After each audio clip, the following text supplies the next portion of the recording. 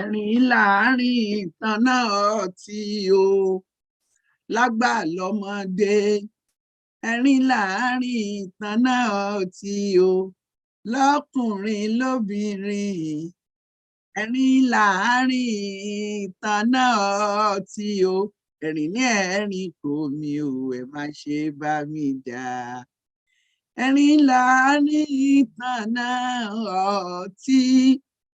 Ará wájú ẹgbẹ́ èrò ẹ̀yìn ẹgbà gẹ́gẹ́ báyìí ni òwú aláǹtakùn fúyẹ́. Wọ́n ní egúngún kì í wọjà kí tọmọdé tàgbà ó mọ́ wòran, pípé báyìí láàpẹ wo sinimá. Nílẹ̀ wa àwọn etí ẹ wo sinimá. Eégún aláré ni àmọ́ pé wò, ọ̀jẹ̀ lárìnà káàbí kókó létí aṣọ, ọ̀jẹ̀ lárìnà ká ọkọ ìyádùn ní eléégún, orí mọ́ògùn jẹ́ oko lẹ̀mí àgbẹ̀ bá tí wọ́n ti àwọn eégún nù. Eégún tòǹbòlò, eégún wo ní bẹ ní gbọ̀ngàn tá a máa lọ wò, eégún tá a máa lọ wò ní gbọ̀ngàn pàjẹ́pọ̀lóbì níbẹ̀ ń bàdàn, ó ń bẹ ní ọbẹ̀ gbọ̀ngàn náà, ó wà káàkiri. Mo kí gbogbo ẹ̀yin olólùfẹ́ ètò Yorùbá Gbòde ní gbogbo ibikíbi tí ẹ bá ti ń gbọ́ mi. A tún ti dé bí àti dé o, torí wípé ọdọọdún báyìí náà ni àrórógbó, lọ́tùn sí ọjọ́ yọ. Mo kí yín pé ẹ kú ìgbádùn àsìkò yìí, mo kí yín pé ẹ kú Sunday, mo kí yín pé ẹ kú ìfẹ́ ìlú, mo kí yín pé ẹ kú kó lè dáa tí gbogbo wa ń bá kiri. Ṣọlá Yusuf ni orúkọ mi. Èmi ní obìnrin gbọ̀ngbọ̀ngbọ̀n bí ẹni tẹ̀pá òjé, àìtó ní bá gbé ká má tó ní bá wí. Ọmọ wọn nílé Olú Òkun, Ìbàdàn nílé Olúyọ̀lé. Àwọn ẹlòmíì á pè mí ní yèyé, àwọn ẹlòmíì á sì pè mí ní Sisi Ìbàdàn. Gbogbo ẹ̀ náà ni, gbogbo ẹ̀ ló wọlé. Mo kí yín fún àkànṣe ètò tòní lórí ètò yín Yorùbá Gbòde. Ètò tòní ṣe pàtàkì. Ǹjẹ́ mọ̀ díẹ̀ tó fi ṣe pàtàkì? Ohun téèyàn ò bá mọ̀ kò mọ̀ náà nu. Ìmọ̀ sì ṣe kókó, ìmọ̀ ṣe pàtàkì. Ọlọ́run mọ̀ ṣe wá ní òpè. Ẹni tí ò bá nímọ̀ wá ní òpè ni. Ṣùgbọ́n ńgbà míì èèyàn ó fìmọ̀ lẹ̀, ìwà òpè ni ọmọ wá káàkiri, ṣùgbọ́n Ọlọ́run ṣàwa Yorùbá bá wọn. Ọlọ́run ṣe wá ní ẹni tí máa ń wá ìmọ̀ káàkiri. Béèyàn bá ní wá ìmọ̀ yóò rí mọ̀, tó bá sì rí ìmọ̀ yóò wúlò fún nítorí ọjọ́ iwájú. Gẹ́gẹ́ bí ẹ ti mọ̀ wá lórí ètò Yorùbá Gbòde, àlóko àlódò, akitiyan tiwa ní láti máa wá ìmọ̀ káàkiri. Ó náà ni ó gbé wa dé orí ètò tòní.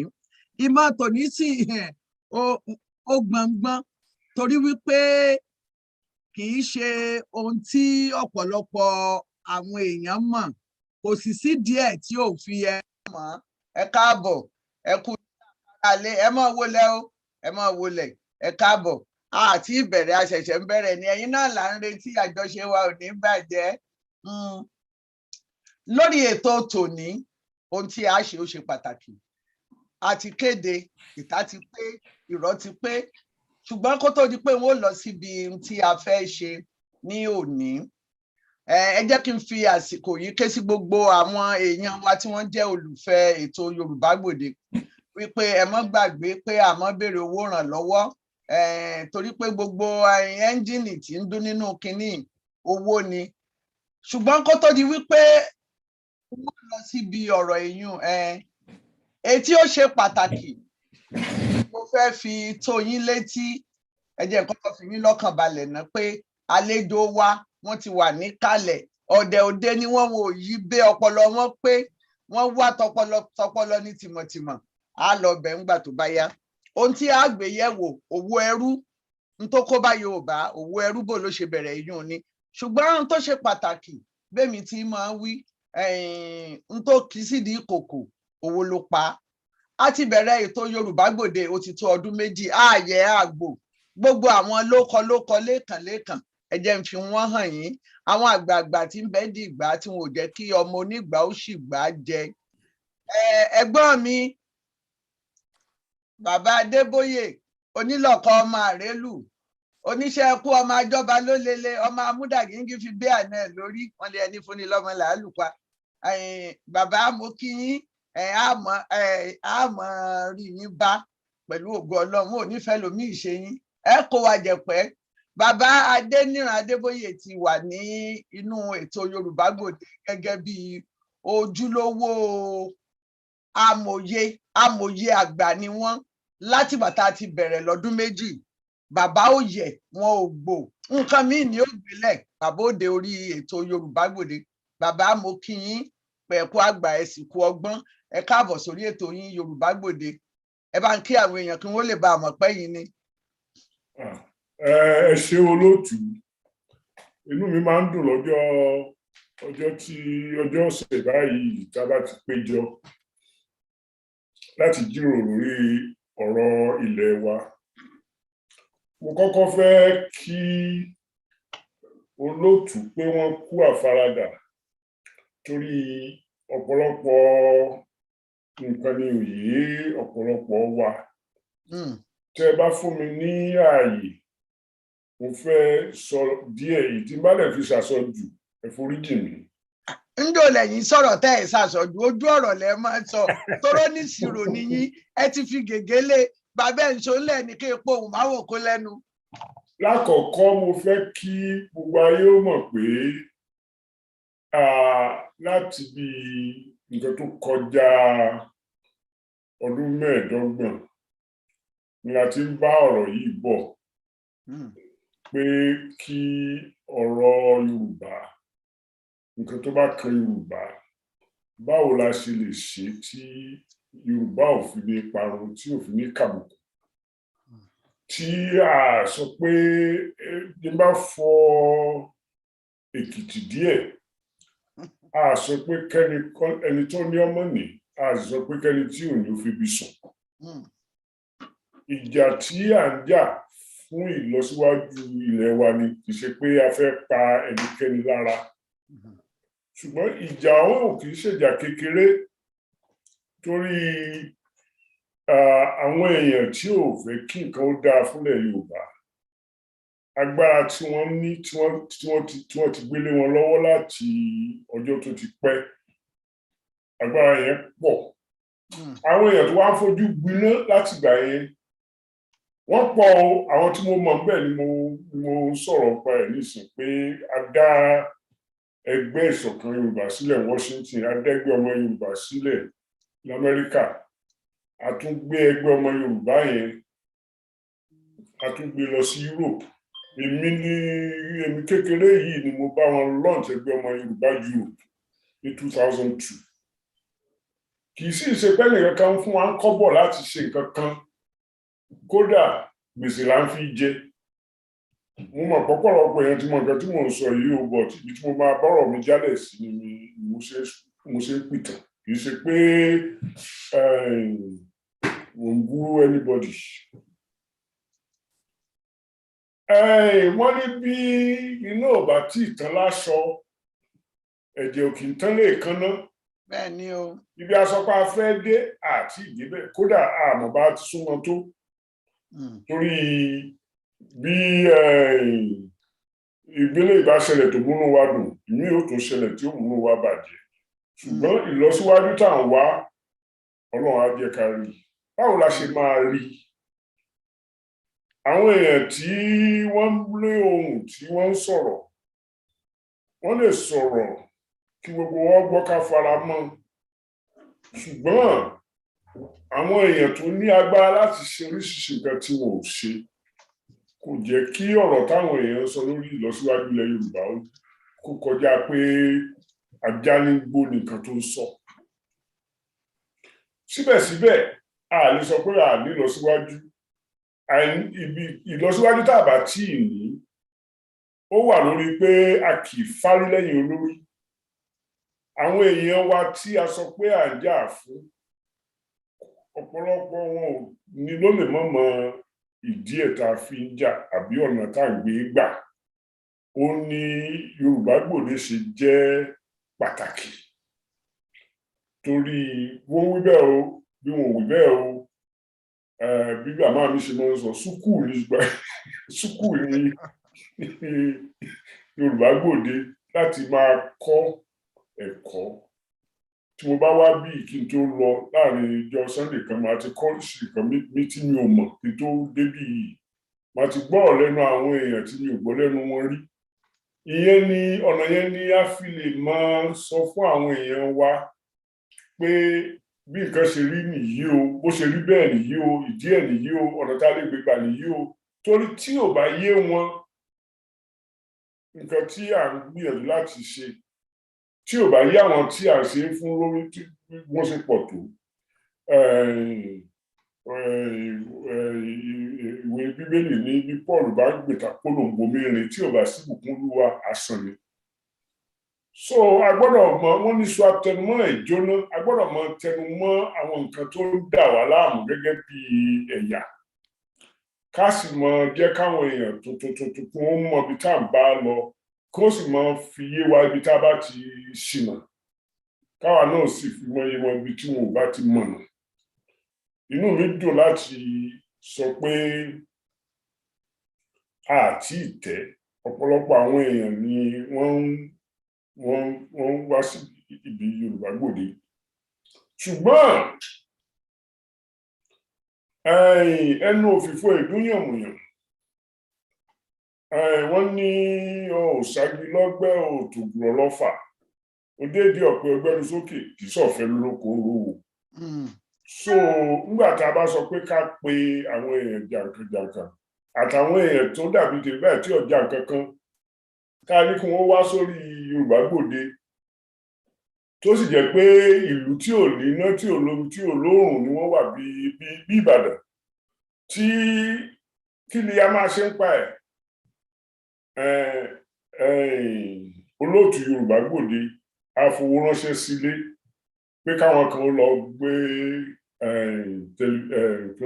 kọ̀ǹpútà bá wọn nílé á sanwó fáwọn tó lọ bá wọn á ṣògbúfọ̀ á ṣe oríṣiríṣi nǹkan gbogbo ìyẹn lẹ́yìn ìkùlé nìyẹn ti ṣẹlẹ̀ táwa ò mọ̀ àwọ̀ táwọn ọ̀pọ̀lọpọ̀ èèyàn ò mọ̀ àìbánitán afanitanya owó tí olóòtú ti ná lórí irú kan báwọn wọ̀nyí ò ṣeé kà ká má sọ owó tí wọ́n san fún Zoom ká lè bá àmọ́ rí nǹkan ṣiṣẹ́. So gbogbo ẹ̀ wá dàbí gbà pé ó ti dójú rẹ̀ pé a gbọ́dọ̀ mọ jáwọ́ sí ìnáwó tí ó ń ṣẹlẹ̀ lórí bá a ṣe ń papọ̀ yìí. Ìfẹ́ tá a ní fáwọn èèyàn wa tá a fẹ́ kí nǹkan ó dàrú tá a sì pé ìdánilẹ́kọ̀ọ́ ni Yorùbá Gbòde jẹ́ ó di dandan ká fọwọ́sowọ́pọ̀ kí ètò yìí ó lè bá a mọ̀ lọ bá a ṣe fẹ́ kó lọ káwọn èèyàn ó lè bá a mọ̀ nǹkan tó yẹ kí wọ́n mọ̀. Tí wọ́n á fi pabambarí rẹ̀ ni pé Yorùbá mi kò ná débi pé kí wọ́n ní láti sọ òyìnbó ẹ forí ẹ̀dì mí o. Òyìnbó ọ̀n lọ báyìí wípé ẹni bá sọ wọ́n dolórí ikú náà lè fi bú wọn. Èbó ká ẹ sọ wọn mọ bàbá. When you hear the way we are evaluated by the world at large, we are a bunch of blundering savages from whom everything should be taken, including what they don't already have, make them work like slaves to extract it from them. So the government that we run in Nigeria is a government that doesn't speak the language of the people. The language of the people range from Yoruba to Igbo, Hausa, Fulani, Efiki, Anangi, Bibio, blah, blah, blah. The language of government is English. How can the people of Nigeria hold government accountable when they don't even understand what government is doing? And if they don't, and àwa tí wọ́n táwọn òbí wa, àwọn ìyá wa, àwọn bàbá wa tí wọ́n forí falẹ̀, tí wọ́n ṣàárù, tí wọ́n takòkò ọ̀gẹ̀dẹ̀ ìgbà àwo tí wọ́n fi rán wa lọ léèwé. Táwọn ọ̀tún wa lè ṣe ojúṣe wa pé a gbọ́dọ̀ turn around ká jẹ́ káwọn èèyàn ó mọ nǹkan tó ń kọjá lọ lóde ayé yìí. Ó dàbí ìgbà kábàárà mórí jẹ la fẹ́ dà ó. Ọlọ́run ní ṣe wá bẹ́ẹ̀. So ó lè nira fún wa láti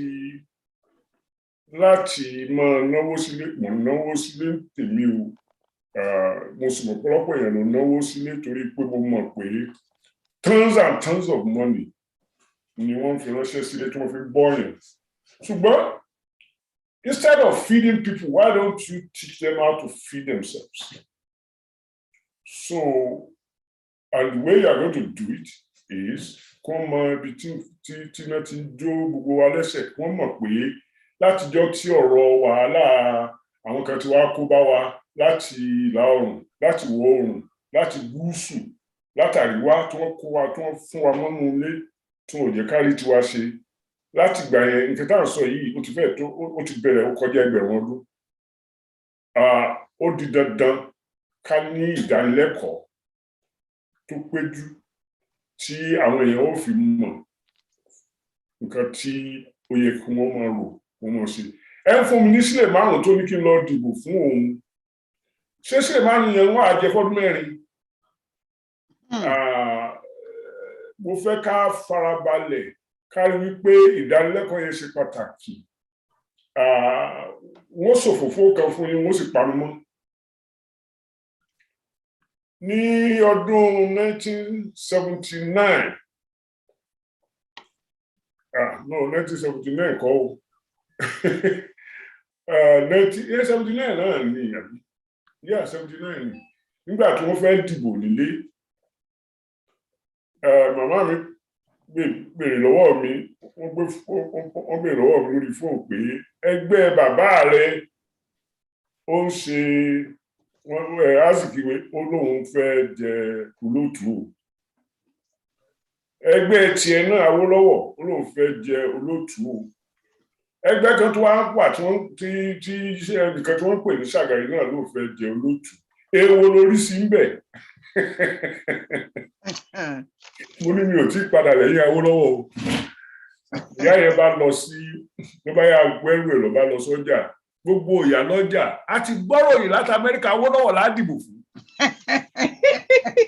Ó ṣe jẹ́ pé mi nìkan mo lè control ọ̀pọ̀lọpọ̀ ìyá lọ́jà àti bàbá lọ́jà. Kí ló ṣe táwọn ò mọ àwọn tó ń gbé bẹ̀ tí wọ́n mọ nǹkan tí wọ́n rí lójoojúmọ́, àbí wọ́n mọ̀ àbí wọn ò mọ̀? Kí ló ṣe tó jẹ́ pé ẹni tó ń gbé dálẹ̀ tó ti kúrò lé ti pẹ́, oní ẹ̀sẹ̀ máa sọ nǹkan tó ju nǹkan tó yẹ kí wọ́n dìbò fún? Ó mì pa kò sí ìdánilẹ́kọ̀ọ́ tí wọ́n á fi mọ nǹkan báwọn yẹn fúnra ara wọn. Now, ibi tí mo ń bọ̀ ọ̀rọ̀ ni pé ìdánilẹ́kọ̀ọ́ ṣe pàtàkì fún àwọn èèyàn dúdú tó ráwa nìkan la jẹ́ràn ìyà nísìn. Ìjọba wa ń fèdè tá a gbọ́. Ìjọba bí wọ́n ṣe ń lò ìjọba ọdún òye wa kì í ṣe ìjọba Ọọ̀ni àbáláàfin àbí kìíní kan. Ìtúnkú wa tí wọ́n fi tẹ Ọọ̀ni Aláàfin gbogbo wọn mọ́lẹ̀ ni. So inú Yorùbá Gbòde lẹ mo rò pé a ti ń kọ́ oríṣiríṣi nǹkan, ká mú lágbájá wá lónìí, ká mú dóòlà wá lọ́la, làkàṣègbè lọ́túnla, kó ń kọ́ wa lẹ́kọ̀ọ́, káwa náà béèrè ọ̀rọ̀ lọ́wọ́ wọn. Ẹ dákun, tí ó bá ti dọ̀rọ̀ pé ká máa já sí, ká máa tọwọ́ bàpò ká fi kín olóòtú lẹ́yìn, ká má jẹ́ ká so nítorí onígbèsè. Torí bífẹ́ Yorùbá ṣe lé lọ́kàn rẹ̀ tù, kì í ṣe pé kó wá dàbí ìgbà pé àfi máa bà nǹkan jẹ́ fún un. So tèmi ò ní bẹ́ẹ̀ lọ, ẹ dákun ẹ foríjì mi o. ẹ ṣeun bàbá, ẹ ṣeun, mo dúpẹ́ pẹ́ òkun, ẹ ní ṣì sọ, ẹ ní ṣìlẹ̀tẹ̀ láṣẹ Olúwa, pẹ́pẹ́ báyìí lówó ṣarọ́. tó ẹ̀yin èèyàn tí ẹ bá ṣẹ̀ṣẹ̀ ń wọlé, mo kí yín pé ẹ káàbọ̀ sórí ètò Yorùbá Gbòde. Àlejò wa pàtàkì wọn ti wà níkàlẹ̀. Kó tó di pé wọn ó fèsì lórí ọ̀rọ̀ bàbá, ẹ jẹ́ kí n tún fi àwọn amòye Yorùbá Gbòde kí n fi wọ́n hàn yín. Alàgbà Thomas Bankole, ẹ kí àwọn èèyàn, ẹ kàn sí wọn, ẹ fi ru yin wọn, ẹ fi ru yọ wọn. Ẹ ṣé púpọ̀ olóòtú, mo dúpẹ́ lọ́wọ́ yín fún gbígbà mí láàyè láti wà lórí ètò yìí. Mo sì dúpẹ́ lọ́wọ́ gbogbo àwọn tó jẹ́ àgbààgbà nínú ètò yìí.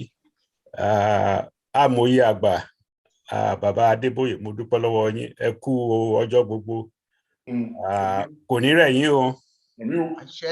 Gbogbo àwọn amòye wa, màmá Fọlá Àjàyí, mo kẹ́yìn náà o. Ẹ kú gbogbo wíwá wa, bàbá Fọlájogún Olúwajánà àti alàgbà Akínbọ́lá, mo kí yín. Gẹ́gẹ́ bẹ́ẹ̀ ṣe sọ bàbá Adébóyè, ìdánilẹ́kọ̀ọ́ ṣe pàtàkì.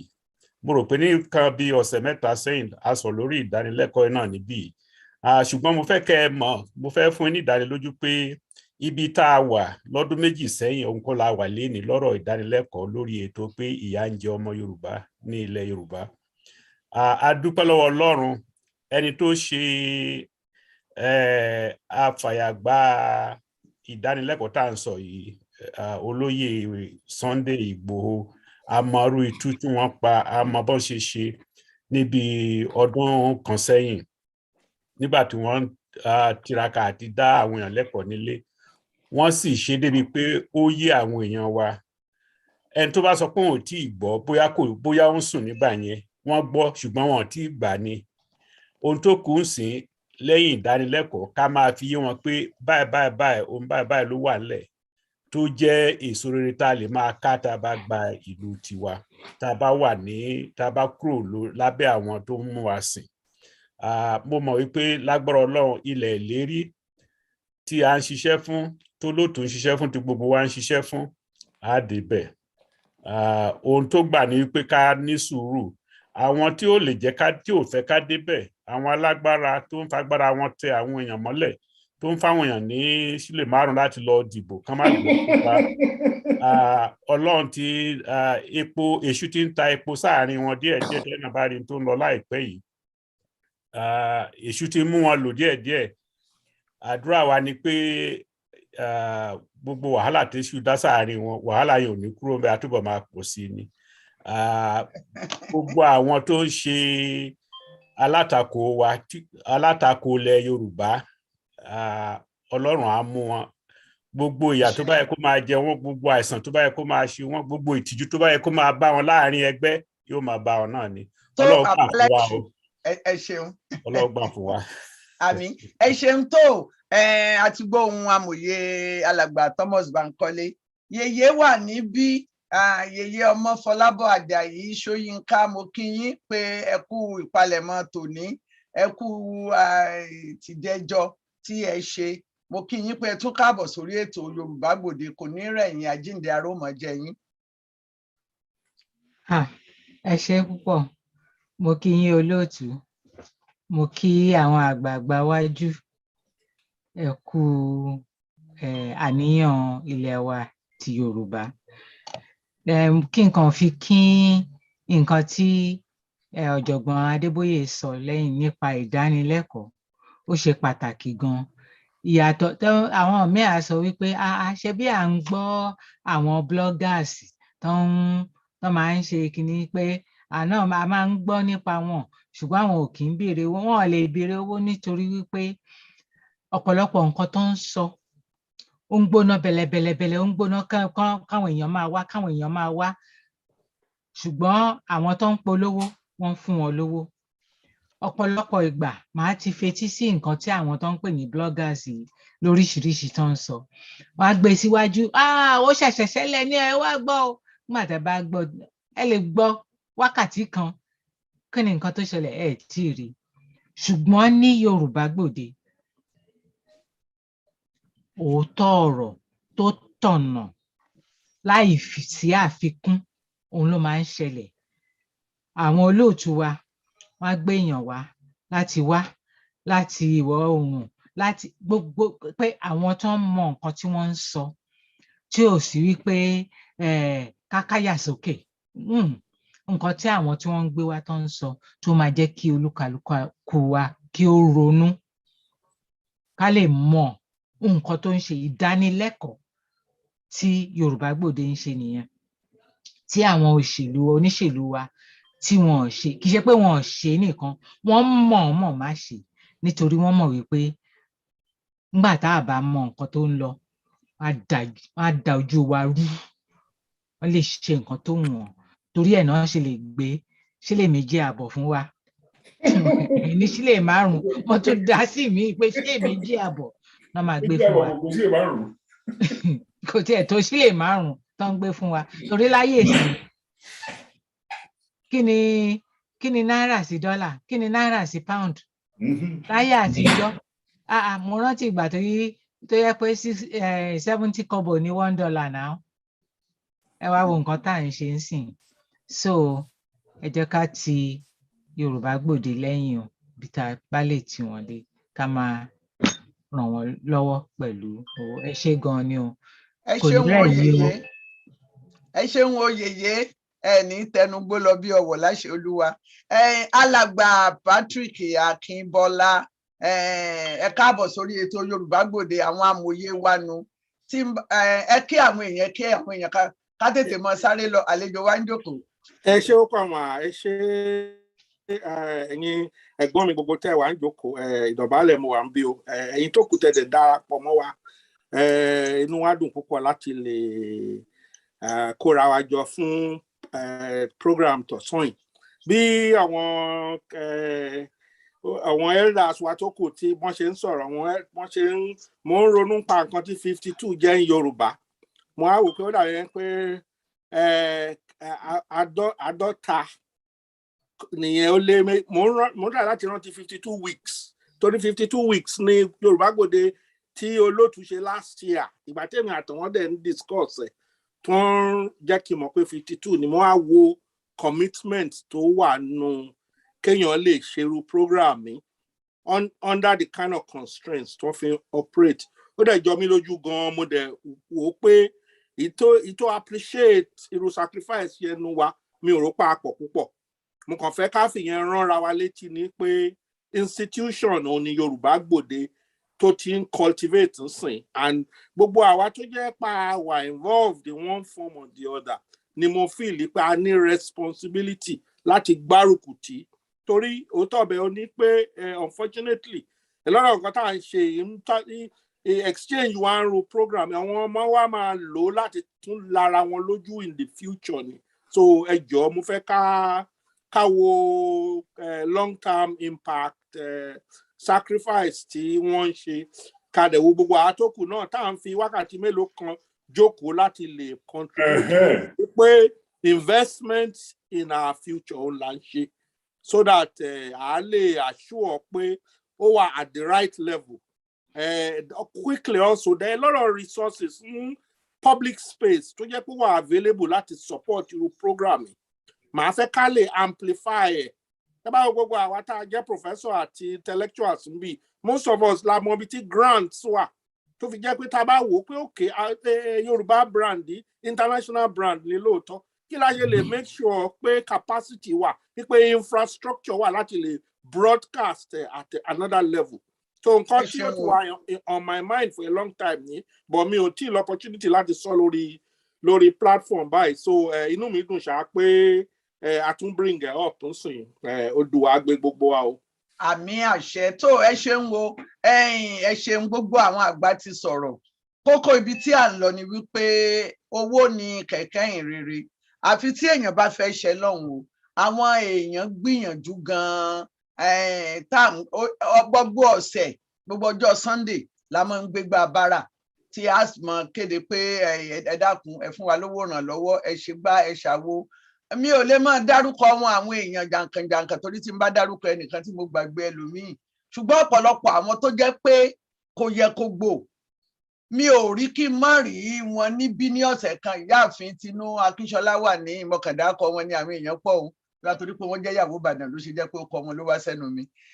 Wọ́n pọ̀ tó jẹ́ pé wọn ò lè ṣe kí wọ́n mọ̀ wà ní ọ̀sẹ̀ kan. Bàbá Fọlájogún Olúwajáná wọ́n pọ̀ mélòó mo fẹ́ mọ̀ dá. London làwọn tiẹ̀ ń wá. Bàálù wọn gbogbo ọ̀sẹ̀ ní máa forí kanlẹ̀ ní Amẹ́ríkà. Ọpọlọ yín ò ní dàrú. Wọ́n pọ̀ bámbám bí wọ́n sì náwó wọn nára. Gbogbo wọn ni wọ́n náwó ni wọ́n nára. Ṣùgbọ́n tún kù ní ìbọn ró. Yorùbá Gbòde a ti ṣe gudugudu méje yàyà mẹ́fà. A ti gbé Aláàfin Ọ̀yọ́ wá síbí. A ti gbé Alápòmù wá. A ti gbé Olúbàdàn wá. A ti gbé aṣojú ìjọba ìpínlẹ̀ Ọ̀yọ́ lórí ọ̀rọ̀ ìròyìn wá. A ti gbé àwọn àgbààgbà ìlú nílẹ̀ Yorùbá. Àwọn bíi bàbá Ayọ̀ Adébánjọ, olórí Àmọ̀tẹ́kùn wọn ti dórí Yorùbá Gbòde. Aṣojú ìjọba àpapọ̀ bíi Ìyáàfin Dábírí wọn ti wá. Wọ́n pọ̀. Bàbá wa Àwíṣe Àgbáyé àwọn ti wá fún wa lọ́gbọ́n, wọ́n ti wá fún wa lóye. Mo kàn dárúkọ àwọn díẹ̀díẹ̀ ni. Àwọn èèyàn bíi olórí náírà wọ́n ti dé bí bàbá Akíntóyè. Olórí àjọ dán mélòó la fẹ́ dárúkọ. Yorùbá Gbòde ńgbà tá a bẹ̀rẹ̀. Àwọn ọmọ ìgbìmọ̀ wà ó, a ní ọmọ ìgbìmọ̀ Yorùbá Gbòde tó jẹ́ pé ọ̀sọ̀ọ̀sẹ̀ tàbí ó pẹ́ jù ìjọ mẹ́ẹ̀ẹ́dógún á pàdé, á foríkorí. A pinnu pé a ní ṣe tí àwọn bloggers ń ṣe.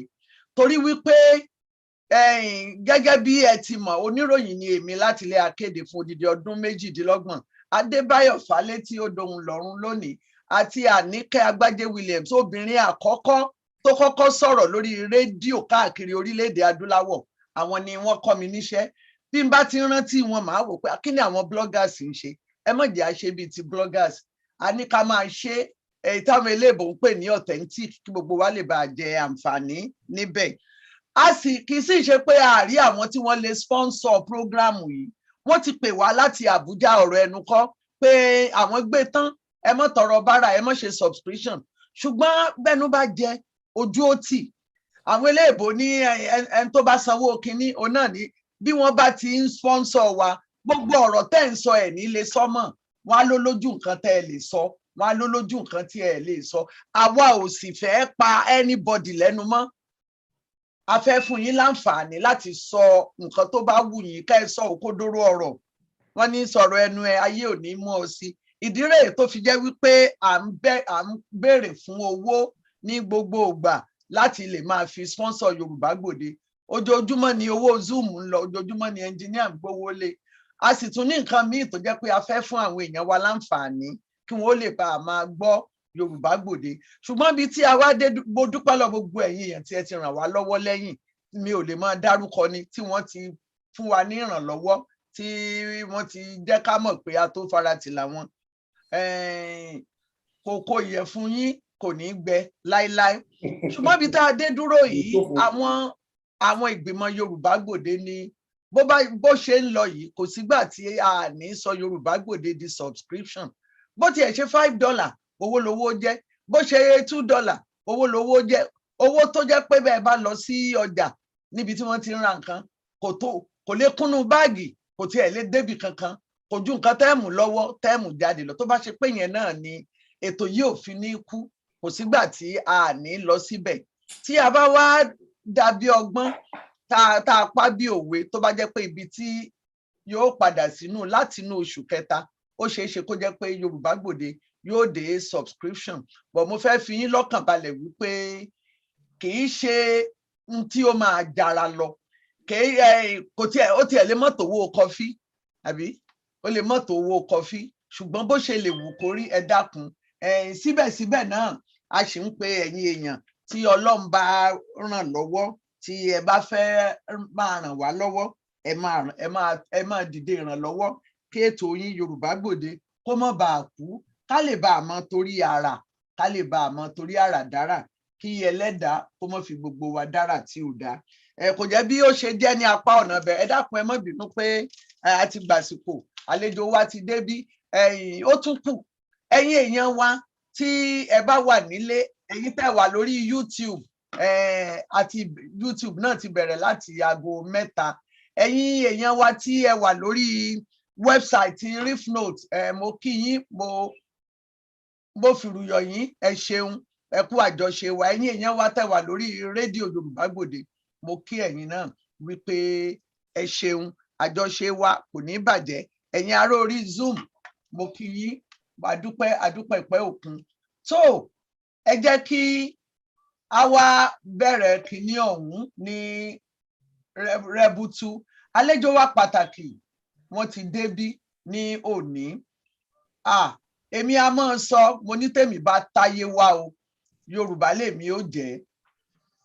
Torí wípé gbogbo àwọn ọlọ́pọlọ pípé, gbogbo àwọn èèyàn pàtàkì, ẹ dákun àlejò wa pàtàkì, mo ń gbìyànjú láti gbé yín jáde, wọ́n ní ẹ tí ìtànà yín, ẹ ṣeun. So gẹ́gẹ́ bí mo ti ń sọ, Ọlọ́run dá Yorùbá a yàtọ̀ nínú gbogbo ẹ̀dá tí Ọlọ́run dá. Kí ló sì fà á? A gbọ́n, a nímọ̀, a sì tún lọ́pọlọ. Lára ẹ̀ ni àlejò wa pàtàkì ní ti òní. Ohun tí wọ́n bá wa sọ̀rọ̀ lé lórí n tó ṣe pàtàkì ni ọ̀pọ̀lọpọ̀ wa la mọ̀ nípa òwò ẹrú, a sì mọ nǹkan tó ṣe fún wa. Ó ní wọ́n fẹ́ bá wa sọ̀rọ̀ lé lórí. Àlejò wa pàtàkì lórí ètò yín Yorùbá Gbòde lónìí, àwọn ni ọ̀jọ̀gbọ́n Adébáyọ̀ Oyèbádé, tí mo fi tọ̀wọ̀tọ̀wọ̀ dárúkọ wọn. Wọ́n ní mo kó a máa ní àpẹẹrẹ, ibi tá a sì ń lọ kò jìnnà, àyàbá ń ló pọ̀. Tí n bá bẹ̀rẹ̀ sí ní sọ àwọn criteria wọn, àbí ṣé criteria èbó pọ̀, tí n bá bẹ̀rẹ̀ sí ní ṣàlàyé wọn, ẹ mọ̀ wípé Ọlọ́run ọba ó fi ọlọ́pọlọ pípé ó fi dá wa lọ. Ẹ dákun gbogbo ẹ̀yin èèyàn, ẹ paná microphone yín tí ò bá ṣàsìkò láti sọ̀rọ̀, kí ni ó mọ̀ tún gbà wá lásìkò. Tó alàgbà Adébáyọ̀ Oyèbádé, wọ́n jẹ́ ọ̀jọ̀gbọ́n ẹ̀kọ́ nípa ìtàn. Àwọn náà tún ní alága fún ẹ̀ka ìtàn àti ẹ̀kọ́ nípa ìmọ̀ adúláwọ̀, Department of History and Africana Studies ní ilé ẹ̀kọ́ gíga Yunifásítì ti Tennessee ní ti ìjọba ìpínlẹ̀ Tennessee. Wọ́n gba oyè ìmọ̀ ìjìnlẹ̀ nípa ìtàn. Ọ̀mọ̀wé ni wọ́n. Wọ́n ti kọ ìwé, yàtọ̀ fún pé wọ́n jẹ́ ọ̀mọ̀wé, wọ́n tún jẹ́ òǹkọ̀wé. Wọ́n ti kọ onírúurú ìwé, wọ́n sì ti kọ onírúurú àwọn ìtàn tàbí àkíyèsí sórí àwọn ìwé àtìgbàdégbà, yàtọ̀ fún àwọn ìwé tí wọ́n pilẹ̀ ṣe fúnra wọn. Àwọn ìwé tí wọ́n ṣe àti tí wọ́n ṣe àtìlẹ́yìn fún àwọn èèyàn láti ṣe ó tó 12. Ẹ̀wọ̀n ò dàkọ díẹ̀ bẹ́ẹ̀. African in the 21st century, the promise of development of democratization, the new African diaspora in the United States, identities and homeland connections, Hartford, Sub-Saharan Africa, Greenwood, 2010, Culture and Custom of Angola.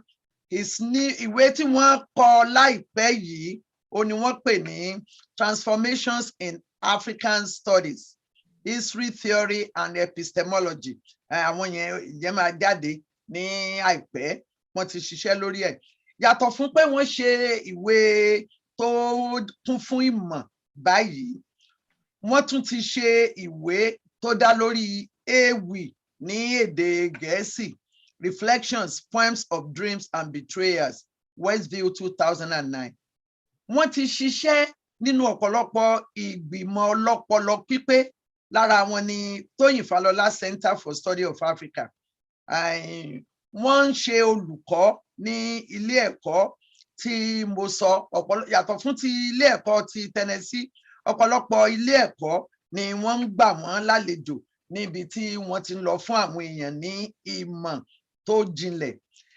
Àwọn ni wọ́n máa ń pèdè ìpàdé adúláwọ̀ ọlọ́dọọdún tí ilé ẹ̀kọ́ Yunifásítì Tennessee tí wọ́n máa ń ṣe. Wọ́n bímọ, wọ́n sì níyàwó, torí pé ọlọ́pọlọ pípé ni wọ́n. Ìdí ẹ̀ la fi mú wọn wá sórí Yorùbá Gbòde ká má bàa kùnà. Inú mi dùn, ara mi yá gágá lórúkọ gbogbo ìgbìmọ̀ Yorùbá Gbòde láti kí ojúlówó ọmọ Yorùbá, Ọ̀jọ̀gbọ́n Adébáyọ̀ Oyèbádé káàbọ̀ sórí ètò tòní. Ẹ káàbọ̀ o. Mo kí olóòtú Yorùbá Gbòde ìyáàfin Ṣọlá Yusuf. Inú mi dẹ̀ dùn láti wá sí orí ètò yìí. Mo dẹ̀ kí gbogbo ẹ̀yin èèyàn wa, àwọn àgbààgbà wa tó wà níbí. They mention Professor Fọlábọ̀ Àjàyí, Amòye Adébóyè, Dr. Gedengbe àtàwọn tó kù, àwọn àgbààgbà wa nìyẹn. A dúpẹ́ lọ́wọ́ yín fún gbogbo tẹ́ ń ṣe fún lílọsíwájú orílẹ̀-èdè Yorùbá. A gbọ́dọ̀ kí gbogbo àwọn èèyàn wa náà tó kú níbi kíkú tẹ́ bá wà. Àwọn tó wà ní Canada tó ń join wa báyìí, àwọn tó wà ní US níbí, UK, Nigeria àti bẹ́ẹ̀ bẹ́ẹ̀ lọ. Mo dúpẹ́ pé olóòtú ti fún mi ní gáfárà láti lo èdè òyìnbó láti sọ̀rọ̀ lénìí. Torí nǹkan tá à ń sọ lénìí kì í ṣe nǹkan tó ó kọjá ilẹ̀ Yorùbá. So mo dúpẹ́ pé wọ́n allow mi láti sọ èdè Gẹ̀ẹ́sì. I want to share my screen at this time. Okay. Let me give you the permission to share the screen. Let me make sure that we have a multiple share. Okay, go ahead, sir. Okay.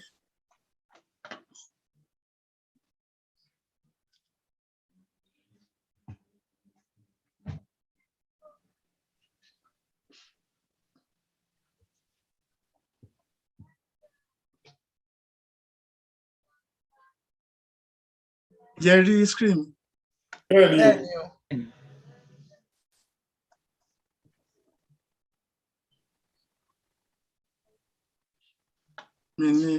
Just one.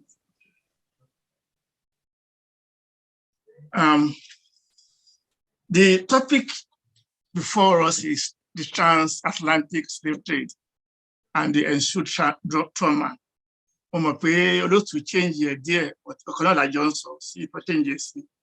And I decided to start this presentation by looking very briefly at forms of slave trade associated with Africa. Because when we talk about slave trade, our minds always go to Atlantic slave trade. But then Africa has been involved in other forms of slave trade. So as way of background, I want to talk quickly about those ones. First one is the interethnic communal slave trade between communities, between ethnic groups within the continent. For example, slave trade between Egypt to the north and Nubia to the south, Southern Kingdom. It could be the Red Sea slave trade. This is slave trade across the Red Sea to the Arabian Peninsula. Slaves were procured from the Nile Valley region and the Ethiopian highlands and exported across the Red Sea. If you look at this map, you see, slave trade across the Red Sea. The third one is the trans-Saharan slave trade. The trans-Saharan slave trade. This was the long-distance trade across the Sahara between the kingdoms in the Western Sudan, that is West Africa, and the Maghreb, the northern part of the continent. This was when the great medieval kingdoms were flourishing. You can talk about Mali Empire, before then Ghana Empire, Mali, Songhai, later on Kadem Borno, and so on. So the leading commodities were actually gold and salt and so on. But then there were slaves also as commodities of trade at this time. And the fourth one, the East African slave trade. Some people call this the Arab slave trade. Some people say, the Muslim slave trade. although I don't want to use that term, the Arab slave trade. This came in two dimensions. The first one, the trans-Indian Ocean slave trade, which was actually multi-dimensional. This is trade across the ocean, the Indian Ocean, on this continent. Now, initially, it was a slave trade between the East African coast, the Swahili coast, and the Middle East, even as far as the Indian subcontinent, talking about Persia, India, Malaysia, Indonesia, and so on. And this trade was controlled by the Arabs. So just as Europeans enslaved Africans, the same way Arabs also enslaved Africans from the East Coast, all the way from Mogadishu here in Somalia down to Mozambique, the Swahili coast. Then second dimension of the Indian Ocean slave trade was where the Portuguese that had settled around Mozambique, where the Portuguese around the 16th century entered the trade and diverted the trade into the Atlantic. So this trade became the integral part of the Atlantic slave trade, even though it originated from the East Coast. So first, trade across the Indian Ocean to the Middle East and to the Indian subcontinent, and then diversion to the Atlantic, becoming integral part of the transatlantic slave trade. And the fifth one, that's the transatlantic slave trade. And that's our topic for today. So when we talk about slave trade, we should have it in mind that Africans were not just involved in this trade. Africans have been traded everywhere. So that's why I thought I should start with that. I'm talking about transatlantic slave trade, of course. This was trade between West and Central West Africa and the New World across the Atlantic. I want to also go on as a way of background, by talking about the Europeans and the beginnings of the Atlantic trade around the 15th to the 16th century. The 16th century marked the beginnings of gradual spread of European power in Africa. And Europeans came basically, they're involved in three main activities, three main ventures. One, they came as explorers, this was the age of exploration, the 15th century. This was the age of exploration in Europe. So they came as explorers, starting with the Portuguese. The Portuguese were actually the first to venture into Africa. They pioneered exploration of the continent. We remember the role played by people like Henry the Navigator, who sponsored voyages across the continent, all the way from the northern west coast down to the Cape. They were also involved in commerce. Europeans were involved in commerce. Initially, they were involved in the gold trade, not the slave trade at this time. They were involved in the gold trade. In fact, the Portuguese also pioneered the trade in gold. They are more interested in gold than any commodity. At this time, gold was being produced in several regions. The Akan gold fields in present-day Ghana. You have Bambok gold field, you have Bure, and so on. So gold was very important. However, by the 17th century, there had been a major shift in European imports from Africa. This time around, Europeans were beginning to export human beings, Africans. Then after the abolition of slave trade, at the time of evangelism, which is not very relevant to what we're talking about here. So how do we define the transatlantic slave trade? As I said earlier on, this refers to trade between western part of Africa going down to the west central part and the New World, roughly between the 16th and the 19th century. The slave trade was abolished by the British Parliament in 1807.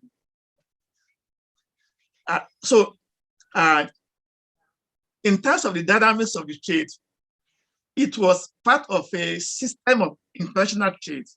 And this was characterized by the buying and selling of human beings. That is, Europeans buying human beings, mostly, that is Africans, mostly from Africans, and then selling them. And then the transportation of Africans across the Atlantic to the New World to be enslaved, which I said earlier on. As a trading enterprise, the trade manifested in two main dimensions. Okay. One is the multilateral trade. The other one is the bilateral trade, which I will discuss next.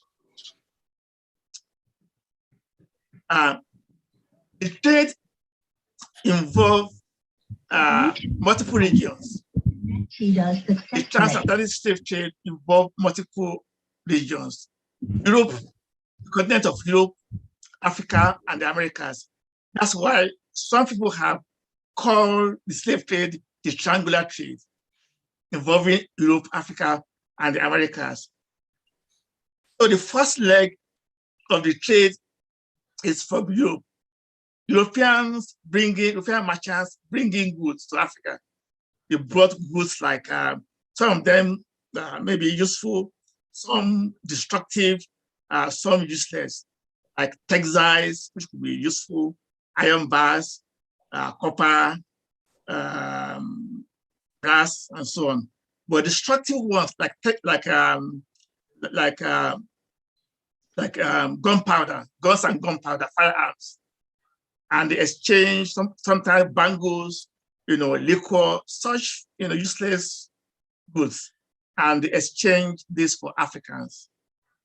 The second leg of the trade consisted the journey from the voyage from Africa to the New World, often referred to as the Middle Passage, where Africans were taken to the New World and then sold to the various plantations in the New World. And then the third leg of the triangle from New World to Europe, when Africans have been put to work on the plantations and they produce, commodities like sugar, like coffee, like tobacco, rice, and so on. And those were shipped to Europe. So this would be the multilateral dimension of the slave trade. And you can see here, this forms a triangle.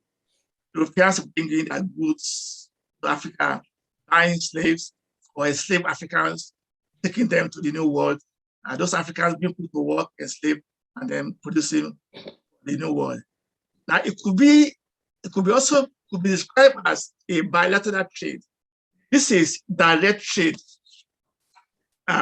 between two regions, trade involving two regions. It could be between, the west coast of Africa and Brazil, the Caribbean area, or to South America. That's bilateral. There was also this part of trade across to England, because there was Africans that are transported to Europe.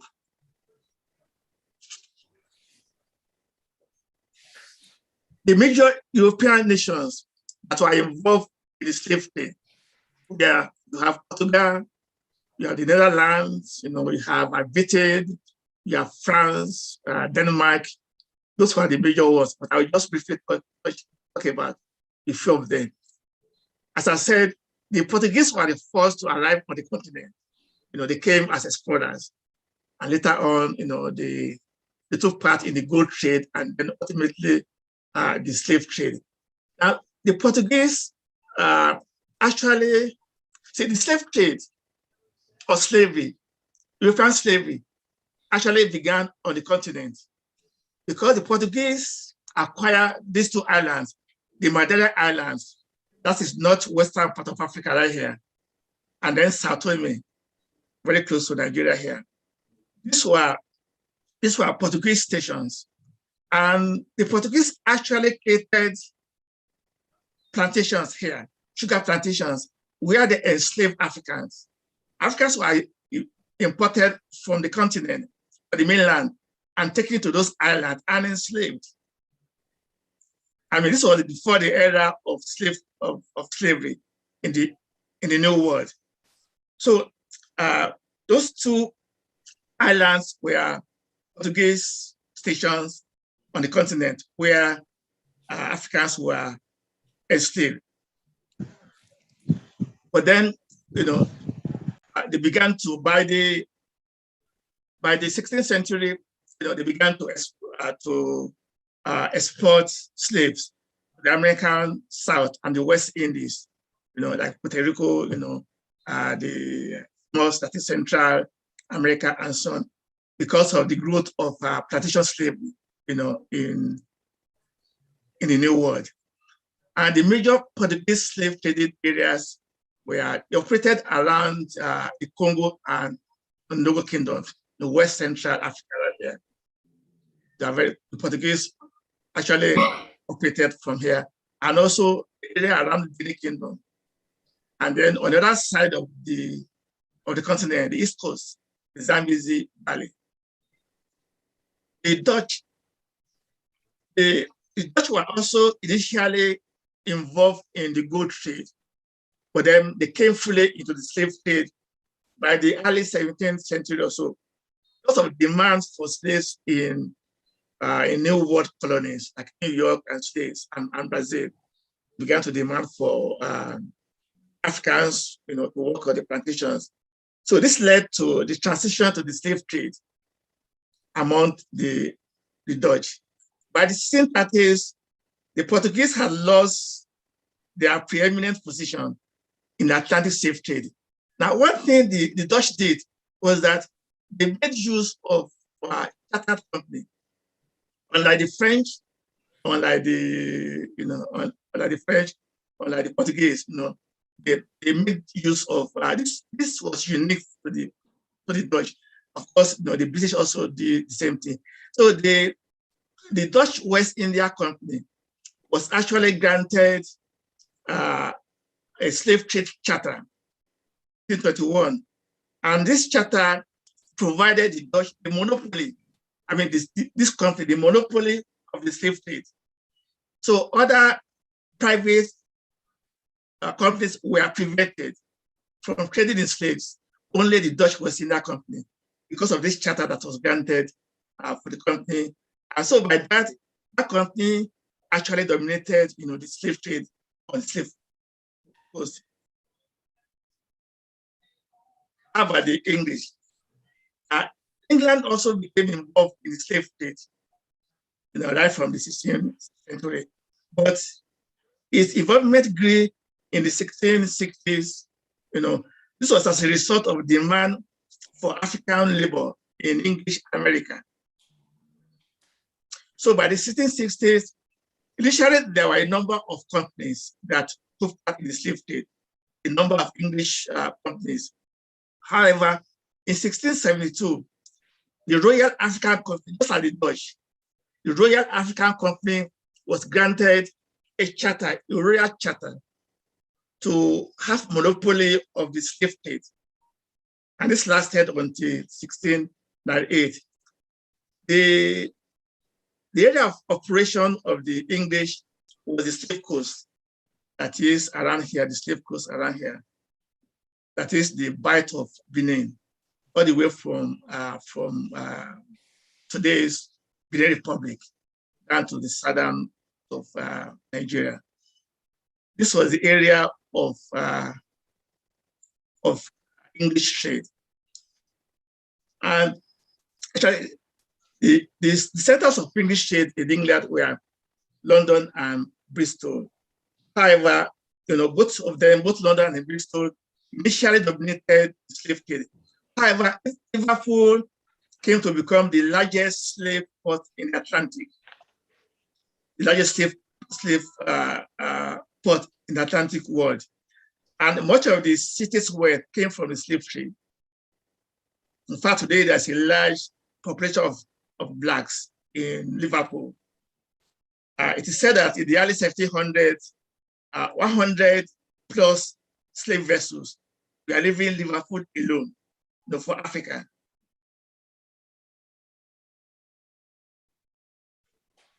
French slave trade. The French also played a part, although not as vigorous as Portugal and England. But by the late 18th century, the French were fully in the slave trade. They dominated the area around Senegal, today's Senegal, and Gambia. And the major trading post was Gorée Island, off the coast of Dakar. And slaves were taken, Africans were taken and enslaved in French Caribbean colonies like Guadeloupe, like Martinique, Saint Dominique.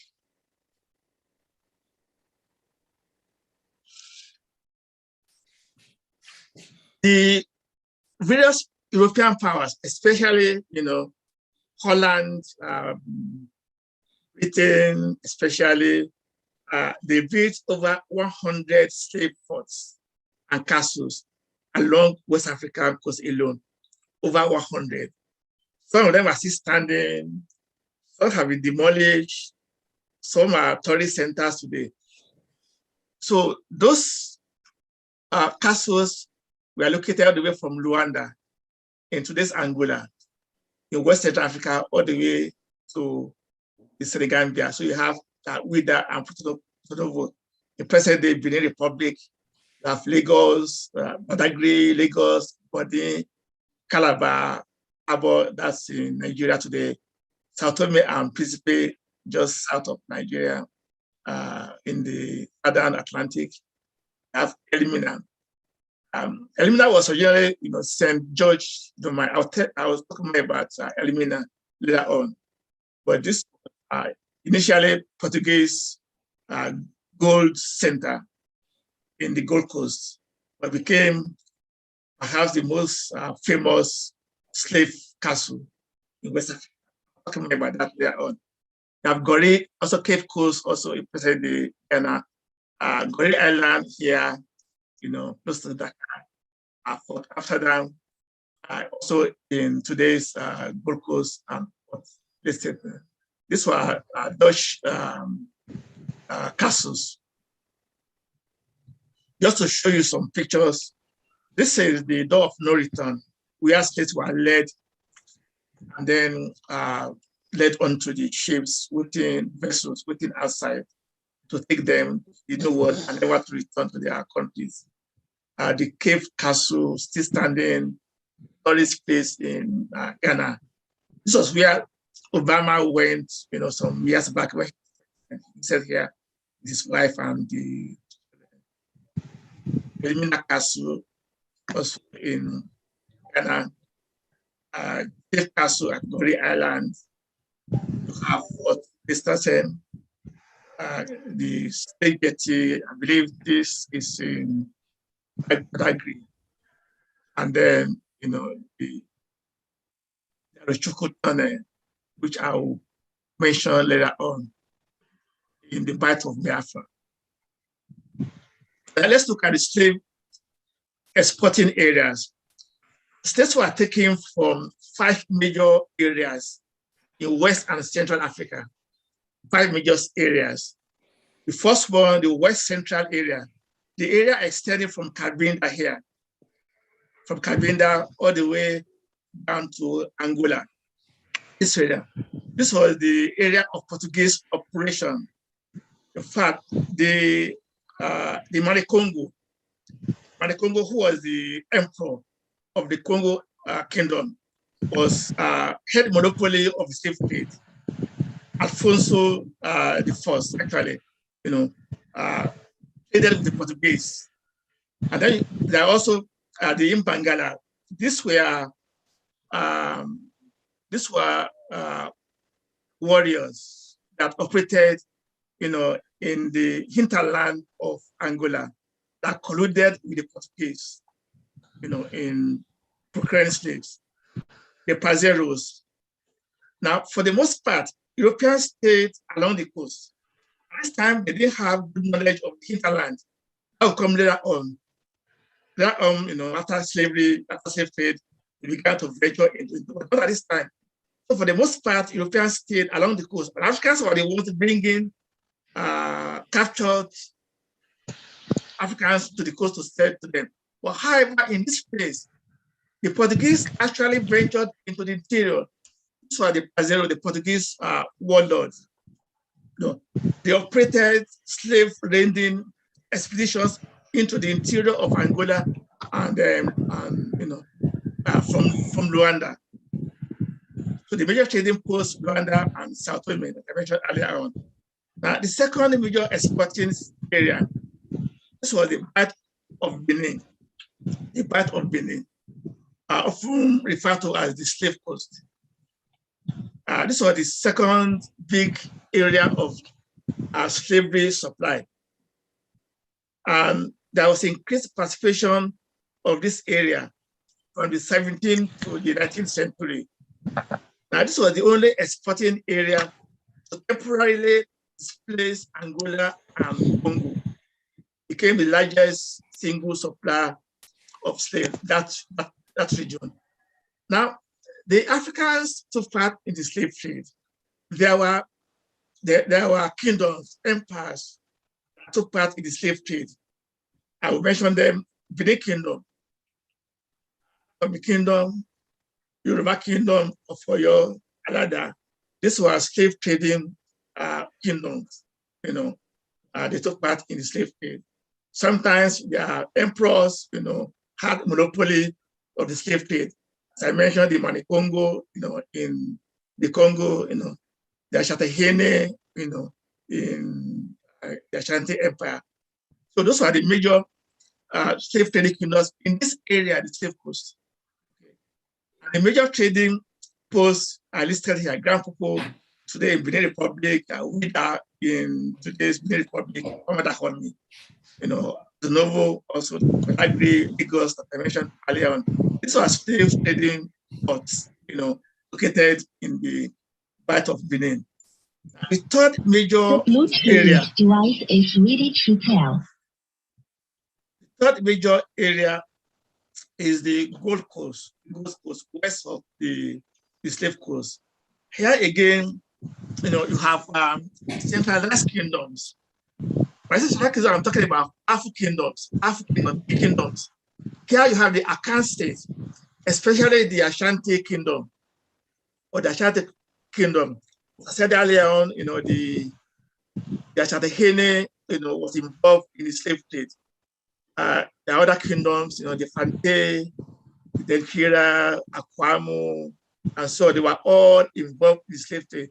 For the time, there was rivalry between Ashanti and Denkira, fighting over supply of slaves to the Europeans, stationed on the coast. And the major slave trading ports were Cape Coast, I mentioned earlier on, and Elimina. The fourth major area, the Bight of Biafra. The Bight of Biafra. This is the area east of the Bight of Benin, extending, from the Niger Delta around here, Niger Delta, all the way down to the Cross River around this area. That area is known as the Bight of Biafra. One thing is peculiar about this area. In this area, there are no centralized kingdoms, unlike the Gold Coast, where you have half kingdoms, unlike the Bight of Benin, where you have half kingdoms. This area lacked powerful kingdoms. So these are non-existence of centralized kingdoms. So how did slave trade thrive in this area? Slave trading was controlled by a loose confederation of city-states. The most powerful, the Arochukwu. And what they did was that the Arochukwu merchants manipulated their oracle, the Arochukwu oracle, to procure slaves. So people were captured, or people brought as slaves, as payment to the powerful god, Arochukwu. And those people were supposed to be sacrificed to the god. However, they were shipped to the coast, to Calabar, to Body, and then shipped to the New World. That was how slave trade was conducted in the fight of Biafra. That was around the 18th and the 19th century. Calabar was the initial port, but it became the most important, port. And lastly, the far western coast. This came into the picture later on. As I said earlier, the French were active in this area, the Senegambia area. They were getting slaves from the interior to the Senegal River and the Gambia River. I'm going on to the second part of the presentation, the trauma of the slave trade. Now, when we talk about trauma, we often focus on the video passage, but trauma began before that. Africans suffered a lot, even from the point of capture. As I said earlier on, most of these captured Africans were taken from the interior. And they had to be marched to the coast, long distances. They had to endure, long, arduous trek from the interior to the coast. Sometimes a journey could take 3 to 6 months trekking. It is estimated that 40% of captured slaves would die, 40% before getting to the Europeans on the coast. Some died because of exhaustion, having to walk, sometimes carrying loads and so on for long distances, some because of diseases.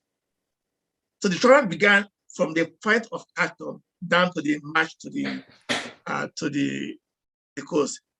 And as I said earlier on, in the coastal areas, Europeans had built slave castles where the captives would go for that trauma.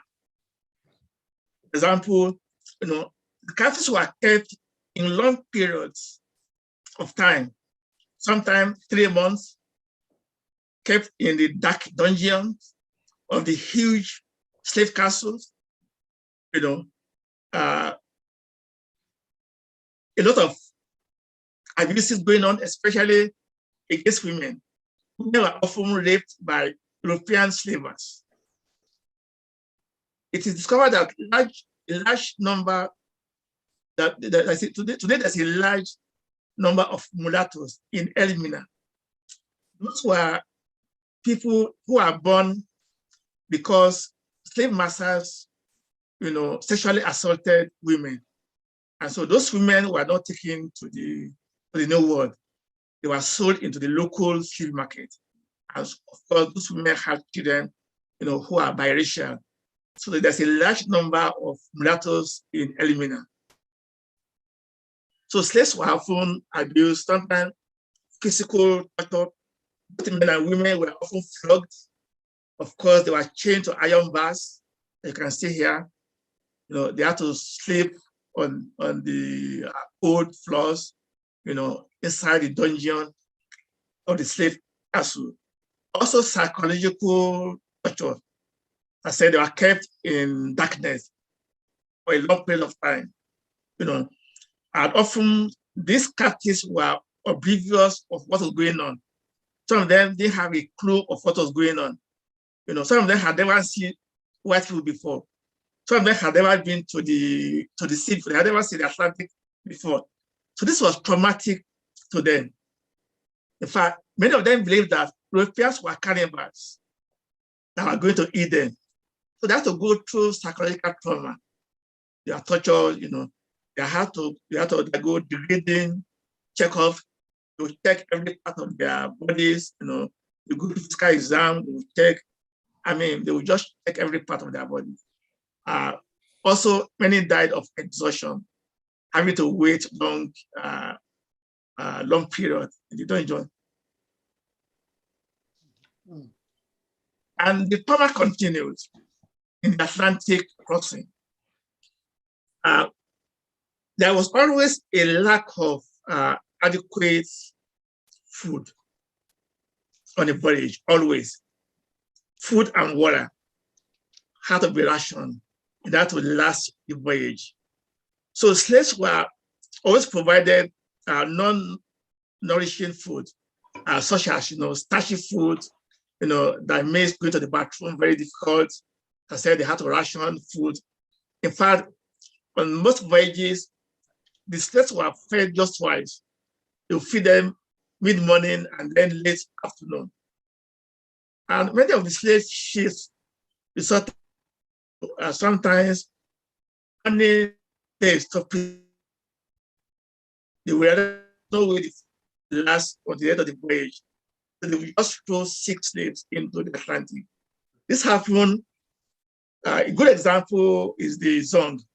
The Zong, a slave vessel, left Liverpool, and was going on a journey from Cape Coast to Jamaica.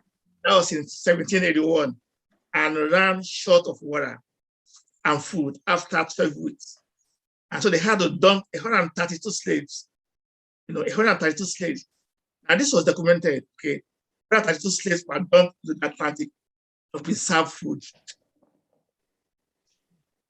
Also, a hospitable accommodation in the slave ship. Slaves were accommodated, as I said, in the belly of the ship below the deck. For slave ship owners, the voyage had to be profitable, had to make profit. So they will pack as many slaves as possible to maximize profit, knowing that some would die along the journey. So they will pack them, they'll pack them like sardines, no space to adjust their positions. Sometimes they had to lie on their side for long hours. No beddings. They have to sleep on the hard wooden boards, as you can see here. They also often chained together, and also those ships were often overloaded, and overcrowding became a source of epidemics breaking out, on the slave ship because of the overcrowding. I said, sometimes the ships will be loaded beyond capacity just to be able to maximize profit. Also, the slaves also endured abuse, physical torture. Sometimes they will force them to come to the deck, and they will force them to dance for their captors. They will force them to play drums, to sing, and so on. Sometimes making them to exercise, having stayed in the belly of the ship for hours.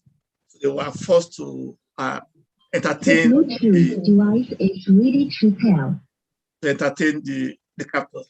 Also, had to endure physical torture, beatings all the time. Some slaves suffered panic attacks. Some became mentally deranged from claustrophobia. That is the fear of enclosed places. Remember, many of them did not know where they were going. They were just enclosed in the belly of the ship. And also the sexual abuse. Excuse me, sir. Let me try and get. Oh God. Túndé Oyèbádé ni Túndé Oyèbádé. Àwọn náà ni. Oh, Túndé Oyèbádé. Okay, thank you. Okay. Túndé Oyèbádé, please mute yourself. Okay. Thank you. Yes. Okay. Yeah. So, sexual abuse of women are continued even during the voyage. Also, deaths from diseases. There are a number of highly contagious and deadly diseases that cause death during the Atlantic crossing. Epidemics often broke out, as I said, because of the overcrowded condition, because of the filthy condition in the ship, and we can mention some of these diseases like dysentery. Dysentery is a gastrointestinal disease causing intestinal inflammation, leading to abdominal pains and cramps, frequent passage of stool and water. Many of the enslaved Africans suffer from that. Smallpox also. Smallpox is a virus causing infectious disease, leading to skin rashes, and excessive body boils. I think this is called shokono, in Yoruba medical parlance, also be something terrible. I see a picture of somebody here suffering from smallpox. Ophthalmia, that's inflammation of the eye. Highly contagious disease because of the slaves being kept in the dark for long hours, and this could lead to blindness, venereal diseases like genital warts, another STD, a major cause of mortality for females. As I said, the sexual abuse continued even during the voyage. Many of these women were raped by the slavers. Fevers also from infections, causing nausea or vomiting, and also scurvy. That's also a gastrointestinal disease resulting from a lack of vitamin C. Symptoms are weakness of the body, feeling tired, sore arms and legs, and so on. What caused this was because of the kind of food being given to the slaves. They were not familiar with that kind of food. And of course, these were not non-nutritious food. Also, non-medical conditions like sickness. I said many of the slaves had never been to the sea before, so they suffer from seasickness, also from the long duration in the belly of the ship, suffocation, overcrowding. Mortality rate. Mortality rate varied among captives and slavers during the voyage. The average voyage took about 5 to 3 months, depending on some factors.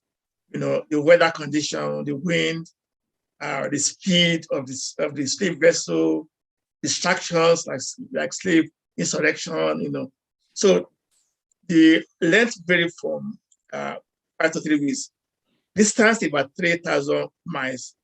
But the highest, in terms of mortality, the highest came from among the captives, of course. Some of the slaves actually committed suicide by jumping into the Atlantic rather than, in enduring that terrible condition, just to jump in. They died, as I said, of diseases, but this also affected, the slavers as well. Often they will have doctors on board, to treat, not to treat the Africans, but to treat, the white. But they were also affected by conditions in during the voyage. But the terms of mortality rate, the highest came from among the captives. And finally, how many Africans were exported to the New World? Let's say roughly from the 17th to the 19th century. How many? Well, there is no agreement on total number by historians. However, it is believed that about 11 million Africans were taken from the continent and shipped to the New World and enslaved. That's the estimate. However, there's some figures from some noted scholars, noted historians, like Henry Louis Gates, who is a Harvard professor. He put the number at 11 million. Philip Cotton, who was a former Johns Hopkins professor, who did a lot of work on slave trade. He put this number. This is a conservative number, 8 million.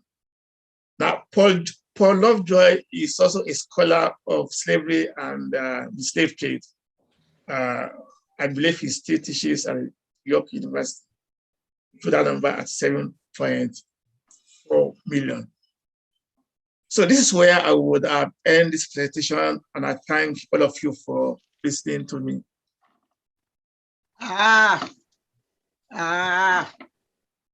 So thank you so much. Mo dúpẹ́, adúpẹ́ pẹ́ òkun. A máa sọ Gẹ̀ẹ́sì, a máa sọ Yorùbá. Ẹ dákun ẹ̀yin èèyàn wa, ẹ bá wa faramọ́. Bẹ́ẹ̀, iṣẹ́ ti lọ. Ẹ̀yin tí ẹ bá ṣẹ̀ṣẹ̀ ń wọlé, àlejò wa pàtàkì, ojúlówó ọmọ Yorùbá tí wọ́n ní mọ̀ jìnlẹ̀ nípa ìtàn. Àwọn ni wọ́n ti ń sọ ìtàn òwò ẹrú fún wa, ibi tó ti bẹ̀rẹ̀ àti ibi tó dé, gbogbo ọwọ́jà rẹ̀ àti àdánwò tí àwọn èèyàn kàn nídìí ẹ̀, gbogbo ẹ̀ ni wọ́n ti ń sọ fún wa. Tá a bá ní ìbéèrè, ẹ lè béèrè ní Yorùbá, tó bá jẹ́ wọ́n sì lè dáhùn ẹ̀ ní Gẹ̀ẹ́sì. Ohun tí ó ṣe pàtàkì tó ládùn lórí Yorùbá Gbòde ni pé bá a ti mọ̀ là á ṣẹ̀ṣọ́ bí bàbá wa ti tó láti ṣoge. Lórí ètò Yorùbá Gbòde, a fún àwọn èèyàn láǹfààní èdè tó bá rọ̀ wọ́n lọ́rùn, ó ní kí wọ́n sọ kí a lè bá a gbọ́ ara wa yé. Tó ẹ ṣeun amòfin, adúpẹ́ pẹ́ òkun lọ́wọ́ ọ̀jọ̀gbọ́n Adébáyọ̀ Oyèbádé. Ibi tí adé dúró ní ìsìn, ibẹ̀ ni ẹ dákun, mo rò pé ẹ lè dá kinní tí ẹ ń fi hàn wá yẹn dúró ní àsìkò yìí, ká lè bá rojú ara wa. Àwọn èèyàn ti ń nawọ́. Yorùbá ní ẹni tí a bá kéwì kì lójúlójú nírú wọn máa wo ni. Tó ẹ ṣe àdúpẹ́. Tó èmi ni wọ́n kọ́kọ́ béèrè ìbéèrè. Bá a ṣe máa ń ṣe náà ni pé olóòtú ó béèrè ìbéèrè. Lẹ́yìn olóòtú, àwọn àgbààgbà wa, àwọn amòye Yorùbá Gbòde, wọ́n lè sọ sí i, wọ́n lè béèrè ìbéèrè, wọ́n lè ṣe àfikún. A máa ń fún wọn ní àǹfààní láti ṣèyún. Lẹ́yìn ìgbà náà ni a wà dà sójú ọpọ́n, a gbé gbẹ́rẹ́ bí kaná lọ́dọ̀ gbogbo àwọn èèyàn wa tí wọ́n wà lórí ètò kí wọ́n láǹfààní láti béèrè ìbéèrè tiwọn. My question is, this could be a rhetorical question, but where are because now I want to focus on the Yoruba people, the Yoruba leaders, the slavery in Yoruba land. With all this going on, where are our kings? What are they doing? What are they saying? What were they doing exactly at that time when all these things were happening? Yeah, as I said, take Yoruba land, for example. Especially in Oyo Kingdom, as far as I know, the leaders were sometimes in control of the slave trade. Many of them profited from the trade. They made money from the trade. Now, I'm not sure if they were aware of the fate of these Africans being traded. In any case, slavery was not new to them. There was internal slavery in West Africa, but they were not comparable to the slavery in the New World. So it could be like number thing. But sometimes they receive slaves as tributes. They use slaves as, as currency. The conquered places, small conquered territories, they could pay in slaves. So slavery had always been a part of the system. So many of them took part in slavery. I mentioned the Asantehene. I mentioned the Manikongo, Afonso the First, who traded with the Portuguese, in slaves. So I believe that they had, and in fact, a few of the kingdoms actually benefited from slavery, even though slavery in totality benefited Europeans. Of course, Europeans were the ones that initiated the trade. European capital sponsored the trade, okay, for that many years. But these African leaders, because they had the power, you know, some of them had exclusive control of the trade. So, okay, thank you. Ẹ ṣeun. Tó ẹ̀yin èèyàn wa tí ẹ bá gbọ́ èbó tó tèmi tán sọ ní wípé àwọn ọba wa, àwọn olórí wa, àwọn gan ni ọ̀dádá tí fi ẹja dálá, àwọn gan ni wọ́n ń jàǹfààní níbẹ̀ nítorí owó, nítorí tí wọ́n máa jẹ níbẹ̀.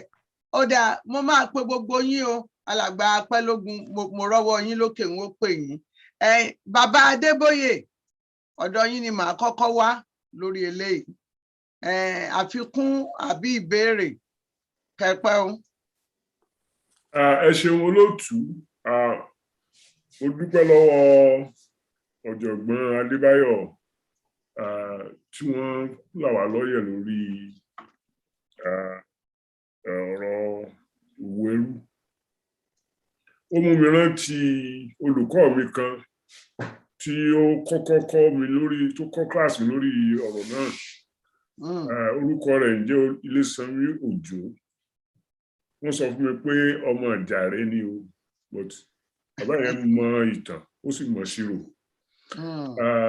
Òun ló sọ níjọ́ yẹn pé 1954 pé lẹ́yìn òwò ẹrú ti transatlantic, Africa was depopulated.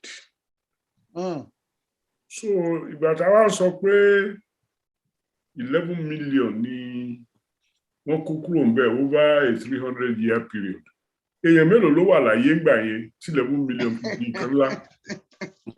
Question kan tí mo kọ́kọ́ fẹ́ béèrè ní ẹ̀, but kí n tún fi kún. Ìgbà tí wọ́n sọ pé àwọn ọba wa ẹrú mímú kì í ṣòwò, ẹrú mímú ti wà láyé ti pẹ́, kódà wọ́n kọ sínú Bíbélì pé wọ́n mú àwọn ọmọ Ísírẹ́lì ní ẹrú ní Egypt. Tó jẹ́ ọ̀tọ̀ ńbẹ̀, tó jẹ́ rọ́ńbẹ̀ àkúmọ̀. Ẹ bá dẹ̀ lọ wo Europe, gbogbo àwọn èèyàn tí wọ́n ń pè ní Slav nísìnyí, Yugoslavia, Czechoslovakia, gbogbo wọn yẹn, Slav yẹn gẹ́gẹ́ bí mo ṣe gbọ́ àwọn tí Romans mú lẹ́rú tí wọ́n ń pè ní slave, àwọn ni ibẹ̀ ni wọ́n ti yọ orúkọ yẹn wá. So kì í ṣe pé ẹrú mímú pé nǹkan tuntun ni. Òwò ẹrú èyí yàtọ̀. Tí ẹ bá lọ jagun níbì kan, tẹ́ dojúkọra yín, ẹni tí ẹ bá mú àwọn tó ń jagun ègèsì, wọ́n á lọ ṣiṣẹ́ lọ́dọ̀ àwọn tó mú wọn láti fi san gbèsè ìjà tí wọ́n jà. So ìyẹn ti wà láyé ti pẹ́. Ṣùgbọ́n mo fẹ́ kí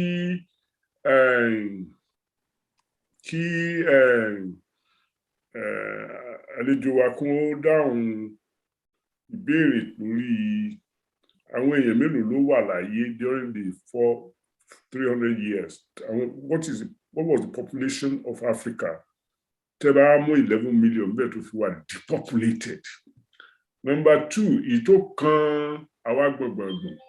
Ta ló nà ká, báwo ni wọ́n ṣe nà ká ẹrú mímú fún ilẹ̀ wa, the transatlantic trade? Ti Asia àti India àti gbogbo ìyẹn ti wà ńbẹ̀ láti bí 8th century AD tí ò bá ṣáájú yẹn. But ti transatlantic, ó dàbí gbà pé àwọn kan ló nà ká bí wọ́n ṣe lò wà ní Western Hemisphere, wọ́n ṣe lò wà ńbẹ̀. So mo rò pé kí Alàgbóyè bá dé tí wọ́n bá lè bá wa dá sí ìyẹn, èmi ó kọ́ ẹ̀kọ́ nínú population àti malice. Jẹ́ kí n kọ́ sọ nípa second question yìí. Àti àwọn òyìnbó tán lọ sí New World tí wọ́n dá plantation sílẹ̀, wọ́n kọ́ lo àwọn Native Americans tó pè ní India báyìí. Wọ́n rí pé wọn ò ní agbára láti ṣe iṣẹ́ tí tó necessary. By chance wọ́n kó àwọn èèyàn tuntun lọ síbẹ̀ wọ́n ṣẹ́rú wọ́n lè pé báwọn lè ṣiṣẹ́ pé wọ́n lágbára ju àwọn Indians lọ wọ́n lè ṣe yẹn kárakára. So demand fún slave labour ó ní jẹ́ kí àwọn òyìnbó ẹ̀ kọ́ wá turn from trade tó ṣe tẹ̀sílẹ̀ gold trade lẹ́kọ̀ọ́ turn. So wọ́n bó ṣe bẹ̀rẹ̀ sí kó àwọn èèyàn wa lẹ́rú nìyẹn ní Yorùbá land especially Yorùbá civil wars ó dákun.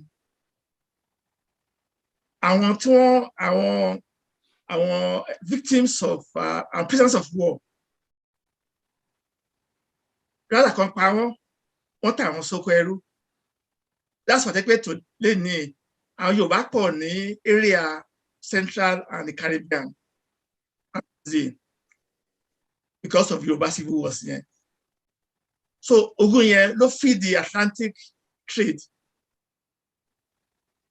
There tó bẹ̀rẹ̀ nípa the population. Àwọn èèyàn ṣe oríṣiríṣi research. A kàn sọ pé àwọn area wọ́n ti kó ẹrú púpọ̀ jù ilẹ̀ gan lédè ní lórí population jù. Ẹ wo Yorùbá land, ẹ wo Nigeria, population Nigeria. Pé àwọn ọbẹ̀ gan ní èrò ti pọ̀ jù. Ilẹ̀ gan dẹ̀ náà ti kó àwọn èèyàn jù. So research kò tí definite lórí population. But it so estimate ni. Although one of our records to get in archives, but is definite number. Me was sure but yeah, possible to have a definite number. So with so just estimate. Me more iye tó wà ní àgbáyé ńgbà yẹn àbí number iye tó wà ní Africa. Mi ò ní figures yẹn dání. Ẹ ṣeun o bàbá Adébóyè. Tí a sọ pé àwọn ọba wa dá sí òótọ́ wà ń bẹ̀ tó pọ̀ ṣùgbọ́n kí ló lé wọn débẹ̀ báwo ni wọ́n ṣe ǹjọ́ wo ni wọ́n mọ̀ pé àwọn lè rí owó pa. Mo fẹ́ sọ ìtàn kékeré kan tí wọ́n sọ fún mi ní ti Eléko of Èkó before in the 15th century. Wọ́n gbé àwọn tó fẹ́ kẹ́rù àwọn Portuguese tó fẹ́ kẹ́rù wọn lọ bẹ̀. Wọ́n gbébọn lọ́wọ́. Ìgbà tí wọ́n dé ààfin ṣé mọ̀ pé láyé John ààfin ó dàbí Buckingham Palace. Bí adìẹ ṣe ń wọlé lẹ́ran ewúrẹ́ ń jáde ní ààfin ọba ní òyìnbó kan bá mú ìbọn ló bá yìn lu ewúrẹ́ bá kú lẹ́sẹ̀kẹsẹ̀. So bọ́dẹ̀ ti rí tí gbogbo ìṣe ha ló bá mú ẹni tí wọ́n pè ní ọmọ ọba ló fà sí ara pẹ̀lú ìbọn pé òun mú un lọ. Mo gbọ́ pé lọ́ba bá bú sẹ́kún pé kíníkà ọmọ òun kíníkà ṣẹlẹ̀ nípa kọ̀ ló ní òkè mo lè fọmọ rẹ lẹ́bọ̀ tèèyàn tí ó máa kó wá láti dípò rẹ̀ gbọ́dọ̀ jẹ́ iye báyìí. Bí ọba ṣe bẹ̀rẹ̀ sí dá sí ọ̀rọ̀ pé kàkà kí wọ́n mú ọmọ nǹkan lọ fi ṣe olóhùn á lọ wáyàn míì fún òyìnbó ni. In other words kì í ṣe pé kò bẹ̀rẹ̀ ní pé àǹfààní kankan wà tí wọ́n lè rí gbà ń bẹ̀ ju pé kí wọ́n gbọmọ wọn lẹ̀ àbí kí wọ́n gbara wọn lẹ̀ lọ. Mi ò sọ pé ìyẹn wà righteous o, mo kàn sọ pé kì í ṣe gbogbo ẹ̀ ló jẹ́ kòkòrò ojú láti ìpilẹ̀ṣẹ̀. Ṣùgbọ́n wọ́n ti gbọ́dún mẹ́wàá mẹ́ẹ̀ẹ́dógún tí gbogbo yẹn ń lọ tí ò ságbára kankan láti dá dúró kò sígbà táwọn ọba náà ò ní dá sí especially tó bá jẹ́ pé wíwà lórí ìtẹ́ wọn ọwọ́ àwọn àjòjì ló wà. Mo fẹ́ ká rántí pé ìjà tó ṣẹlẹ̀ láàrin Kòsọ́kọ́ àti Dòsùnmọ́ àti gbogbo àwọn èèyàn lẹ́kọ̀ọ́ lórí ọba àwọn òyìnbó dá sí dídá sí tí wọ́n dá sí ó ní ó jẹ́ kọ́ba kankan lè kọ ọ̀rọ̀ sí òyìnbó lẹ́nu pé tó bá sọ pé nǹkan tó fẹ́ ṣe nìyí kó tó sọ tán ó ti ń ṣe. ṣùgbọ́n bí mo ṣe gbọ́ nìyẹn àwọn alàgbà wa Adébáyọ̀ Oyèbádé àwọn historian so his authority is not being challenged mo kàn fẹ́ kí wọ́n tí a bá rẹ̀ tó lè clarify báwọn ọba wa ṣe torí irú ààbò táwọn sọ pé àwọn wá lọ́dọ̀ àwọn ọba wa àgbẹ́kẹ̀lé wa bolo ti wá táwọn ọba wa ọba máa dáàbò bò wá tẹ́lẹ̀tẹ́lẹ̀ báwo la ṣe máa bú wọn níṣe pé wò dáàbò wá gbà yẹn tí ì bá ṣe pé ọ̀rọ̀ gbóògbọ̀n ọ̀dẹ̀gbẹ́ òmùgọ̀. ẹ jẹ́ kí n sọ kankan tó kì í ṣe pé gbogbo àwọn ọba ló ṣe nǹkan bẹ́ẹ̀ yẹn àwọn kan wà tó pé àwọn yẹn tó ń àdìpọ̀ ní warlords tí wọ́n ní private armies àwọn yẹn nígbà tó ti rí pé profit wà from slave trade wọ́n bẹ̀rẹ̀ sí organize banditry and kidnapping láti pa ara wọn. Gbàmí gan àwọn ọba yẹn nígbà míì orí kẹ́kẹ́ tó ń lọ ọ̀dà convention on the Congo àfọ́sọ́ the first. Nígbà tó yá òun fúnra ẹ̀ ó kẹ̀yìn sí slave trade. Nígbà tó rí pé torí nǹkan tó ń ṣe fún àwọn èèyàn wọn òun fúnra ẹ̀ gan tó kẹ̀yìn sí tó ti ń bá ṣe tẹ̀tẹ̀lẹ̀. So kì í ṣe pé àwọn ọba yẹn pé gbogbo wọn náà ṣe kan bẹ́yẹn but àwọn powerful centralized kingdoms àwọn lórí power and then àwọn special kidnapping leading by warlords. ẹ ṣeun bàbá kó tiẹ̀ tó di pé n ó pe àwọn amòye yòókù bí ọmọdé ò bá ìtàn yóò bá àrọ́bá mo faramọ́ ohun tí wọ́n sọ torí mo ká ìwé kan mo máa ń gba àwọn èèyàn mọ̀ràn pé ó yẹ kí gbogbo ọmọ Yorùbá kí wọ́n ka ìwé yẹn ìwé ìtàn ni ṣùgbọ́n ìtàn ọ̀hún ó dá lórí ohun tí ó ṣẹlẹ̀ ó dá lórí ìrírí ọkùnrin kan tí wọ́n pè ní Kújọ Louis Olúalé gangan ní orúkọ Yorùbá rẹ̀ ohun tí àwọn ni wọ́n ṣe ìpìlẹ̀ ìlú tí wọ́n pè ní African Town ní Alabama ibi tí wọ́n tiẹ̀ wá burú sí gẹ́gẹ́ bí ìwé ìtàn tí mo kà yẹn ni wípé ńgbà tí wọ́n ti ní kí wọ́n mọ̀ kó ẹrú wá mọ́ tán ti fòfin dè é ìgbà náà ni àwọn òyìnbó yìí ni wọ́n tún lọ kó àwọn eléyìí ní ẹrú ṣùgbọ́n tí mo fẹ́ tọ́ka sí ni ìwà ọba tí ọkùnrin ń sọ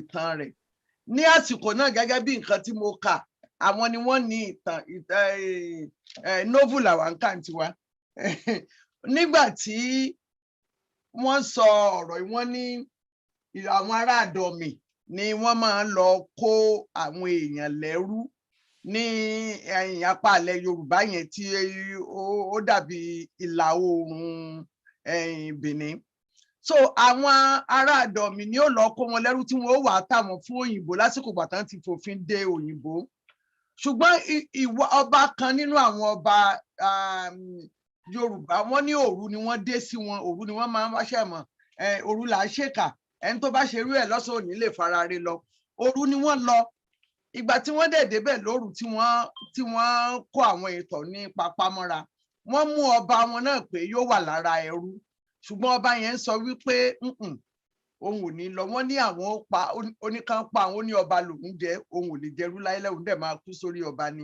bó tiẹ̀ jẹ́ pé kò láǹfààní láti gba àwọn èèyàn rẹ̀ lẹ̀ ó fọmọ akin hàn àmọ́ ọ̀pọ̀lọpọ̀ àwọn ọba Yorùbá tí wọ́n wà ní irú ipò bẹ́ẹ̀ a sì mọ àwọn tí wọ́n jẹ́ agbẹ̀yìnbẹ̀bọ̀jẹ́ ìtàn tá a bá òun náà ni a mọ̀ sọ òun náà ni a sì mọ̀ gbọ́ ẹ jẹ́ ń pe àwọn èèyàn tí ẹ dákun kí n tó pe àwọn èèyàn alàgbà Thomas Bankole ẹ jẹ́ á ṣe pẹ́ẹ́pẹ́ẹ́pẹ́ bí awọ bàbá oníṣọ̀nà kí ni ìbéèrè yín èbó àbí Yorùbá. ẹ ṣe olóòtú màá sọ Yorùbá professor wa professor Adébáyọ̀ mo kí yín gidigidi professor Oyèbádé mo dúpẹ́ lọ́wọ́ yín fún ìlanilóye tẹ́ ń fún wa lọ́jọ́ ìní ó ṣe pàtàkì fún gbogbo ọmọ Yorùbá láti gbọ́ ohun tó ń ṣẹlẹ̀ torí oríṣiríṣi ìtàn láti ń gbọ́ mo sì dúpẹ́ lọ́wọ́ olóòtú tó gbé yín wá ẹ jọ̀ọ́ n tẹ́mi fẹ́ béèrè ni wípé ǹjẹ́ a rí àwọn slave trade tá à ń sọ yìí Áfíríkà ní gbogbo ẹ̀ lọ́pọ̀lọpọ̀ ǹjẹ́ a rí continent míì láti lọ kóyàn láti develop new world ìbéèrè kìíní nìyẹn ìbéèrè kejì ni pé àwọn ọba yẹn gbà tán kó àwọn èèyàn lọ torí ó ṣeé ṣe kó jẹ́ pé wọn ò mọ̀ bóyá wọ́n dẹ̀ mọ̀ ǹjẹ́ wọ́n mọrú trauma táwọn people yẹn go through àbí irú kí ni level of inhumanity tán subject wọn sí tán bá débi tán lọ ǹjẹ́ wọ́n tiẹ̀ lérò yẹn lórí rárá. Ìbéèrè mi kẹta ni pé nípa reparations ǹjẹ́ ẹ ti gbúrò nǹkan kan tó ń ṣẹlẹ̀ láìpẹ́ yìí nípa ọ̀rọ̀ reparations from the western world fún Africa? Ẹ ṣé. Ẹ ṣeun. Ẹ ṣé fún àwọn ìbéèrè yìí. Kíní ṣé pé wọ́n ṣe ara àwọn ẹlòmíì tí wọ́n kó lẹ́rú lọ láti lọ develop a new world? No. Àwọn èèyàn dúdú kan náà kó lọ láti lọ ṣe. Àwọn èèyàn dúdú kan náà enslaved. Bí lákọ̀ọ́kọ́ wọ́n try àwọn Native Americans wọ́n rí pé wọ́n tó láti ṣe tẹ́ kan ṣe jẹ́ tán fẹ́.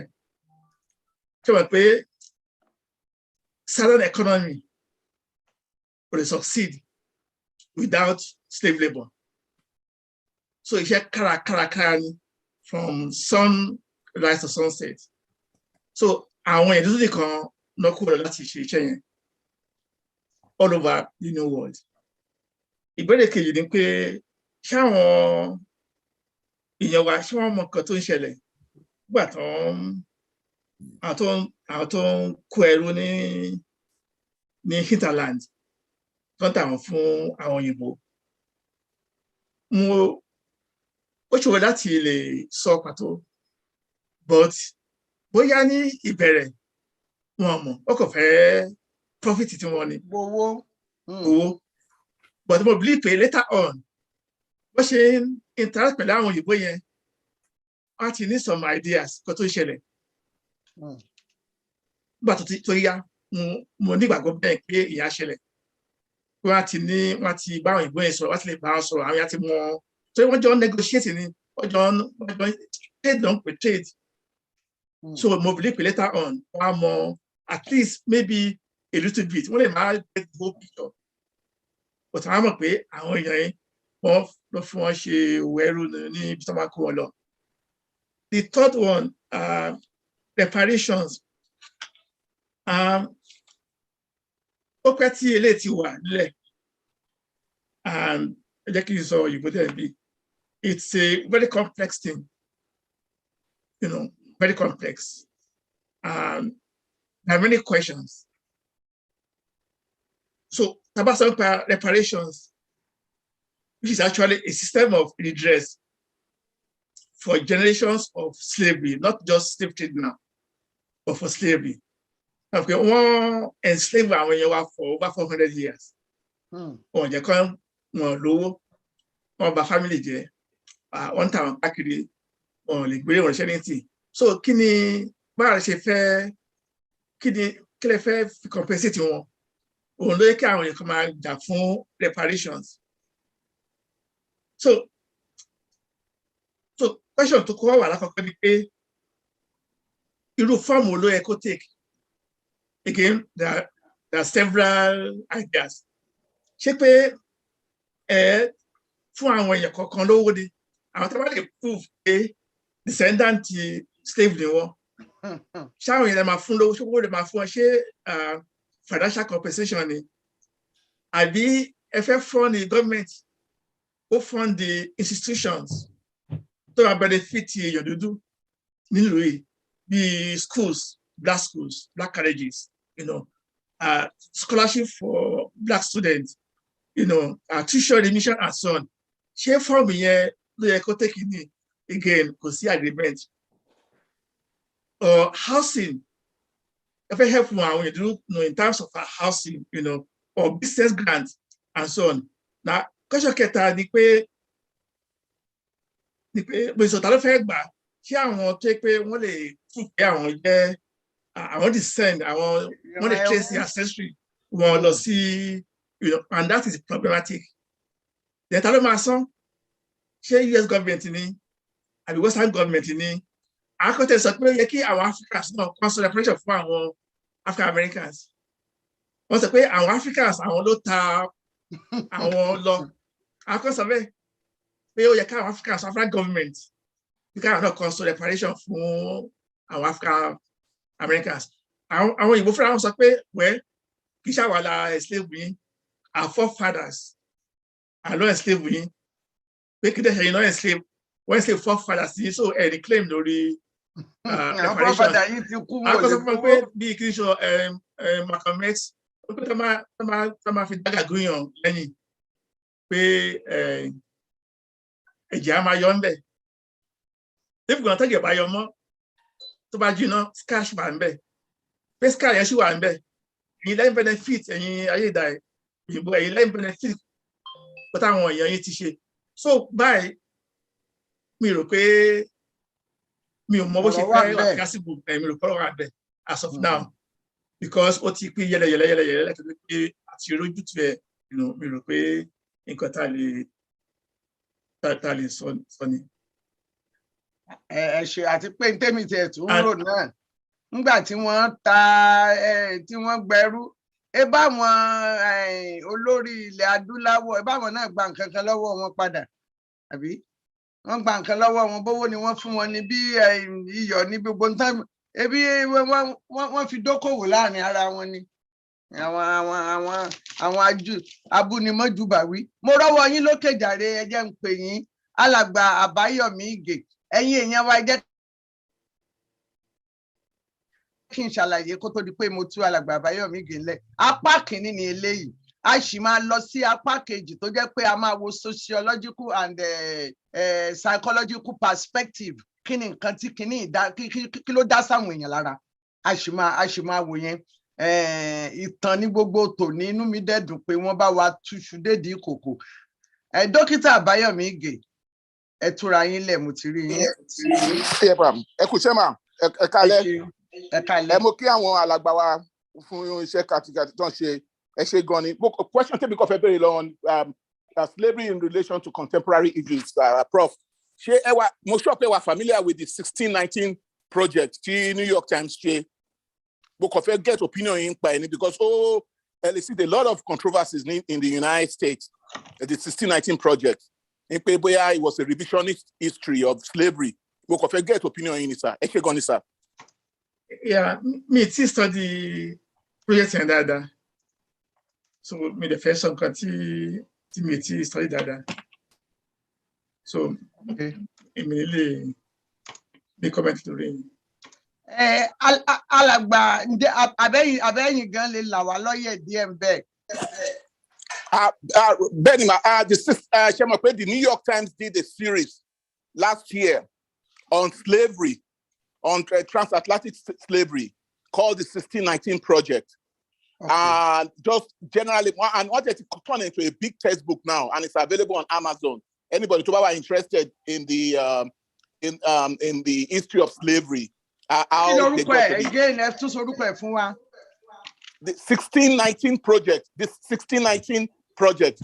Come and Google it. Anybody need subscription to the New York Times? It's there. Very beautiful, well written. They have a lead editor, Anna. What's her name again? Anna Nicole. Somebody who actually won. I think she won a Pulitzer for it last year, and she's been the butt of criticism from the right in the United States. But it's a very good read on slavery and transatlantic slavery. The issue of reparation was addressed also. The issue about the chronic effect of slavery on Black Americans was addressed also. And it's good. It's a very good read, and I hope people will take a look and read it. It's something that actually discussed much later in one of our Sunday meeting. But it's a very good read on slavery in transatlantic slavery, and it was properly done by the New York Times. Brought experts from all over the universities in the United States, but it was edited by one of their great editors. I think she went to University of North Carolina as a professor of journalism. So if you Google it, 1619 Project from the New York Times. What's it turned into a textbook? You're saying? Yes, ma'am. Yeah, the book exists. I think it was first published in 2013. Okay. Ẹ ṣeun. So the 1619 project. Mo bi tí ẹnìkan ló ṣí fóònù rẹ̀ o. Please mute yourself. Okay. Ẹ dákun tí mi ò bá rórúkọ yín mi ò ní lè pè yín o.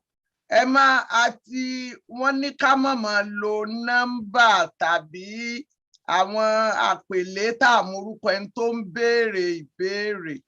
Ẹ dákun ẹ tẹ orúkọ yín kí n lè mọ bí n ó ṣe pè yín. Zoom user mi rò pé orúkọ yín ni. Ẹ tẹ orúkọ yín, ẹ dákun ó wù mí kí n pè yín kí n gbọ́ ìbéèrè yín. Ṣùgbọ́n ẹ dákun Yèyé Ọmọfọlábọ̀ Àjàyí Ṣóyínká ẹ foríjì mí o. Ikú gbàgbé yín, àrùn gbàgbé yín, mi pé ẹ̀yin nìkan ti ẹ̀kọ́, àwọn amòye yòókù náà wà ńbẹ̀.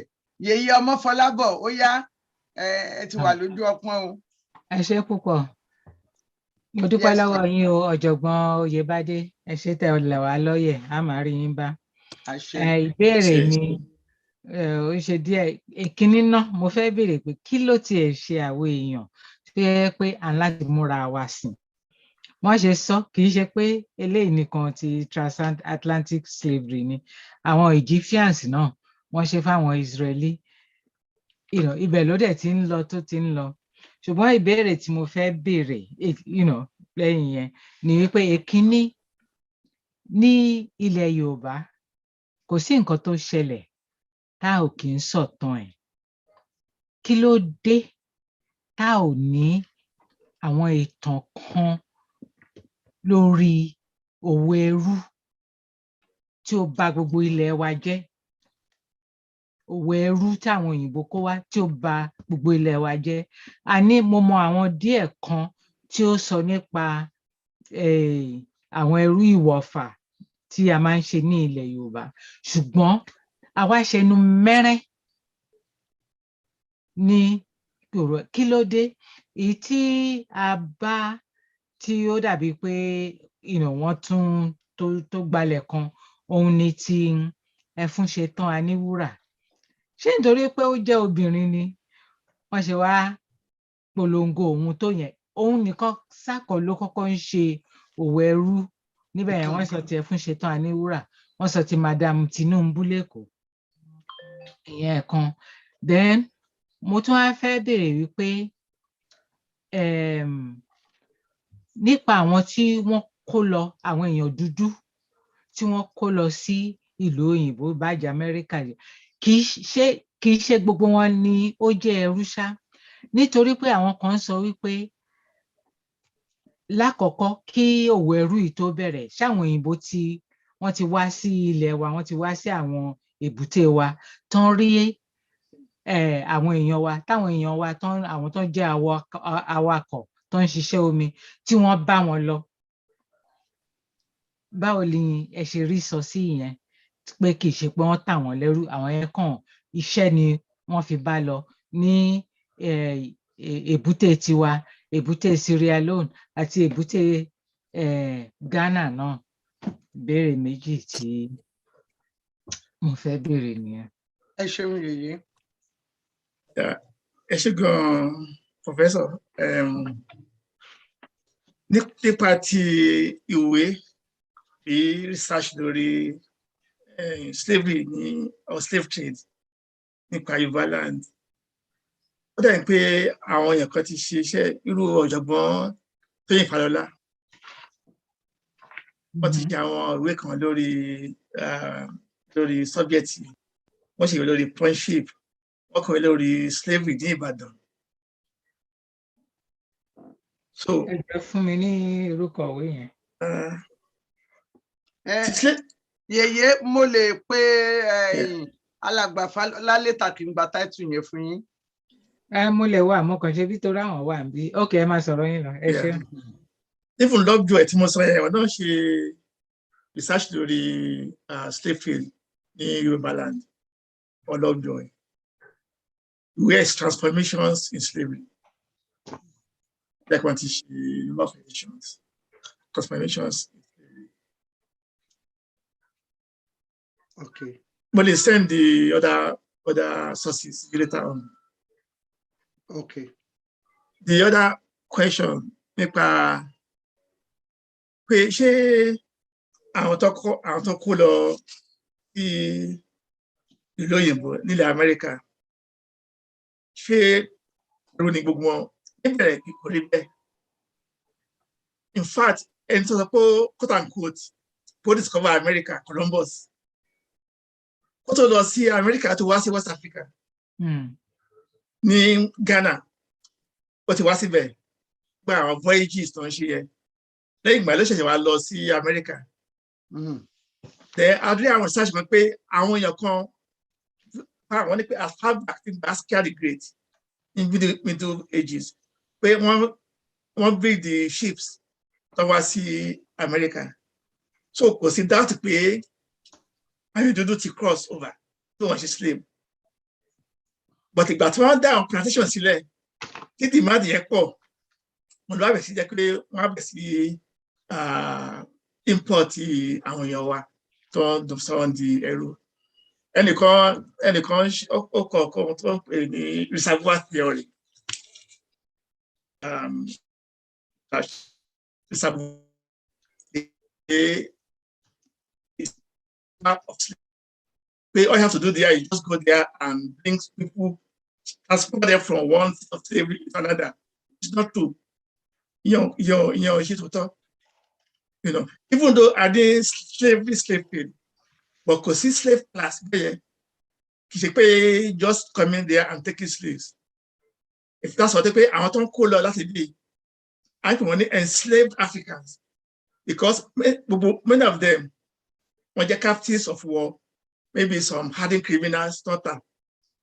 So like only African slaves, they are enslaved Africans, but they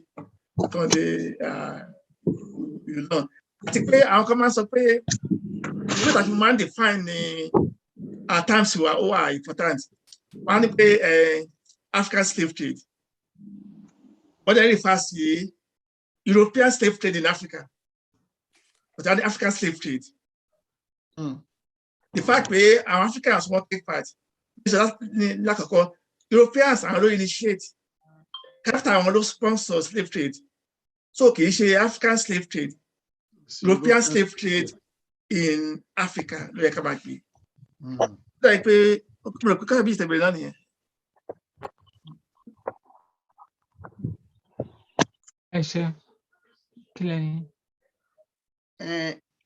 ṣé wọ́n ti dá ìbéèrè yín yèyé?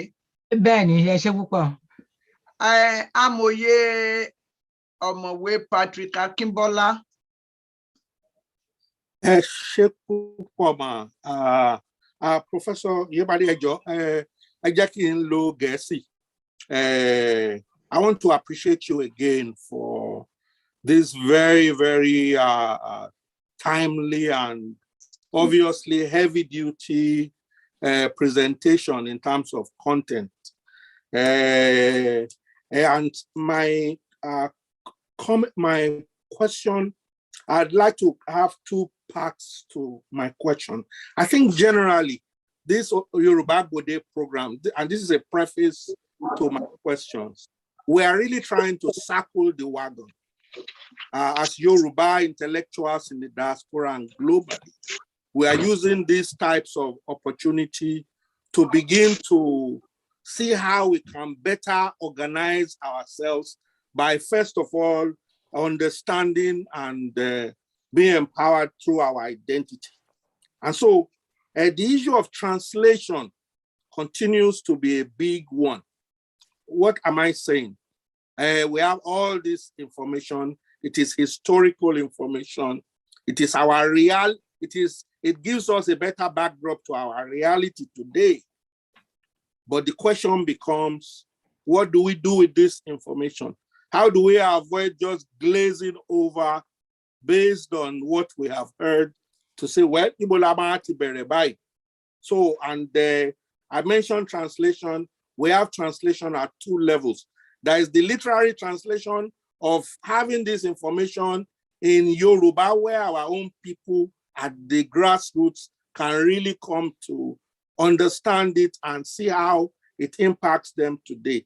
Now, the other aspect of translation however, has to do with we, the intellectuals, and how to really truly translate this understanding among others to really begin to do what we would love to do, but we seem unable to do. Unfortunately, the our intellectual elites have not been very helpful in this regard. And you see that a big part of it has to do with our inability to translate what we know to move our people forward. What do you think are some ways that our translation can at least be more impactful, so that they can meeting by Kama feel it empowered, which then brings up the issue of reparations. Right now, for instance, we have this initiative of reparations where some objects are being returned, and there's a lot of fanfare about returning it. But some of our intellectuals are saying, no, you can't return those things like that. What has happened is so traumatic, it's so heavy, and we are still paying the price. So if you learn what agreement as to boya deserve reparation, so I'm saying that with regards to even the reparations, our Africans, we have the weakest link of the reparations initiative. Now, from what the little I know, and part of the reason is that even in terms of returning those objects, it was an international body of museum people which are mainly influenced by white folks, who really came to the point of returning those objects in that way. So, Momo Konikin, throw EU maybe, because I know that with your own wealth of experience and intellect, you can interact with these issues in a way that at least we will feel more empowered by what you have shared.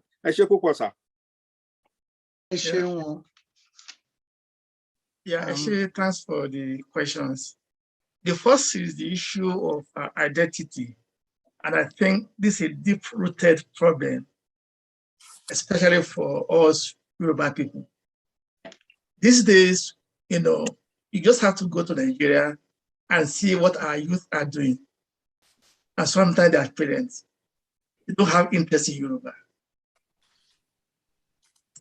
I've heard, the parents said to me, well,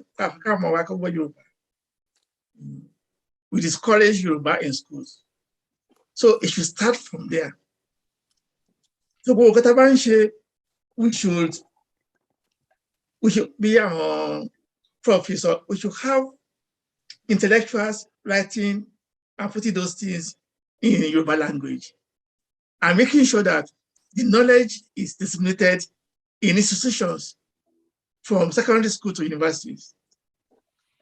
More, Yoruba language compulsory in Yoruba land, and teach our people these things.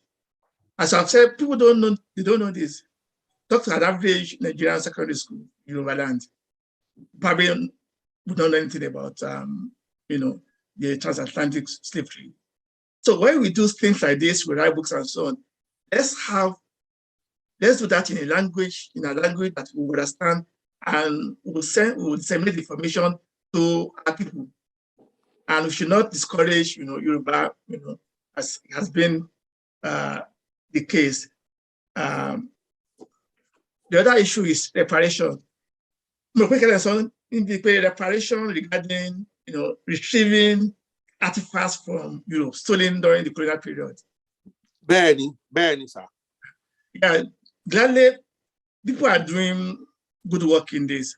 I was reading a few days ago, return of something from the Germany, public government in England. So the movement is a good thing.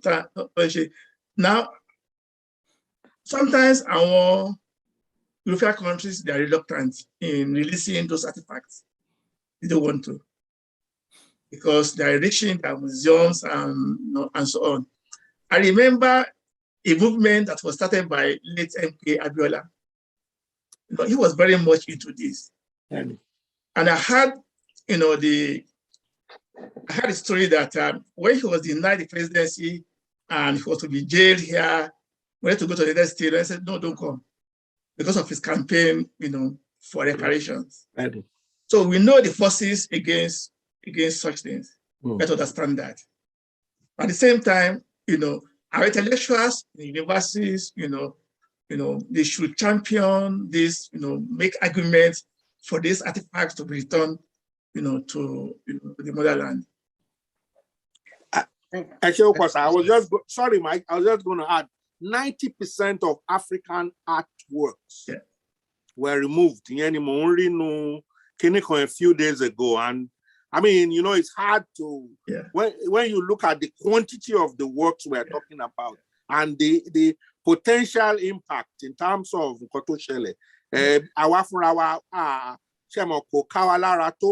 in terms of well, yes, I just wanted to make sure that that didn't get lost in a few items being brought back. Yeah, I can say who are very important, because after our value art, our value art. Sometimes we interpret art as something different, something ungodly and so on. So that's a major factor. But I think we don't understand the value of the art.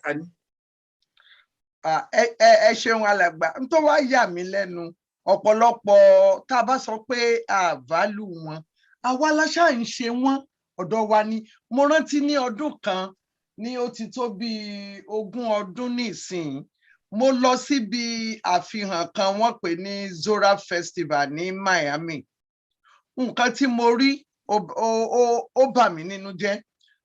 Mo rí oríṣiríṣi àwọn nǹkan adúláwọ̀ ńbẹ̀, ṣùgbọ́n nǹkan kan wà ńbẹ̀ tí mo rí tó ṣe yàtọ̀. Nígbà tí mo wà ní kékeré, ìyá mi àgbà wọ́n ní àwọn ẹgbẹ́ kan, wọ́n máa ń pe ẹgbẹ́ yẹn ní eléèkò. Ṣùgbọ́n nǹkan tí eléèkò wà fún, ó ní ká sọ pé support group fún àwọn obìnrin tó ń bí àbíkú. Support group ó ní eléèkò yẹn wà fún.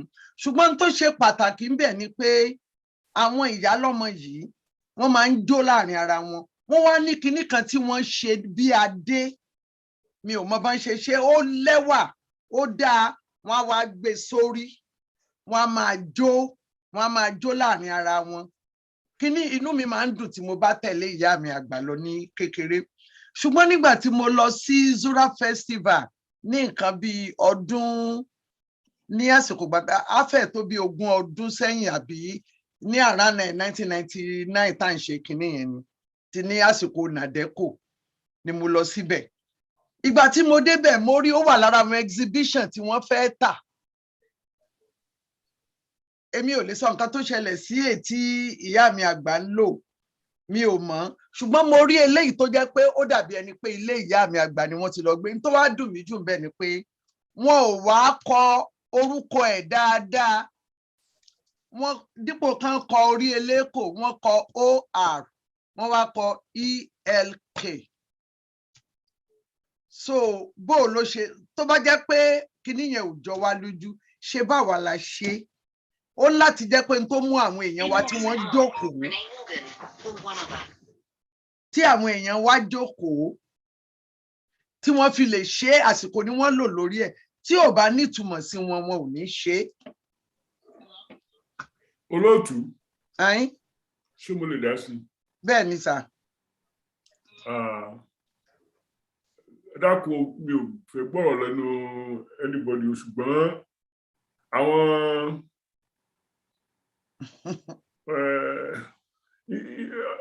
nǹkan tó ṣẹlẹ̀ sí wa gẹ́gẹ́ bí èèyàn, a gbọ́dọ̀ gbàgbé rẹ̀.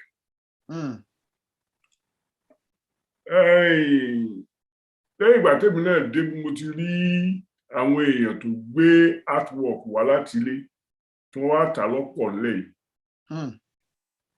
Mo ti rí kì í dẹ̀ sáwọn èèyàn tó jẹ́ pé a lè sọ pé wọn ò mọ nǹkan kan.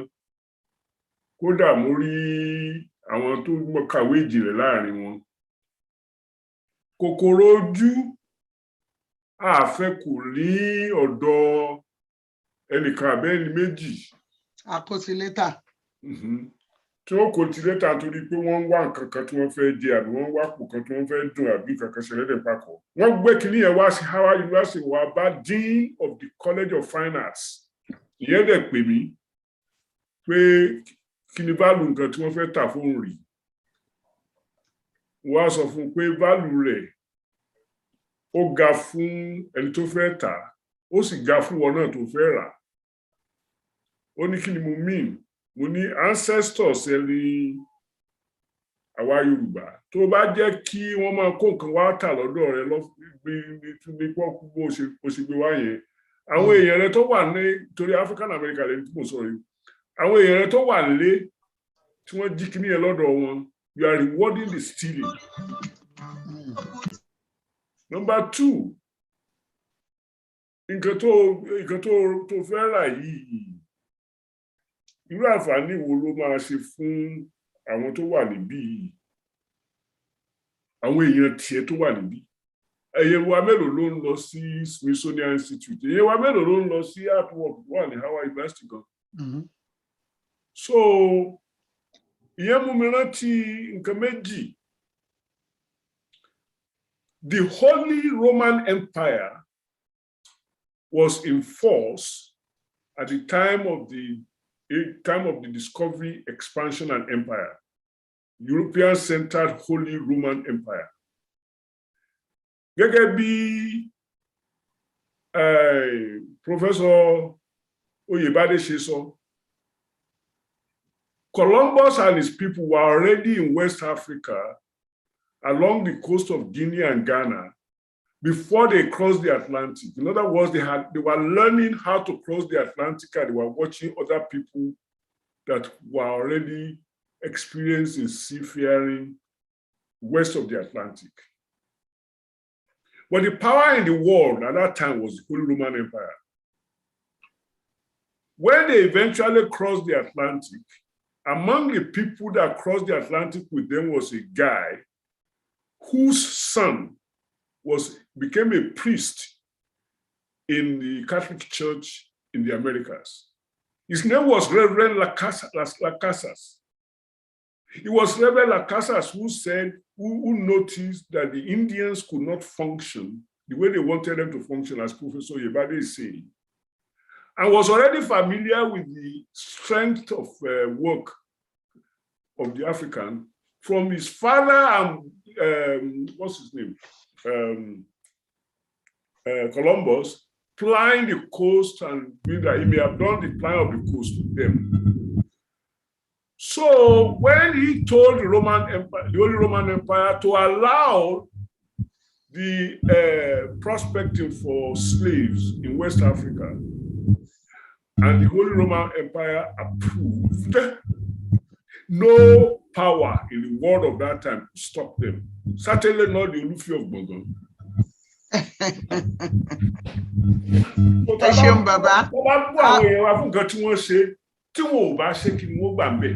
Wọ́n ní tí wọ́n pa ewúrẹ́ ní ààfin rẹ̀ lẹ́kọ̀ọ́ tó fẹ́ mú mẹ́ lọ. Ọlọ́run jẹ́ Túndé Oyèbádé tó ń disturb wa yìí. Ẹ dákun bóyá tó bá tún wá látọ̀dọ̀ ẹni yẹn lẹ́ẹ̀kan sí i, a jẹ́ pé n ó jọ wọ́n kúrò lórí aago. Torí tí ó ṣẹlẹ̀ ni pé màá pa gbogbo èèyàn lẹ́nu mọ́, ó sì máa disturb wa. Ẹ dákun, ẹ para yín lẹ́nu mọ́ torí Ọlọ́run. Ẹ ṣé. Anyway, ẹ dáríjì mi. Bàbá ẹ ṣé o. Ẹ ṣeun. Ẹ ṣeun. Ẹ jẹ́ kí a tẹ̀síwájú kí n tún mú ìbéèrè sí. Mo gbọ́dọ̀ sáré wọnú ilé lọ. Alàgbà ojú ọlá mo rí yín, ṣùgbọ́n ẹ jẹ́ kí n mú obìnrin ká máa ṣe ní àlàfíbọ̀. So amòfin Tinú Akínṣọlá mo rí yín, kí ni ìbéèrè yín? Ẹ túra yín lẹ̀ o. Ẹ ṣeun mà, ẹ kú ètò àwọn dádì wa bàbá wa Oyèbádé, ẹ ṣé gan ni.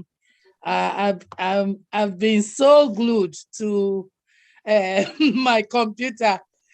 Usually mo máa ṣe iṣẹ́ lọ́wọ́, but irú èní yìí mi kàn tiẹ̀ lè kúrò níbí torí subject ẹ̀ ń ṣe yìí is something tó yẹ pé èmi náà mo ti wà privilege láti jókòó sórí àga àwọn kan tó African Union at the African Union level tí wọ́n ń sọ gbogbo àwọn nǹkan tẹ́ ń sọ yìí in terms of transatlantic slave trade àti gbogbo bó ṣe bẹ̀rẹ̀ and all that.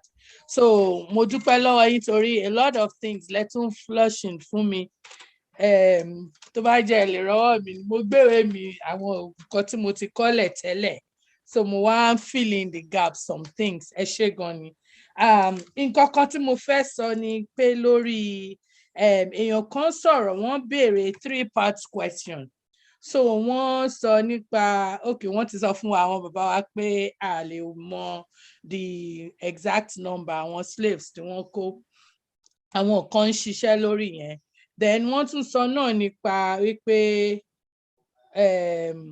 wọ́n jẹ́ ká kóyé wa pé orí African continent nìkan ni wọ́n ti wá kó àwọn slaves. Then the issue of reparations ibẹ̀ yẹn gangan ni mo fẹ́ sọ̀rọ̀ díẹ̀ nípa. And ibẹ̀ ni bóyá mo fẹ́ down question ni o mo fẹ́ sọ just a little bit tí mo gbọ́lé níbi tí mo ti ń bá wọn tò at the AU level. So mo dẹ̀ mọ̀ pé most people náà bí máa wà even Daddy wa Oyèbádé ẹ máa mọ díẹ̀ nínú nǹkan tí mo fẹ́ sọ yìí náà.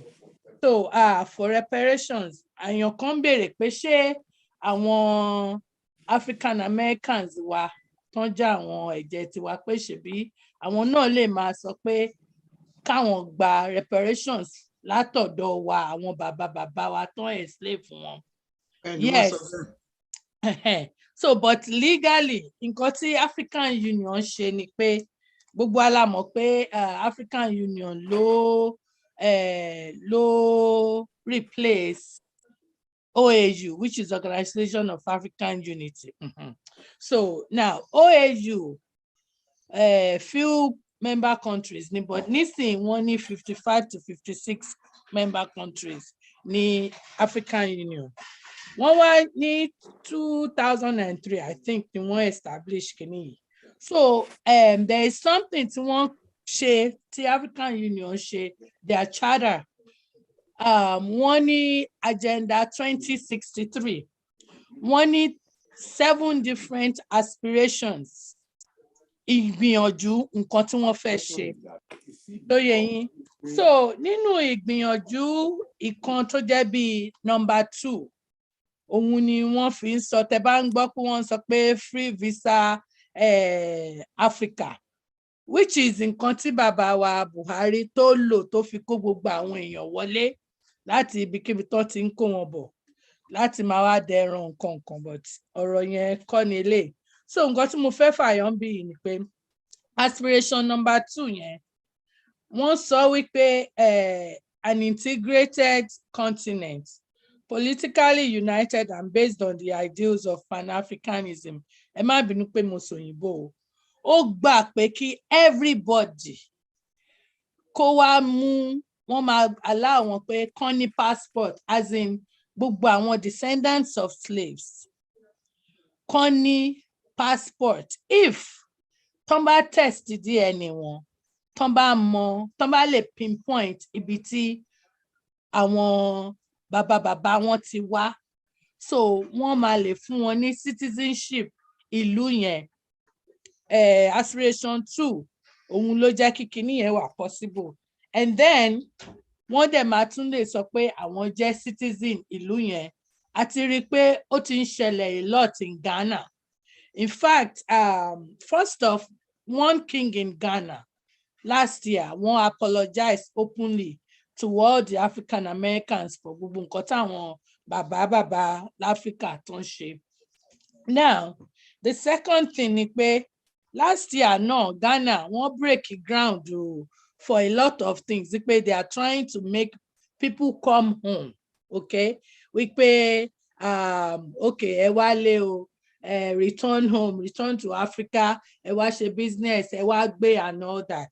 Based on that aspiration 2 nìyẹn. But before kan tó ṣe yẹn nǹkan tí African Union tí àwọn kan tá a mọ̀ tẹ́ bá rántí màmá kan tó ń pè ní Arikana Shihombori Kwal she used to be the African Union ambassador to the United States. Yeah. She is the one, she's like a mentor to me. Àwọn gangan ni mo fi jẹ́ kí n lè wà lórí síìtì tí mo sọ pé mo ń jókòó sí. So everything I learned is from her group. So ìgbà tí wọ́n ti kúrò as an ambassador, wọ́n dá nǹkan kan lẹ̀, ẹ lè Google ẹ̀, African Diaspora Development Initiative, ADDI. Òun ni wọ́n ń pè kíní yẹn. So is that group no one lobby for wípé kí a lè ní 6th region, even though African Union wọ́n ti agree. So that 6th region òun ni for all the descendants of slaves. So gbogbo wa tá wà l'America àti everybody in the Caribbean, the ones in the Americas as in Latin America, South America, all over.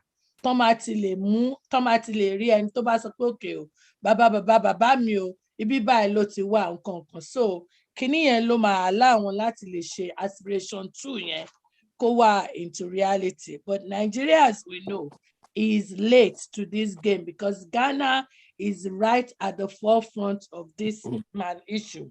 Now, in talking about reparation kan nìyẹn ń bẹ̀ yẹn pé a fẹ́ kẹ́ ẹ wálé, ẹ wá, tẹ́ bá mọ ibi tẹ́ ti wá, à gbà yín láyè kẹ́ ẹ wálé, ẹ wá òwò tẹ́ fẹ́ dá sílẹ̀, then you fall in line. You go through the process of the law, and then you can get on with your life. So nǹkan tí èmi kàn fẹ́ sọ nìyẹn nípa ẹ ṣeun. Ẹ ṣeun púpọ̀ gan-an, ìlanilọ́yẹ̀ yín ó kún, ó wú mi lórí. Mo dúpẹ́ púpọ̀ amòfin Tinú Akínṣọlá, ẹ ṣeun adúpẹ́. Mo rí ọwọ́ yín lókè, èrò yéye lẹ́nu wa, ọgbọ́n là á dá sí torí ọjọ́ ti lọ. A sọ fún àwọn olùdánilẹ́kọ̀ọ́ wa pé a pẹ́ tó báyìí, ṣùgbọ́n ẹni tó kọ Zoom user, ẹ dákun ẹ tẹ orúkọ yín kí n lè pè yín. Alàgbà Ojúọlá, John Ojúọlá, ẹ béèrè ìbéèrè yín. Béèrè tí mo fẹ́ béèrè lọ́wọ́ gbogbo ẹni tẹ́ jẹ́ màmá àti bàbá àtàwọn ọ̀jọ̀gbọ́n tí gbogbo ohun tí a ti kà tí ohun tí a ti gbọ́ ní alẹ́ yìí. Ìjẹ́ ọ̀rọ̀ slave trade yìí ṣé ó mú nọ́ọ̀tì ni, torí gbogbo ohun tí mò ń gbọ́ tí mo dẹ̀ ti kà, South Coast, West Coast ní kíní yìí mú. Jẹ́ kìí ṣe pé wọ́n wà ní comfort zone right from their time tí wọ́n pass through hell ló jẹ́ kí wọ́n máa hùwà tí wọ́n ń hù náà, eléyẹn bẹ́ẹ̀. Ẹlẹ́ẹ̀kejì, ìbéèrè kejì ni pé ṣé kìí ṣe pé oko ẹrú ẹlẹ́ẹ̀kejì làwọn àti mọ̀ pé transatlantic trade, a mọ̀ pé àwọn bàbá wa ló tà wá síbẹ̀. Ṣé kìí ṣe pé wọ́n sì tún tà up to tomorrow, torí pé àwọn ọba wa àtàwọn olóṣèlú wa wọ́n ń so ọ̀pọ̀ pẹ̀lú àwọn Fúlàní àti àwọn òyìnbó tí wọ́n fẹ́ ká bọ́ ní oko ẹrú. Kí ni ohun tí a lè ṣe sí? Béèrè mi nìyẹn.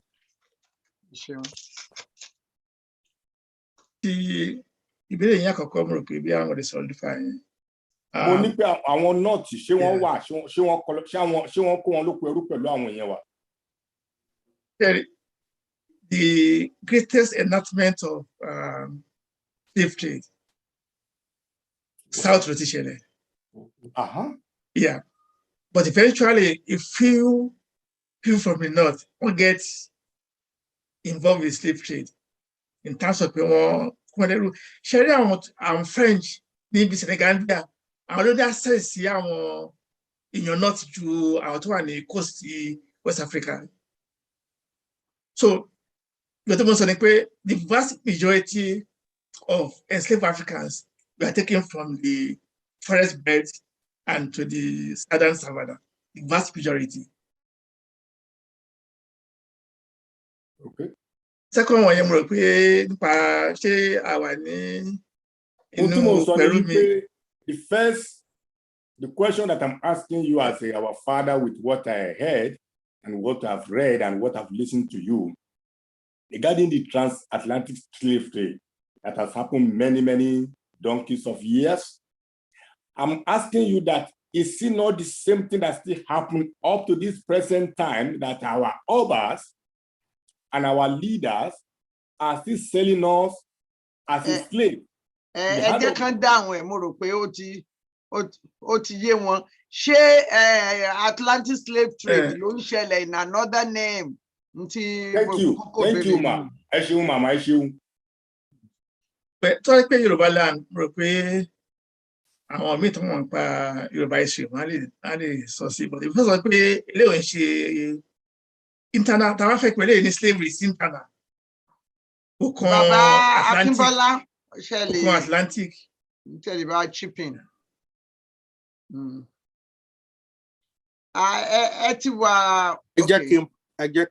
can pass, man. I think that it's I'm not sure that I would make a comparison that direct, because you're going to go in terms of the continuum. And what you might call confounding variables who are tied into the process learning. Every reason that I'm not a historian, and a comparative analysis will probably require at least establishing some parameters around that are comparable. So I mean, but like I'm saying, I'm not speaking as an expert, but my own cursory view of it tells me that the comparison is not really very accurate. Ṣé bí economic slavery ṣé yẹn ni àwọn alàgbà wa ń béèrè? In both sides, because they will tell you that you should not go out for some times, especially those lotteries. But in the second hand, the slave trade is still happening back in our own soil, because we are not free through our leaders, through our obas. What we want to do, our obas is the one that is deciding for us, and we cannot move forward. And that is the reason why I'm putting them together with former slave trade and the present one. Question here. Alàgbà Pẹ́lógún ṣe fẹ́ dá sí ni. Mo fẹ́ dá sí ńbẹ̀ yẹn. Ẹ jẹ́ make sure ó yá ẹ̀ǹṣó ńlẹ̀. Ẹ kú iṣẹ́ tẹ́ ṣe o, historian wa tó present information fún wa lénìí. Sister Ṣọlá, mo fẹ́ kẹ́ máa dá sí bí mo ṣe ń sọ̀rọ̀ yìí, torí mo mọ̀ pé Yorùbá dùn lẹ́nu ìjì mi lọ. Ó dá ẹ̀ǹṣó ńlẹ̀. Ẹ sanwó yẹn fún mi lọ́tọ̀ o. Tọkọ yín bá ti àláò kì í sanwó, mi ò ní lè fowó sàkáǹtì yìí àfi tán bá fọwọ́ sí. Ṣe rí jìbìtì ẹ̀ǹṣó ńlẹ̀. Ṣé rí ẹ̀yin lẹ máa àwa la máa ń sọ nílẹ̀ Yorùbá pé ẹni tí ọwọ́ ẹ̀ bá tẹ̀kúdà òun ló lè béèrè ikú tó pa bàbá ẹ̀. Báwa. Mi ò dẹ̀ lè wá kú. Oúnjẹ oyè ilé bàbá ẹ̀. Ṣé oyè kan wà tí Yorùbá jẹ tó fẹ́ jà fún àbí tó fẹ́ jẹ? Tẹ́ bá wo àwọn China, tẹ́ compare Hong Kong nígbà tán 99 years sí expire. Sí China dúró kí ọwọ́ ẹ̀ kó tẹ ikú dà. Nígbà tó wá sọ fún Britain wípé ó yẹ ẹ kóra yín jáde kúrò ní ẹ̀gbẹ́ ìlú àwọn Chinese ló wà níbẹ̀, kò ń ṣòyìnbó. Gbogbo ìgbà tí àwọn òyìnbó ti mú ìbọn wá tó ń yin ọta, bàbá Adébóyè lè dá sí bíbá yìí o, nítorí àwọn náà sọ̀rọ̀ ń pa ìdí ẹ̀. Nígbà tó òyìnbó mú ìbọn wá tó yìn bá ewúrẹ́ tewúrẹ́ kú, sórí àwọn ọlọ́ba yìí kú ńgbà yẹn pé bọ́ọ̀bá tiẹ̀ ní scientific development tó lè create factory tó lè set up factory tó máa manufacture ìbọn táwa náà máa di ammunition world power. Nígbà tí Haúsá àti Fúlàní tán kó ìbọn lọ sí north nsìn àbí tán plánù kù ní gbogbo ìgbà a mọ̀ wípé minority lè rúlu ilẹ̀ Nàìjíríà.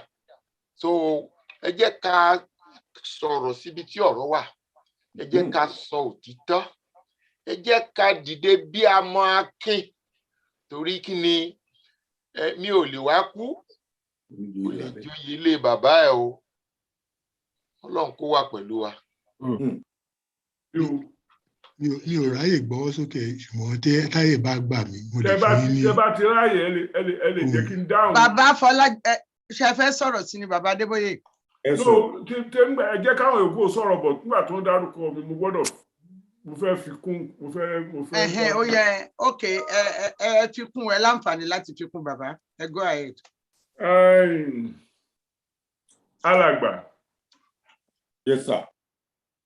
Ìgbà tí mo wà ní form 3 ní secondary school ìwé kan wà tá a fi ń ṣe history gbà yẹn wọ́n pè ní discovery, expansion and empire.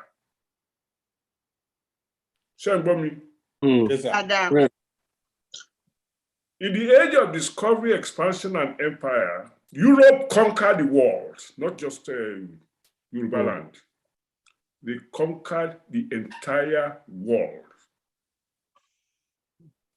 Irú agbára wo lẹ fẹ́ ascribe sáwọn ọba àgbà náà? Are the Chinese who were conquered and abused and rubbished for more than 100 years? The Indians who are dominated for 450 years? The Vietnamese, the this, the that, all over the world, the Australian Aborigines, the Maoris, the Indians of America, all of them were conquered. Ṣé ọpọlọ wọn ò pé láti lọ ṣe ìbọn tiwọn àbí ẹkùn ní dààmú Ọlọ́run tó wò? Tẹ́yìn ò bá tí ìtóyà àgbọ̀n tó lóun ọgbọ̀n yà àjẹkùn ìyà ní ọ̀jẹ̀. So ibi tó wà lọ́kàn tèmi nísìn ni pé àwọn nǹkan tá à ń ṣe níbí táwọn ẹlòmídẹ̀ tó ṣe níbòmíì á fún wa ní okun àti ọ̀lẹ ti wọnú ẹ̀kọ́. Àwa náà ti mọ nǹkan tá a mọ̀ 50 years ago 100 years ago. Ìsíra ẹ̀ṣẹ̀ lè máa sọ̀rọ̀ pé ká forí korí ká wọ́nà tá a sì máa gbára wálẹ̀. Bá bá dánwò nígbà tá àti ẹ̀ mọ́ dò. We will disappear like the Indians of America, the Maoris of New Zealand, the Aborigines of Australia, and so on and so forth. That's how they disappeared. Tí wọ́n ò tí tó yá àgbọ̀n. Tí wọ́n sọ pé dandan. Àwọn sábà gbẹ̀yà yìí wọ́n pa wọ́n run ni. Let us be grateful for some of our own patience. Let us even be grateful for some of our own wisdom. The wisdom to know when not to fight. Because fighting is not the important thing. Winning is the important thing. Ẹni tí ò tó ní náà tó ń dènà dé ní àjẹkùn ìyà ni ó jẹ. Bàbá Adébóyè. Ẹja máa pẹ́ lómi o, alàgbà pẹ́ lógún. Ọ̀rọ̀ mi ni wọ́n sọ̀rọ̀ sí. Nǹkan tí mo sọ́lẹ̀ ni wọ́n sọ̀rọ̀ sí. Tá a bá ń sọ bá yóò di bí ẹ ń gbàgbọ́ tí àwọn èèyàn wà lórí àbúrò alàgbà. Èmi ò nílò 2 seconds. Ọ̀nà tí a lè gbà tá a lè fi jà ó pọ̀. Ṣé ká ja ogun Biafra àti wọn Nàìjíríà? Àwọn èèyàn wa ò tí ì bẹ̀rẹ̀ gorilla war. Ṣé ń gbọ́? Wọ́n ò tí ì bẹ̀rẹ̀ pé kí wọ́n kóra wọn jọ kí wọ́n mount operation sí Bristol gbogbo Haúsá tó wà níbẹ̀ kán pa wọ́n run kí wọ́n tún lọ sí gbọ̀ngàn kí wọ́n pa ẹ ṣeun o ibi tẹ́ ẹ lọ ti yé wa alàgbà pẹ́ẹ́lú ọgbọ́n yóò ní dópin. Ẹ fẹ́ pa wọ́n gbọ̀ngàn o. Ẹyin rí ẹṣin àwọn Gàmbàrí wọ́n fẹ́ pa ń gbọ̀ngàn bàbá. Ó dá ẹ ṣé o alàgbà pẹ́ẹ́lú. Ó tún wọ́n sọ yé mi mo sọ pé àsìkò yẹn ṣẹ̀ṣẹ̀ dọ́dọ̀ wa ni Mi ò fẹ́ ká máa bú àwọn ọba wa 16th century torí kò sí nǹkan tí wọ́n lè ṣe ńgbà náà. Wọ́n tà wá lẹ́rú ní gorilla war la ní. Ọ̀dà o, alàgbà Dr. Olúwajánà, ẹ ti wà lójú ọpọ́n sà. Ẹ ṣeun olóòtú. Ẹ ṣeun Professor Oyèbádé. Ẹ kú ìgbìyànjú o. History of slavery in the world is quite a long, more even before the transatlantic. The transatlantic is the one in the forefront because of the sheer number of people involved, and because it's across the continent, just as you said. But in your introduction, you actually mentioned that there's been inter-ethnic slave trade, inter-tribal slave trade. Even before Jesus, the siblings of Joseph sold them into slavery to Arab traders. So this has been going on even before the transatlantic. So my question to you historians, which looking at it from a scientific view, have you actually ever tried to have a scientific analysis? Is there a slavery gene in human race? That's one question. And to me, it looks as it's actually a manifestation, which is what is now happening, what we call the greed and selfishness gene, which unfortunately is more prominent in Africans, and in particular among the Nigerians. Is that the precursor of, is that gene of slavery that is now manifesting in that way? Then secondly, my other question is there a link between the 16th, 17th century slave trade and the eventual conquest of Africa, and what we were taught in history as the scrabble for Africa and the eventual partition of Africa into what created the mess that we are in now? Thank you. Well, the first question, I think that goes beyond the field of history about genes and so on. I believe people are selfish. People are naturally selfish, not oppress, others. So we have the part to oppress, want to go ahead and oppress those people. Europeans came with guns, powerful, more powerful military machine.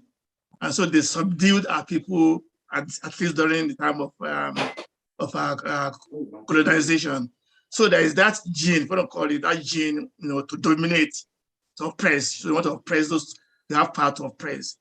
So I will leave that at that. But as a historian, there's no way for us to go into that realm of science. Yeah, of course, the slave trade led directly to other European ventures. As I said, Europeans came initially, when they came to explore, the Portuguese, because of the proximity to Africa, they explored the west coast of Africa and so on.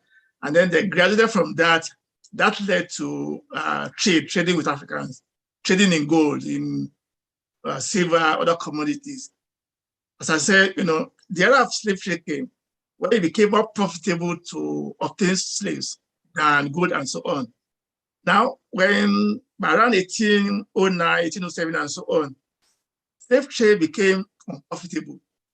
Not that Europeans just woke up one day and said, look, we've done that thing, let us now stop the slave trade. No, it was because of the Industrial Revolution in Europe. So it paid them to leave Africans on the continent and produce raw materials for them, rather than taking them from the continent and shipping them to the New World. After all, now there are machines. A machine can do the work of 100 slaves in less time. So slave trade became unprofitable. You can't invest more on slave trade. So it paid Europeans to leave Africans to produce those raw materials. And so they gathered what they call legitimate trade, producing palm oil, producing, timber and so on. So now to make that workable, now let's conquer the territories. Let's establish government to make it easier for us to exploit the continent. And that was what led to colonization in a nutshell. And then they colonized the entire continent, except probably Liberia and Ethiopia, exploited resources. And Africans became the producers of raw materials. We produce raw materials, cocoa, palm oil, granite, and so on. And the Europeans were the ones in control of the export of these raw materials. And in turn, they will sell us manufactured goods. They will take cocoa away and sell us chocolate at prices determined, in New York, in London, and so on. So that's the genesis of colonialism. So, of course, there is that correlation. It happened in steps. Thank you. So maybe we scientists need to look into this gene then. You don't need to look too far. They call it economics. Yes. Yeah. Ká tó lọ kí n tó pe ẹnìkan àǹtí ó kàn lórí ìbéèrè yìí, mo fẹ́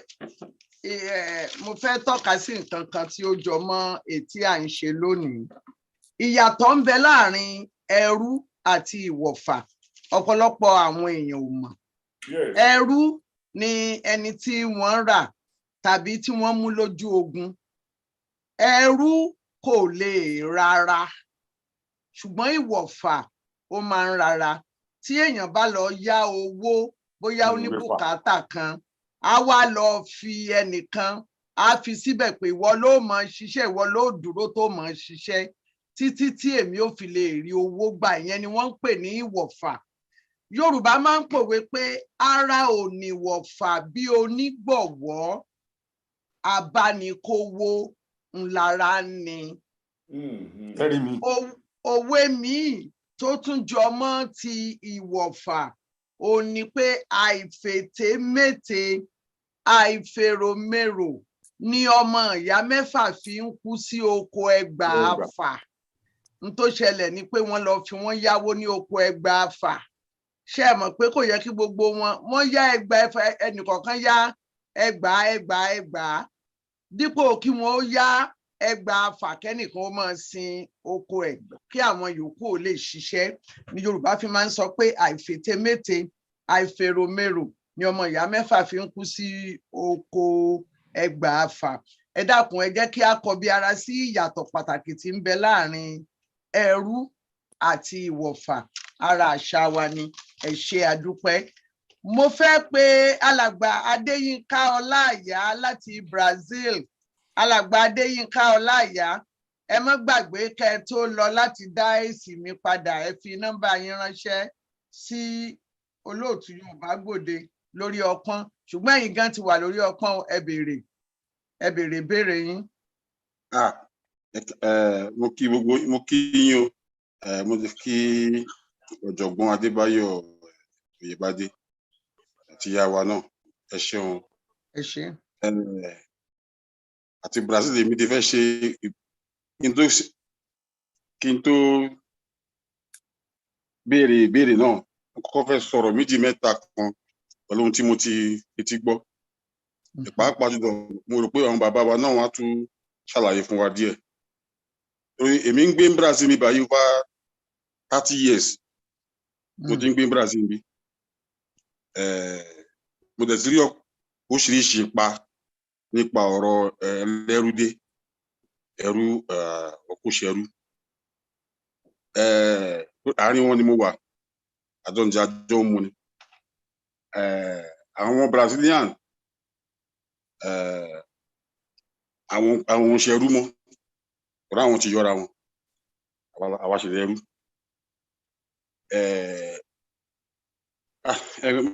Mo máa láti sọ òyìnbó díẹ̀. Gẹ̀ẹ́sì díẹ̀. Ẹ sọ ẹ̀ǹtún lẹ̀. Tí o bá ti ṣe Portuguese, á gbọ́. So what's actually happening is that the Brazilians themselves, they are not slaves any longer. They don't see themselves as slaves because they've been able to overcome a lot of things. They've been able to turn over the bad moment to good moment. Today, our language láti Áfíríkà àti wọ́n bá wọn gbádùn bí nǹkan táwọn sọ ẹrú dì gbogbo all what we have as tó kó wá gẹ́gẹ́ bí ẹrú síbí wọ́n ti fi ń powó ó ti di èrò títí wọn títí kan ẹ̀sìn wá gan wọ́n kó wá débí ṣe rí mo kàn fẹ́ mú débi pé wọn kọ́ àwọn Haúsá lẹ́rú mi ò mọ̀ bó ṣe jẹ́ o ṣùgbọ́n ní ibi kan tá ń pè ń báyìí àmì báyìí Salvador ní 1835 àwọn mùsùlùmí wọ́n di ẹrú àwọn máa ń pè wọ́n ní àwọn Hausa slaves wọ́n máa ń pè wọ́n àwọn tọ́kọ́ rebel against àwọn Portuguese nìyẹn wọ́n jà tán para wọn wọ́n dá ọ̀pọ̀lọpọ̀ wọn padà sí Áfíríkà wọ́n dẹ̀ àwọn míì wọ́n já àwọn míì sómi bóyá bàbá wa tún ṣàlàyé mọ́ lórí ẹ̀ torí wọ́n kó ọ̀pọ̀lọpọ̀ wọlẹ́rú débí ṣùgbọ́n ó kọ̀ jẹ́ wípé Yorùbá àṣà àti èdè àti ẹ̀sìn wa ó jọba níbí báyìí so ó wá borí gbogbo àwọn mìíràn kó wá rẹpẹtẹ wá síbí wọ́n kó wá gidi wọ́n kó ṣiṣẹ́ wọ́n kó ẹ̀wẹ̀ wọ́n kó ṣiṣẹ́ àṣàntì wọn débí ṣùgbọ́n Yorùbá ló borí wọn torí èdè wa borí wọn ẹ̀sìn wa wá borí wọn tá a fi ń ṣẹ̀sìn Yorùbá ń bí nìyẹn so ìbéèrè mi ni pé fún pàápàá jùlọ fún professor wa tó jẹ́ historian a lot of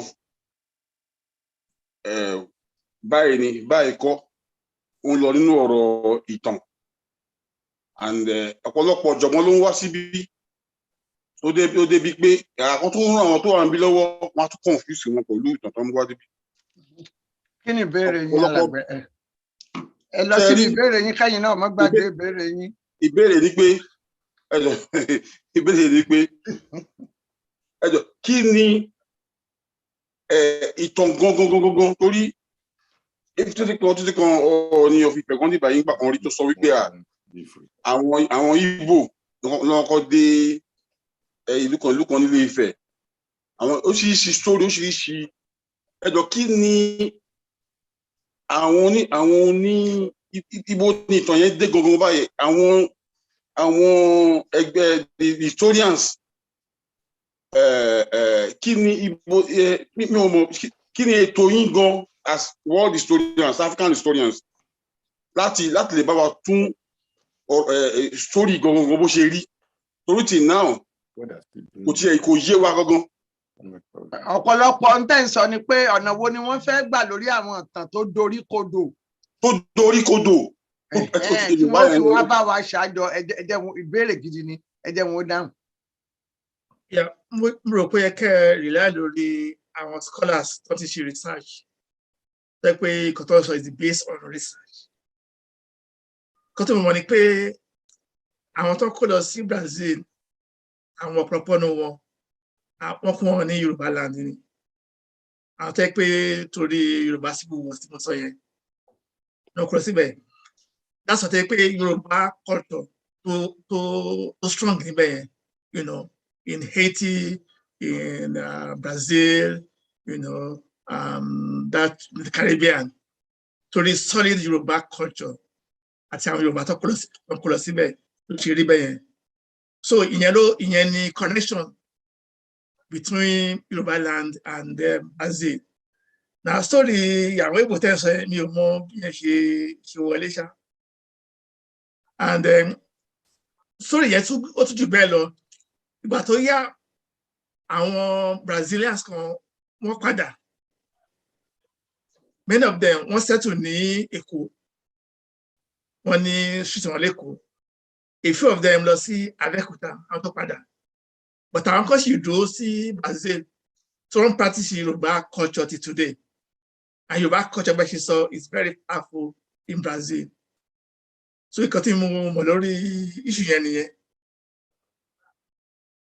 Okay. Nǹkan tí ó yé mi sà mo ní ìtàn kan wà ní 1835 tí táwọn ẹrú ìmọ̀le àwọn mùsùlùmí ni wọ́n àwọn là ń pè láwùsá wọn kó débi àgẹ́gẹ́ bí ẹrú àwọn kọ́kọ́ dá ìjà yẹn sílẹ̀ tó ń bá wọn Pọtugí jà báwọn òṣèré wọn wọ́n ní wọ́n láti máa wá sínú ìjọ wọn láwọn ò lè máa ṣẹ̀sìn kìrìsìtẹ́nì pé mùsùlùmí làwọn wọ́n dẹ̀ bẹ̀rẹ̀ sí ní jà ibi tí wọ́n ti dá gbogbo ẹ̀rú ni àwọn Pọtugí pa wọ́n ju àwọn kan sódò àwọn kan tó dáhùn padà sí Áfíríkà pápá nínú wọn ìtorí ẹ̀ tẹ́ bá wo báyé ń ṣe ìṣẹ̀ṣe níbí ọ̀pọ̀lọpọ̀ oníṣẹ̀ṣe níbí wọ́n máa ń wé tọ̀bán sórí àwọn ní mùsùlùmí ló gbé wọnú ẹ̀ àwọn ló gbé wọnú ẹ̀ torí wọn ara àwọn tó kó lẹ́rú wá síbi ibo ló ti wá kó wọn wá ṣé ilẹ̀ Haúsá ni o ṣé ilẹ̀ mùsùlùmí ìmọ̀lé ti àwọn Málì ni o ibi tí ò ti yé wa nìyẹn ṣùgbọ́n mùsùlùmí ni wọ́n. ẹ jẹ́ wọ́n gbìyànjú láti dáhùn tí wọ́n àbí kí wọ́n bá ṣèwádìí lórí ẹ̀ ètò bá rọ̀ wọ́n lọ́rùn. ìyẹn máa ń ní ìwádìí sí because ẹ sọ lórí slavery in Brazil ìyẹn máa mú láti chẹ́kì fact yẹn dáadáa. ẹ ṣeun torí ara àwọn nǹkan tí a tún fẹ́ ṣe ní abala ètò yìí ni pé àwọn Yorùbá tí wọ́n wà káàkiri a fẹ́ tan òpó ibi tí wọ́n ti wá gbogbo àwọn tó wà ní èrì àwọn tó wà ní igbá àwọn tó wà ní àwo gbogbo wọn náà ní àtàn yẹbẹyẹbẹ bẹ́ẹ̀ ni nígbà tí àsìkò bá ẹ láǹfààní láti gbádùn ìdáhùn nígbà yẹn ẹ ṣeun alàgbà Ajílété ẹ má bínú mo rí pé ó ṣe díẹ̀ tẹ́ ti náwó sílẹ̀ èrò yeye lẹ́rùn wá ni. ẹ ṣe mọ̀ wọ́n ti fi ẹnu bá nǹkan tí mo fẹ́ sọ̀rọ̀ lé àti ìbéèrè tí mo fẹ́ béèrè so kò ní kí n tún waste time mọ́ pàápàá jùlọ àwọn Akínsọ́lá Mrs. Akínsọ́lá ọmọ Àjáwà thank you very much. ẹ ṣe o adúpẹ́ tó alàgbà Sambayo ẹ dákun Zoom user mi ò mórúkọ yín ni mi ṣe tí ì pè yín alàgbà Sam Ọ̀yábáyọ̀ ẹ ti wà lójú ọpọ́n. ẹ ṣe mà ẹ kú ètò. ẹ dáhùn ẹ béèrè béèrè yín. ẹ ṣe mà mo kí yín o ẹ dákun ọmọ bínú pé ó pẹ́ kí n tó jọ ìbéèrè mi ó lé mi ò mọ̀ bóyá àwọn ọ̀jọ̀gbọ́n wa ti sọ sẹ́yìn ṣùgbọ́n pé kí ni a ò ní Yorùbá nation nílẹ̀ Yorùbá bí ìdí tí mo ṣe ń béèrè ni pé àwọn kan ń sọ oríṣiríṣi pé àwọn apá kan nílẹ̀ Yorùbá bóyá bíi Ewé àti tàbí Ìgbò ipe Júù ni wọ́n nǹkan kan tèmi bá dẹ̀ wo ìgbà wo ni a ò ní Júù bóyá bíi I don't know 3,000-4,000 years ago ṣùgbọ́n kí ni a ò ní Yorùbá ṣé tòótọ́ ni Yorùbá délẹ̀ Yorùbá ni àbí láti pilẹ̀ wá ni Yorùbá ti wà ńlẹ̀ Yorùbá. Ìbéèrè mi nìyẹn ẹ ṣeun. Ìbéèrè táwọn ọ̀jọ̀gbọ́n máa dá sí mi. Ìyá ẹ mọ̀ pé ẹlòmíràn máa bá a ṣe bọ́ nǹkan tí mo ní pé ẹ bá wo oral tradition ó sọ pa story Ilé Ifẹ̀ Ọ̀rànmíyàn so èmi rò pé Yorùbá they are native to Bitonwa, Yorùbá land. Although I was so correct pé àwọn kan láti Egypt àwọn group mi lè wá láti other places tó wá bá wọn but èmi rò pé àwọn original Yorùbá pé Yorùbá land according to other tradition. But of course, as we saw, I thought I'm very vast in Yoruba culture. I want to put right. Ṣé mo lè sọ̀rọ̀ díẹ̀ sí yẹn? A sọ̀rọ̀ díẹ̀ nípa ẹ̀ ní ọ̀sẹ̀ tó kọjá. Àwọn òótọ́ ni àwọn kan wọ́n wà ní Ilé Ifẹ̀ tẹ́lẹ̀, àwọn tó ń pè ní Ùgbò ní Ilé Ùgbò. Then àwọn abala kan tí wọ́n wá pàdé wọn. Wọ́n wá bá wọn ní Ilé Ifẹ̀ àwọn yẹn ní ti Odùduwà àǹtàbádẹ̀ wo àwọn ọdún ìbílẹ̀ tó máa ń ṣe ní Ifẹ̀ tá a bá mú láti ìbẹ̀rẹ̀ láti ọdún Ọbàtálá bó ṣe bẹ̀rẹ̀ wọ́n tò ìtàn yẹn lọ nípa bí ọ̀rọ̀ ilẹ̀ Yorùbá tí ó ṣe ṣẹlẹ̀ níbi àti bí wọ́n ṣe tò ìjọba àti bí wọ́n ti ṣe tò ìlú tí gbogbo ẹ̀ bẹ́ẹ̀ ni àwọn ìtàn yẹn lọ lẹ́sẹẹsẹ bẹ́ẹ̀ yẹn so ìyẹn tèmi mọ̀ nípa ìpilẹ̀ṣẹ̀ Yorùbá nìyẹn. Tá bá dẹ̀ wo àwọn mask Ifẹ̀ bronze tán ṣe wọ́n ti déètì ẹ̀ ó ti pẹ́. Ẹ ṣeun yèyé mo dúpẹ́. Bàbá Benjamin Ẹ̀sán mo rọ́wọ́ yín lókè sà.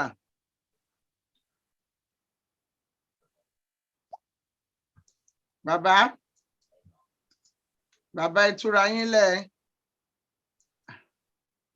Kíní kò tún tú lónìí o bàbá. Èmi kọ́ o.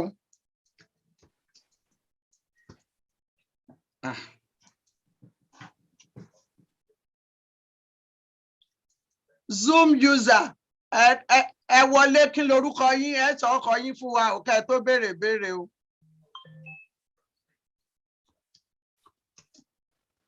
Ẹ túra yín lẹ̀. Zoom user kí lorúkọ yín. Tí ò bá ti tú rẹ̀ ẹ lẹ̀ kó fojú ẹ̀wọ̀n ẹ má fún láyè.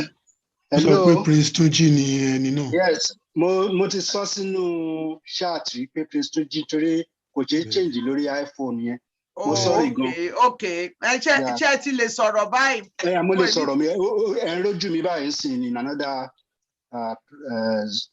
iPhone, another phone. But ṣé okay. Èmi náà ni. Ṣe mú ti fóònù Zoom user kúrò kẹ́ pa. Ojú wọn ti ń yọ lórí. Ojú mi yọ sí. Torí ààrẹ òṣèlú wọn ní ká má fi ṣe hàn. Wọ́n ní ká má ṣe pé àwọn Fúlàní ni wọ́n ń gbẹ̀yìn wọlé. Ó ti. Tó bá jẹ́ yìí ni Zoom user ẹ yọ Zoom user kúrò lórí platform. Ẹ lè béèrè nígbà tá a ti gbóhùn yín. Okay. Màá ṣe yẹn tí. Ẹ má béèrè. Mo dúpẹ́ lọ́wọ́ olóòtú fún àǹfààní yìí àti àwọn amòye tí ó wà orí ìkànnà. Yorùbá bọ̀ wọ́n ní tígi bá wó légi ká gbé tòkè kúrò. Ìyẹn ló jẹ́ kí n fi dúpẹ́ lọ́wọ́ ẹni tí ẹ gbé wá sórí ìkànnà tí ó yànyàn ọ̀rọ̀ slave trade. But nǹkan tí ó jẹ mí lọ́kàn tí ó tẹ̀ tún fa tí ò jẹ́ kí n lè sùn mọ́jú. Àkọ́kọ́ ni pé tán bá lẹ́rú Ìjẹ̀bú ni máa claim Ìjẹ̀bú Rẹ́mọ pé but maybe in the 1800s ni àwọn bàbá àwọn great grandparents mi náà kó wọn lẹ́rú láti Èkìtì Ìkọ̀lé Èkìtì. So ìgbà tán dé Ìjẹ̀bú Òde and part of the environment ni wọ́n àárẹ̀ àwọn kan tó fẹ́ wọn níyàwó tí ò bá jẹ́ ìlà tí wọ́n kọ ànímọ̀ pé Èkìtì láti wá nítorí ìlà tí wọ́n kọ ni wọ́n fi rí èèyàn kan ní Èkó wọ́n fi wá lẹ trace ẹni yẹn pé ìlà tẹ́ ó kọ yìí ó máa jọ ti màmá wa tó wà nílé níjẹ̀bú so ìyẹn ló wá sọ fún wọn pé wọ́n ti ń wá màmá yẹn lètè kọ́lé làwọn ti wá so ìyẹn àkọ́kọ́ so ẹrú tí à ń kó ní àná àti a ṣe owó ẹ̀ ní àná tí ó di àwa tí a wà ń bí nǹkan kan tí mo fẹ́ fi béèrè ní pé kí ni a máa fi lè sọ pé àǹfààní ìtàn tí a mọ̀ tí àwa tí a wà ní diaspora gẹ́gẹ́ bí professionals doctors and the rest of them mo ti ń jẹ àǹfààní àwọn amòye in fact tí ò bá jẹ́ pé Yorùbá Gbòde ni mi ò ní mọ̀ pé Madam Ṣọlá Yusuf tí mo ti mọ̀ nígbà ayé Nàdékò àwọn ni mo tún wá ṣe alábàápàdé ẹ̀ ní Yorùbá Gbòde nísìn so kí ni àǹfààní nǹkan tí a máa jẹ wípé a mọ ìtàn ara wa tí ó máa dẹ̀ wá jẹ́ ìwúlò fún ọjọ́ iwájú wa ní ìlú tí a wà in the diaspora gẹ́gẹ́ bí kó máa dàbẹ̀ ní pé à ń gbé ní ìgbé government reserve area or government rejected area in the diaspora. Nǹkan tí ó mú ìbéèrè yìí wá fún mi ni wípé nǹkan kan tí arákùnrin kan kọ lórí ọ̀rọ̀ Yorùbá Francis Ojo nípa ọ̀rọ̀ Ọọ̀ni of Ifẹ̀ àti Aláàfin. Kí ni àwa tí a wà níbí ṣe lè mú ìrẹ́pọ̀ kí ó wà láàárín àwọn méjèèjì gẹ́gẹ́ bí spiritual leader and political leader nílẹ̀ Yorùbá, because àwọn nǹkan tó yẹ kí a lè fi structure ká fi yanjú ẹ̀ fún àwọn tí ó wà nílé nìyẹn, torí ó ń ba nǹkan jẹ́ fún wa gan. So bóyá màá fi ẹnu tì sí ibi tí mo sọ̀rọ̀ dé yẹn, torí ọ̀pọ̀lọpọ̀ ìṣirò àyẹ̀wò ni a ti ṣe, tí a ti gbé kalẹ̀, but question mi gangan ibi tí mò ń lọ gan tó jẹ mí lọ́kàn ni mo bí síta ẹ̀ ṣe. Ẹ jọ̀ọ́ olóòtú mi mọ̀ bóyá kí guest speaker wa tó dáhùn point kan tí mo ti fẹ́ make láti ìbẹ̀rẹ̀ meeting nípa ọ̀rọ̀ wọn ọba wa àti basically in the form of a question, because I think it will complement one another. Initially, mi máa ń rò pé feudal system tí traditional leadership wa operate pé it's something original to them, but or at least it's something that started from time. But what I was being made to understand is that the traditional Yoruba society at inception was not a feudal society. And so Mom made point in the context of some of the issues the traditional society were faced with and when you begin to interact with the modern institutions and the kind of oppressive system that exists. And I guess part of what I'm hoping here is that by having a rich historical account like you have provided us today, we'll be able to understand what happened that moved Yoruba society from being a more egalitarian, equitable one to one where feudalism essentially was an instrument used by the ruling class, which is part of the issue we are still trying to sort out today. So mo kàn fẹ́ present yẹn fún Professor wa so that nígbà tó bá máa dáhùn question yẹn wọ́n lè tie méjèèjì pọ̀. Ẹ ṣé. Okay. Yeah.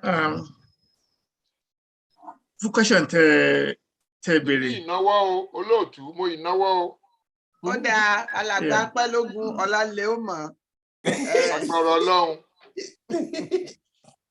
So tí n bá get question dára ni pé àtàwọn ní diaspora kí ni kan tá a lè ṣe? Ilé ìdáhùn béèrè yẹn o. Tọ́mọ ẹ ní sùúrù alàgbà Pẹ́lógún. Yeah, ẹ dá sí later on. First is the issue of identity. Now, ṣàrí ara wa as one, as Kateki Yoruba unit, as Yorubas. Ṣàrí interest in the development of the Yoruba nation. Torí mo mọ àwọn kan tó pé wẹ́ ọkàn mi, mo ń get somewhere here. So it means that dákú ẹni tí ìjọba ń ṣẹlẹ̀ nílé. So, but mo rò pé as one, terrified as Yoruba, we have a duty to take part in what's going on in politics, in the economy, socially and culturally. Unless we do that, we will be disconnected. And our contribution goes beyond just remittances. We need to be part and parcel of the political process. Any way we can do it doesn't mean we have to go and stand for elections. So it's the issue of identity. First of all, we see ourselves as part of the Yoruba nation, as Yorubas, and as one. What can we do? How can we do it that we can make useful contribution to the development of Yoruba land? Ẹ ṣeun alàgbà Pẹ́lógún. Ìṣẹ́jú àbọ̀ ìṣẹ́jú. Mo náwó lófurufú ṣùgbọ́n kò yọ o. Gbọ́ àwọn ọlọ́gbọ́n. Ẹkún dayọ̀. Professor Baba Ṣọ̀pọ̀nà mo ti rí yín. Ẹ rojú mi ni. Ẹ ṣàfojú yín pamọ́ tó bá yẹ pé ní tẹ́ fẹ́ ṣe nu. Ẹ béèrè yí alàgbà Pẹ́lógún. Mi ò fojú pamọ́. Ẹ ti ń pẹ́ o. mi ò fojú pamọ́ ẹ rí pé aṣọ mílítírì ni mò ń wọ̀ gbogbo ìgbà tí bá ti wá sórí ètò yìí. Epo fura náà kí ló dé? Orúkọ ló ń gbè wọ́n. Ẹ wá rí bẹ́ẹ̀ yẹn o. Jẹ́rí pé àwọn ń pẹ́ lógun ni. Àwọn kan ti sọ̀rọ̀ nípa reparations. Àwọn tí ò lè jà náà ń béèrè pé ẹ fún wa lówó lórí nǹkan tẹ́ kó. Ẹ bá wo Ọ̀yọ́ empire, kìíní kan empire, àwọn náà máa ń invade ìlú àwọn ẹlòmíì ni tí wọ́n fi ń kóra, wọ́n dẹ̀ ń kó ẹrú, wọ́n ń kó gbogbo ẹ̀ gẹ́gẹ́ bí a ṣe mọ̀. Báyìí fún wọn ní reparation. Báwo lè ṣe rò pé òyìnbó máa fún yín ní reparation?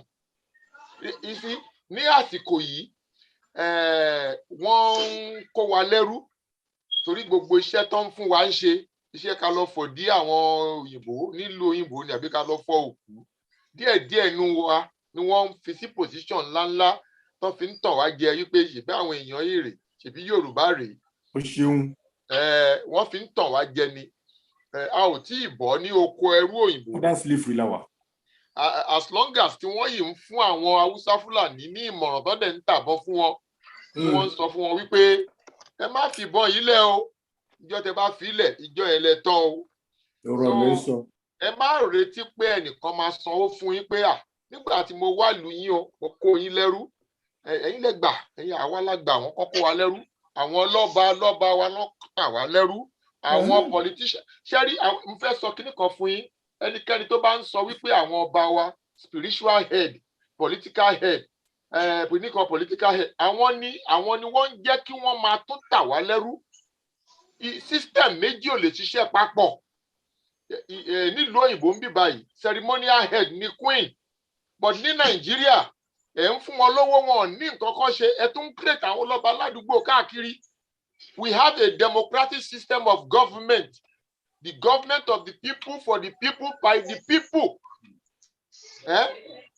Tẹ́rí Ọlọ́run, àwa tá a wà ní diaspora, à ń fún yín ní ìmọ̀ràn, à ń là yín lóye, nítorí a mọ̀ pé àwọn tó bá wà ní abẹ́ oòrùn tí oòrùn ń lá wọn rẹpẹtẹ, àbí tí wọ́n wà níbi tí àwọn politicians wọ́n ń kówó jẹ, ìlàkàyè wọn kò dàbí àwa tá a wà ń lo òyìnbó. Àwa ń ṣe rally ń bíbá dẹ̀ ń sọ fún òyìnbó pé kán jáwọ́ kúrò ní ọ̀rọ̀ wa. Àwọn bàbá Akíntóyè ti kọ lẹ́tà àìmọye sí United Nations referendum là ń fẹ́ nílẹ̀ Yorùbá. So ní diaspora ń bíbá yìí, ọ̀pọ̀ àwa gba ṣe jókòó, ìtẹ́ bá wo Sisi Ṣọlá, ẹ rí i pé àwọn tí Ọlọ́run ti fọ aṣọ wọn mọ́, tẹ́ bá wò wọ́n dáadáa tó wà nílùú òyìnbó, nǹkan tó bá wù wọ́n ló lè jẹ, ìgbà tó bá wù wọ́n ló lè jáde. Àtẹ̀yìn náà o. Kílẹ̀ rí. Ẹ ṣeun, adúpẹ́ o. Olójú ní Ẹnikẹ́ni tó dàbí bá fẹ́ ja ogun fún àwọn tó wà 660. nílẹ̀ Yorùbá ní Nàìjíríà, ní fake Nàìjíríà, kó lọ sí Nàìjíríà free, ó ní freedom láti lọ síbẹ̀, láti lọ ja ogun tó bá fẹ́ jà. Àwọn tó wà níbẹ̀ ló máa ja ogun wọn, ẹnìkan ò lè jà fún wọn. Mo dẹ̀ ti sọ ọ̀nà tíyàn fi lè ja ogun ó pọ̀ lóṣìṣì, tí wọn ò bá fẹnu ṣẹ̀kan, tí wọ́n kóra wọn jọ bí groups káàkiri ní àdúgbò, kí wọ́n flush out ìyà tó ń jẹ wọ́n. Ẹ mọ spiritual head tó bá yá, ẹ mọ political head tó bá yá. Nígbà tó bá ṣe 2003 election, ẹ mọ̀ pé àwọn political head yín, àwọn náà ní spiritual head. Ẹ ṣeun, ọ̀rọ̀ ọlọ́gbọ́n ìtàṣe tó mú gan ní yàtọ̀, ọgbọ́n yóò ní dópin. Dr. Ẹkúndayọ̀, Professor Bàbá Ṣọ̀pọ̀nná, ẹ̀yin dà. Ẹ ṣeun púpọ̀, mi ò ní pẹ́. Ṣé rí Yorùbá, gbogbo àwọn nǹkan tẹ́ sọ yìí nǹkan dáadáa ni, ẹ dẹ̀ ṣeun gan, Professor Ìbádé, fún gbogbo kíní tẹ ìṣírí tẹ fún wa. Ṣé rí Yorùbá ní ọ̀rọ̀ kan tó máa ń sọ, wọ́n máa ń sọ pé ojú iná kọ́ ni ewùrà ti ń horun. Àwọn náà lọ́dẹ̀ máa ń sọ wípé ojú tó bá rọ̀ ní irú rẹ̀ máa ń so sí. Ṣé rí gbogbo àwọn nǹkan tá a mọ̀ nípa ara wa, nípa Yorùbá, kí la fẹ́ fi ṣe níjọ́ iwájú? Ṣé rí nǹkan kan wà ní diaspora tá àti ìbẹ̀rẹ̀ sí ṣe? Àwọn bàbá Adébóyè wọ́n mẹ́nu bà díẹ̀, wọ́n sọ pé a ti ń bọ̀ ńbẹ̀ díẹ̀díẹ̀. Ó yẹ ká kọjú sí. Ṣé rí kò sí ibi tí wọ́n ti ń ṣe nǹkan agbára ní ilé ayé tí ò sí Yorùbá ńbẹ̀. kì í dẹ́ ṣe pé ó kàn wá ń bẹ̀ ó kàn lọ ń ṣe ọmọ ọ̀dọ̀ àbí kó kàn lọ ń bá wọn gbé o ó kàn lọ ń bá wọn pọnmi àwọn agbárí àti àwọn ìmọ̀ tó wà nísàlẹ̀ kìíní yẹn Yorùbá wà ń bẹ̀. Jẹ́ fojú yín hàn kò sọgbọ́n kankan lẹ Yorùbá lọ́ ṣe kó wa lẹ́rú. ṣe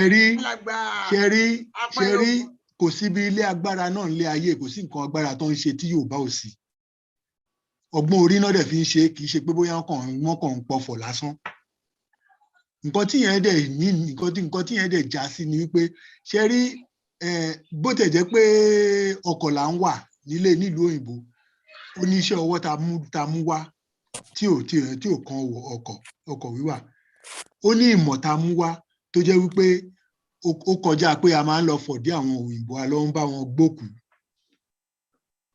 ṣùgbọ́n nǹkan kan tá àti ìbẹ̀rẹ̀ sí ṣe òun ni pé ká máa kórìjọpọ̀ ká máa wo báwo la ṣe máa lò láti fi ṣe nǹkan tó máa mú Yorùbá lágbára sí. Kẹ́mi Ọlágùn ìyẹn gangan ló máa jẹ́ kó jẹ́ wípé a ní iná tiwa tí ewùrà wọn irun ewùrà wọn ò ní hù ń bẹ̀ kò ní hù lórí ewùrà wọn nítorí pé kò sí bá ṣe lè ṣe kò sí ẹnu lásán kọ́ náà fi ń pè kò lẹ́sẹ̀ ẹsẹ̀ ẹnu lásán ojú pípọ́n kò lè ran tábà ìyẹn ni wípé àwa fúnra wa là ń láti wá fo ara balẹ̀ ṣe rí nǹkan tí ìyá agbẹjọ́rò yẹn ṣe rírú ọ̀rọ̀ tó mú wá tó sọ pé tẹ bá fẹ́ ṣe kíní bẹ́ẹ̀ ṣe máa ṣèrè tó bá fẹ́ ṣe kíní bẹ́ẹ̀ ṣe máa ṣèrè kíní kan tẹ bá wo nǹkan tá à ń sọ ń sìn káwọn kan ṣe là ń sọ ẹ ṣe ń ṣe bẹ́ẹ̀ yẹn ẹ ṣe ń ṣe bà yẹn kí ló dé tá máa wá kí àgùntàn kó máa bá wa dẹ̀gbẹ́ àwa ló yẹ ká lọ wo orí wa ká dẹ̀ rò ó ká wá jókòó ká ṣe dáadáa gbogbo nǹkan tí ó wà ní Brazil gbogbo nǹkan tó wà ní Togo gbogbo nǹkan tó wà ní Senegal gbogbo nǹkan tó wà ní Cuba gbogbo kinní wọ̀nyẹn a máa ń pé gbọ́n ni kì í ṣe pa a máa ń pé gọ̀ tábàdẹ̀ tí a mọ ìtàn wa débi pé kò sí Yorùbá tó máa sọ pé òun ò mọ̀ pé ọmọ Yorùbá lòun ó lè má mọ kí ni Yorùbá jẹ́ gangan ṣùgbọ́n ó ní nǹkan ló lágbárí ta lè tí gbogbo á lè jọ kójọ ká ṣe ẹjọ́ ìyẹn gan ni ibi tó yẹ ká máa lọ sìn nítorí pé gbogbo èyí tá à ń sọ pé káwọn kan bá lọ bá wa ṣe à ń competition sí wọn àwọn ṣe kinní kan àwọn náà láti wá bẹ̀ wá pé ẹ ti wá gbóná ju a lè fọwọ́ pa yín mọ́ o béèyàn ṣe máa ń gba rẹ̀ lẹ̀ nìyẹn lé ayé kì í ṣe ojú lásán mi ò ní sọ jù yẹn lọ ẹ ṣé.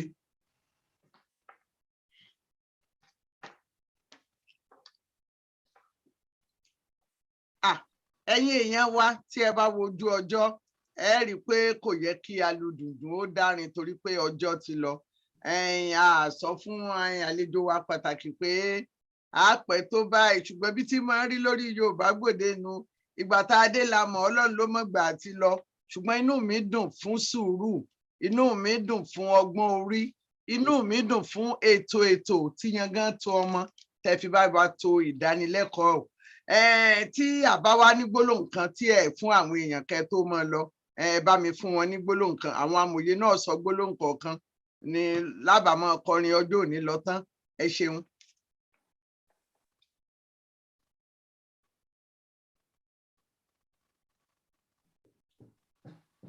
àbí ká bẹ̀rẹ̀ lọ́dọ̀ àwọn amòye ẹ̀yin amòye ẹ dákun ẹ bá wa pa lẹ́nu dé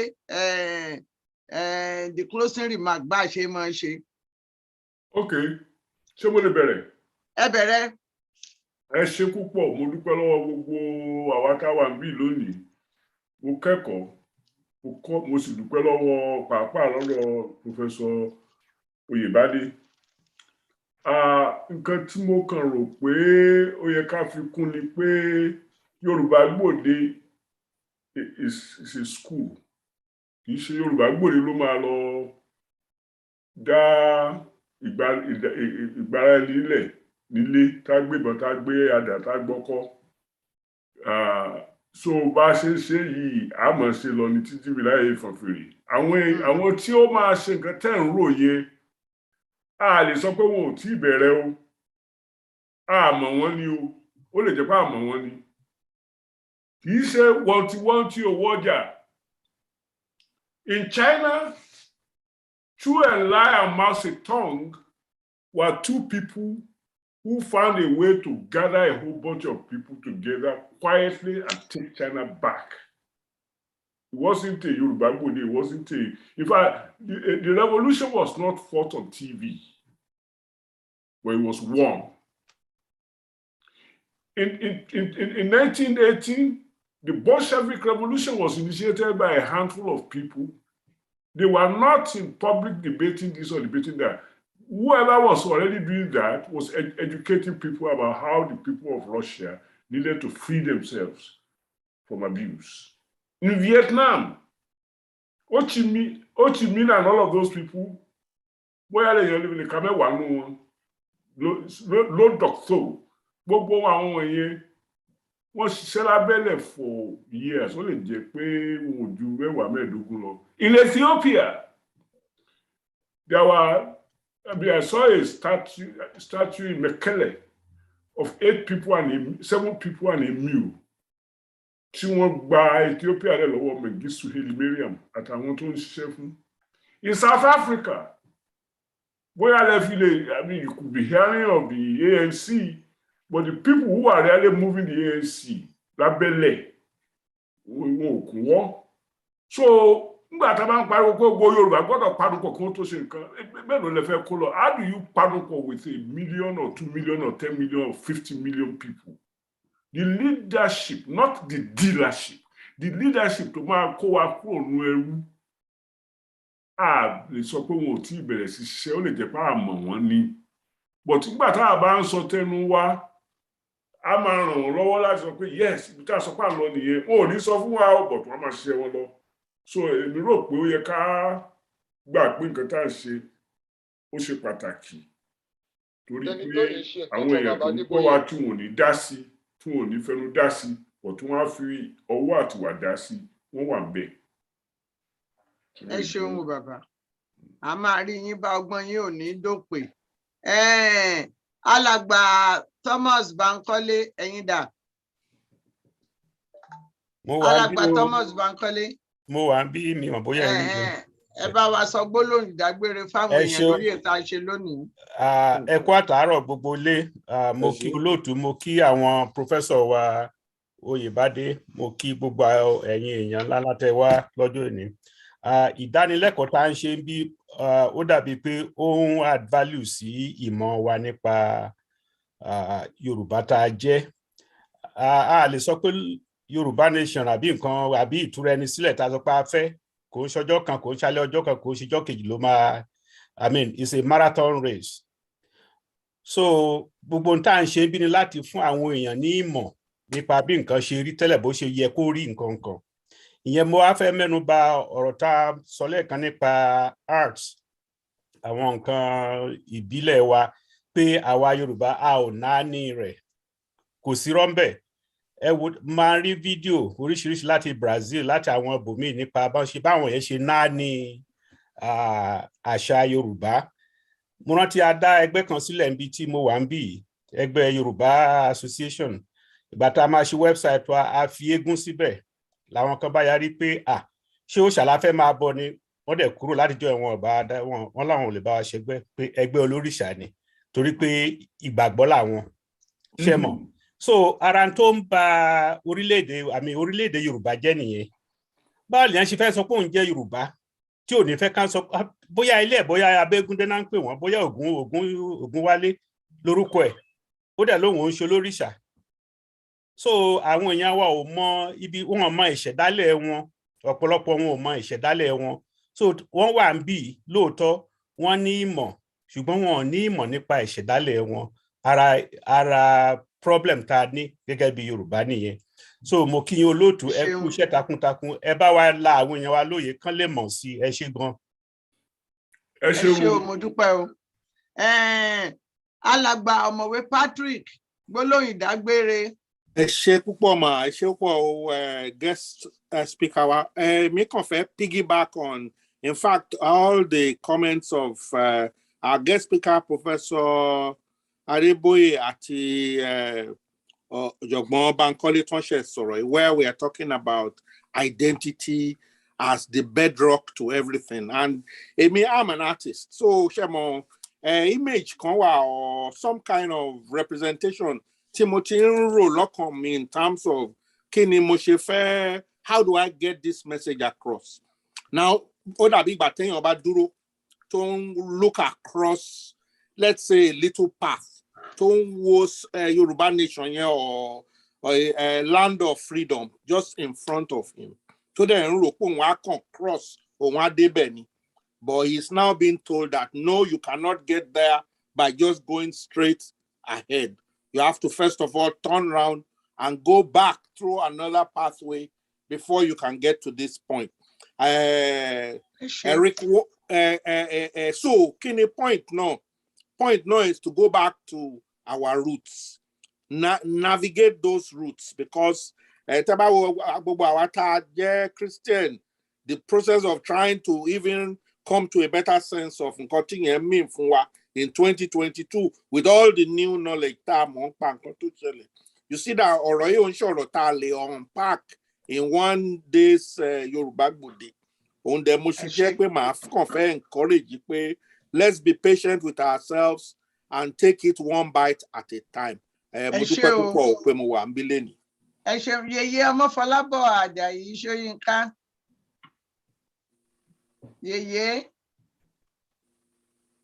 Yeah, mo ti túra mi lẹ̀, ẹ ṣé púpọ̀. Ẹ ṣé kó ààyè tẹ́ pèsè sílẹ̀ fún wa láti máa bára wa sọ̀rọ̀, láti máa fi ìmọ̀ kún ìmọ̀. Mo dúpẹ́ gan-an fún yín, mo dẹ̀ dúpẹ́ tí ẹ pé àwọn ọ̀jọ̀gbọ́n wa wá lónìí, ọ̀jọ̀gbọ́n Oyèbádé, ọ̀rọ̀ tẹ́ sọ yìí ọ̀rọ̀ pàtàkì ni. Nítorí gbogbo wa ní Yorùbá láti fọ́n káàkiri. Báwo la dẹ̀ ṣe fọ́n? Ó yẹ kí a mọ ìdí abájọ, a lè mọ ibi tá à ń lọ. Nǹkan tí mo tún rí, màá sọ òyìnbó díẹ̀ nsìn, ni wípé à ń sọ̀rọ̀ Yorùbá. There seems to be a lot of confusion. We are confusing so many things. Àwọn Obas, we don't know who they were. We don't even know who they are now. We are operating different systems, as one speaker had spoken. We are trying to do the Obaship system. We are trying to do the democracy, but we don't even understand what either really means, how it operates, because the democracy that was handed to us in the most undemocratic way.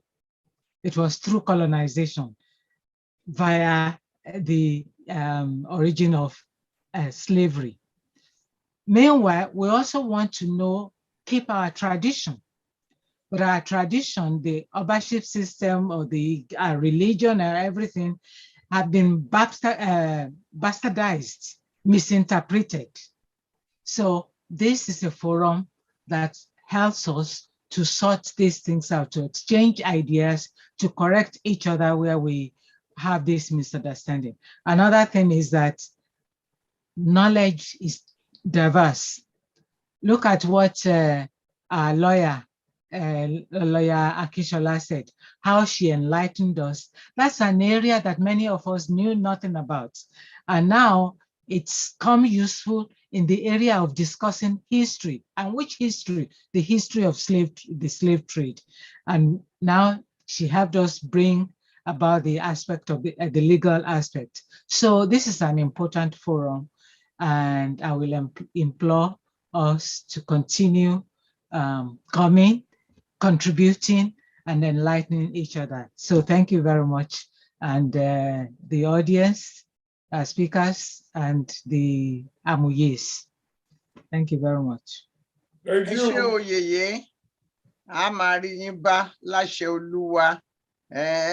Bẹ́ẹ̀ tí yọ́ǹgì náà lẹ́mọ̀ yọ́ǹgì sí kàn fẹ́mi ní odù yúùtù yẹn ni o. Ó yẹ kí n fọwọ́ bọ̀ yín lọ́wọ́ kémi náà lè mọ yọ́ǹgì bíi ti yín o. Ẹ ṣé o, pẹ́pẹ́ lowú ṣarọ́, àjíǹde ara yóò máa jẹ yín. Mo rò pé a ti ná gbàrà, a ti ná gbòòrò. A ti dé ẹsẹ̀ kùkú, kódà àti ẹ̀tún tọ ọ̀nà tó jìn. Mo dúpẹ́ púpọ̀ lọ́wọ́ alàgbà ọ̀jọ̀gbọ́n Adébáyọ̀ Oyèbádé. Mo tún dúpẹ́ lọ́wọ́ ìyáàfin wọn tí wọ́n jẹ́ ká láǹfààní tí wọ́n bẹ́ẹ̀ bá rí ọkùnrin tí ọpọlọ wọn bá pé dáadáa, ẹ túlé wọn wò, obìnrin gidi níbẹ̀ ńlé wọn. kọgbá obìnrin níṣẹ́jú kan láti dèèyàn lọ́pọ̀ lórí rù ṣùgbọ́n tọ́pọlọ ẹ̀ bá dúró dáadáa ìyàwó rẹ̀ ní bẹ́ẹ̀nù ilé wọn ẹ bá wa dúpẹ́ púpọ̀ lọ́wọ́ wọn pé wọ́n ṣeun o adúpẹ́ pẹ́ òkun wípé ẹ láǹfààní láti wá tọgbọ́ntọgbọ́n tọpọlọ tìmọ̀tìmọ̀ àti sùúrù mo dúpẹ́ púpọ̀ lọ́wọ́ yín a tún pè yín o torí nílé iṣẹ́ Yorùbá Gbòde àwa èyí jẹ edé kan ká ṣíwọ́ jẹdẹjẹdẹ ni wá bá bá jẹ kan á jẹ kejì pàápàá tẹdíọm bá dùn a rí i pé ọlọ́pọlọ ni yín a tún pè yín jọ́ mi pé kẹ́ wá fún wa nímọ̀ torí pé ìmọ̀ tó ṣàǹfààní ni ìmọ̀ tá a fọ́n ká mo dúpẹ́ púpọ̀ lọ́wọ́ yín ẹ̀yin amòye mi ẹ̀yin ní kinní kan tí ń bẹ nínú ìgò tí ń jẹ́ dìínì ọpẹ́lọpẹ́ ẹrú yín tó jẹ́ kí irú wọn lè máa sọ bíi ti kúlú sọ mo dúpẹ́ lọ́wọ́ yín mo tún kí gbogbo ẹ̀yin kò yẹ kó gbò lórí Yorùbá Gbòde mo bẹ̀rẹ̀ látòrí ìyáàfin Tinú Akínṣọlá alàgbà pẹ́lógún tí wọ́n pẹ́ lórí aago bí nǹkan míì náà lónìí àti gbogbo àwọn èèyàn tí bá ní máa dárúkọ ilẹ̀ òkun pòfẹ́sọ̀ bàbá Ṣànpọ̀nná dókítà Olúgbéngà Ẹkúndayọ̀ àti Ẹgbàágbèje ọmọọba Adéwálé wọ́n pọ̀ tó jẹ́ pé gbogbo ọjọ́ Sunday báyìí tá a bá ti pè wọ́n láàrin wọn ẹ ṣeun Oòduà ló bẹ̀yìn lọ́wọ́ ẹ ní tẹ́ kódà ẹ ní ṣòwò fọmọ ẹlòmíì jẹ mo dúpẹ́ kí n wá fi àsìkò yìí kéde o ẹ jẹ́ kí ọmọ yín wá forúkọ sílẹ̀ láti kọ́ Yorùbá ilé ẹ̀kọ́ Yorùbá a sì ń bá iṣẹ́ lọ àwọn ọmọ wa ń kọ́ ewì wọ́n ń sọ̀rọ̀ wọ́n ń gbìyànjú wọ́n ń ṣe gudugudu méje kódà wọ́n ń kọ́ àṣà wa ní ilé ẹ̀kọ́ Yorùbá Gbòde bí ó bá ti kọjá lórí ọmọ ẹ má jẹ́ ó kọjá lórí ọmọ torí Ọlọ́run kò sí ní tó yọ dẹbi pé kó pa ẹran wálé tó ẹ má jẹ́ àgbàgbé Sunday Igboho ṣì wà ní àtìmọ́lé ó lọ́mọ ó níyà ó níyàwó ó ṣì wà látìmọ́lé ẹ lè gbọ́ ìpè wípé ó nílò ìrànlọ́wọ́ ẹ túyáyá ẹ dà gìrìgìrì ẹ mọ̀ pé àwa wà lómìnira à ń lọ à ń bọ̀ ṣùgbọ́n òun ò láǹfààní irú òmìnira báyìí torí náà tẹ́ ẹ bá gbọ́ pé ẹ dáhùn ìpè láti ran ọmọ ìyá wa lọ́wọ́ ẹ mọ́ sì dákẹ́ gbogbo àwọn tó bá yẹ kí ẹ pè gbogbo tó bá yẹ ká ẹ rìn sí kí Sunday Igboho kó lè wà lómìnira ẹ jẹ́ ká máa ṣiṣẹ́ abẹ́nú àti iṣẹ́ abẹ́lẹ̀ tó mo dúpẹ́ o lọ́wọ́ gbogbo ẹ̀yin amòye látòrí ẹ̀gbọ́n mi bàbá Adéníran látòrí alàgbà Bánkọ́lé yèyé Ọmọfọlábọ̀ Àjàyí Ṣóyínká alàgbà ọ̀mọ̀wé Patrick Akínbọ́lá mo wá dúpẹ́ ní pàtàkì lọ́wọ́ àwọn tí wọ́n wá bá wa sọ̀rọ̀ lónìí àti gbogbo ẹ̀yin àlejò tuntun tí ẹ wá sí ẹ̀yin àlejò tuntun tí ẹ ṣẹ̀ṣẹ̀ wá fún ìgbà àkọ́kọ́ gbogbo ọjọ́ Sunday bá a ti bẹ̀rẹ̀ nu gbogbo ọjọ́ Sunday aago 3 nọ́mbà tẹ́ fi wọlé ní ìsìn náà ni ẹ fi wọlé kò yí padà ẹ̀yin èèyàn tẹ́ ń béèrè nípa subscription láìpẹ́ láì jìnnà a máa fi tó yín létí ọ̀nà tí ẹ máa gbà link tí ẹ ti máa get subscription kí ẹ lè bá a máa wọlé ká lè jọ ṣe é tó ẹni tó fúnni lówó kò fẹ́ kí ebi ó pani ẹni tó fúnni nímọ̀ kò fẹ́ kí á rìn lókun àìnímọ̀ ẹni tó fúnni lọ́mọ kò fẹ́ kí á jàjẹrun bí iṣu mo dúpẹ́ lọ́wọ́ yèyé mi o Ẹ̀gbìnọlá Adékúnbí àtúnwá ẹ̀dùn ló kọ́ mi láṣà àmúdìrẹ àṣà ìrè ní mògùn ará alágbẹ̀dẹ ọmọ awórin túnirọ ibi tó bá wà ilẹ̀ rẹ ni ẹnjìníà mi nìbàdàn Israel ọmọ orí àkù ò ní ṣìṣe o àti àwọn alájọṣe ìtẹ̀síwájú wa nílé iṣẹ́ Reef Note pásítọ̀ kẹwùkẹwù Tọ́lá Ọláyẹfun mo sì ti táṣìírí tí n bá pé pásítọ̀ kẹwùkẹwù wọn mọ̀ pé ò ní jẹ́ bẹ́ẹ̀ ó dà gbogbo yín náà lè ti gbọ́ níṣẹ́ ẹ mọ̀ pé mi mo sọ o yókù di ọjọ́ mẹ́jọ ní ọjọ́ mẹ́jọ tuntun ni a mú wa ètò àti bẹ̀rẹ̀ á tàn di rẹ̀ déédéé fin kókó kí ẹlẹ́mìí ò mọ̀ gbà títí di ìgbà náà èmi ni ti yín ní tòótọ́ Ṣọlá Yusuf ire o. mo ní kẹ́ má gbàgbé interfaith prayer and fasting tó ń ṣe o ní next. níjọ́ wo ni ẹ̀yin náà àná ìṣètò. mo ti text ẹ̀ sí yín okay màá sọ wọ́n ti ń ṣe é bíi abẹ́rẹ́ ní December wọ́n ṣe ní January then the third one tó máa kó gbà ní wọ́n ní marathon interfaith prayers and fasting ó máa bẹ̀rẹ̀ láti aago 12 ti New York anyway February 24 Okay. February 20 Thursday ni ó máa parí, so Tuesday, Wednesday and Thursday. Sister Ṣọlá, ẹ bá wa gba slide tán fi ṣe lecture lénìí ẹ ọ̀kẹjọ kẹ forward. Bẹ́ẹ̀ ni mo ti ẹ ṣeun a ní slide ṣé ẹ mọ̀ pé alàgbà Oyèbádé ńgbà tẹ́ fẹ́ wọlé ó show wípé gbogbo nǹkan la máa ń record, so a record ẹ̀ ó ti wà lórí YouTube, so àwọn èèyàn wá ní access sí fún odidi ọdún kan bí wọ́n bá dẹ̀ ẹ̀yin náà ní access sí láti rí gbogbo nǹkan tẹ́ ẹ ṣe lónìí. Bàbá ti perí ajá lámọ̀ perí ìkòkò, ó kọ yín ò ní bàjẹ́, ó kọ yín ò ní parun. Alàgbà Bọ̀dá Apẹ́lógún ẹ lọ sórí YouTube gbogbo ẹ̀ lẹ́rìí ń bẹ, slide ò sọnù, ó ti rìkọ́ọ̀dù sórí YouTube. Àmọ́ ọ̀pọ̀ tó bá fún wa slide yẹn a tún lè forward there in a manageable size sáwọn ẹlòmíì kan wo history bí slavery ṣe wà láfíríkà. Bẹ́ẹ̀ ni ẹ lọ sórí Yorùbá Gbòde YouTube yóò gbé gbogbo ẹ̀ jáde fún yín, gbogbo bí tẹ́ bá fẹ́ fi ránṣẹ́ sí lásìkò yìí. A lè fi gbogbo ẹ̀ ránṣẹ́, ọdún kan dẹ̀ ní slide ò lè sọnù fún gbogbo ọdún. Wọ́n náà fún wa handout lásán ni.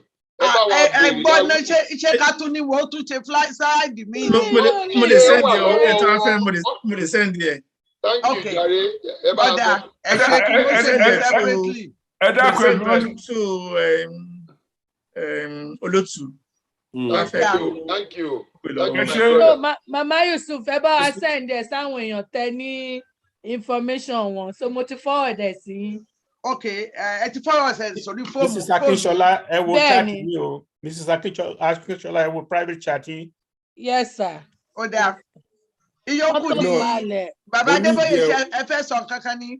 Inú mi dùn tí wọ́n á fún wa ní tòní torí mo miss nǹkan tí Mrs. Akínsọlá sọ, so màá lè lọ kọ́ ń bẹ̀. Ó dáa. Gbogbo ẹni mo fẹ́ kọ́ ọ but mo miss tìyẹn.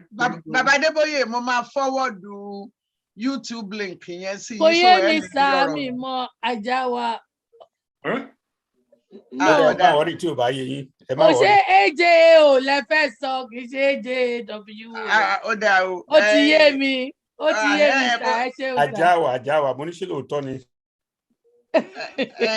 Ọ̀dà ìyókù di ọjọ́ mẹ́jọ lórúkọ gbogbo ọmọ ìgbìmọ̀ Yorùbá Gbòde pátápátá àwọn tí ẹ gbúrò wọn àtàwọn tẹ́ ẹ gbúrò wọn.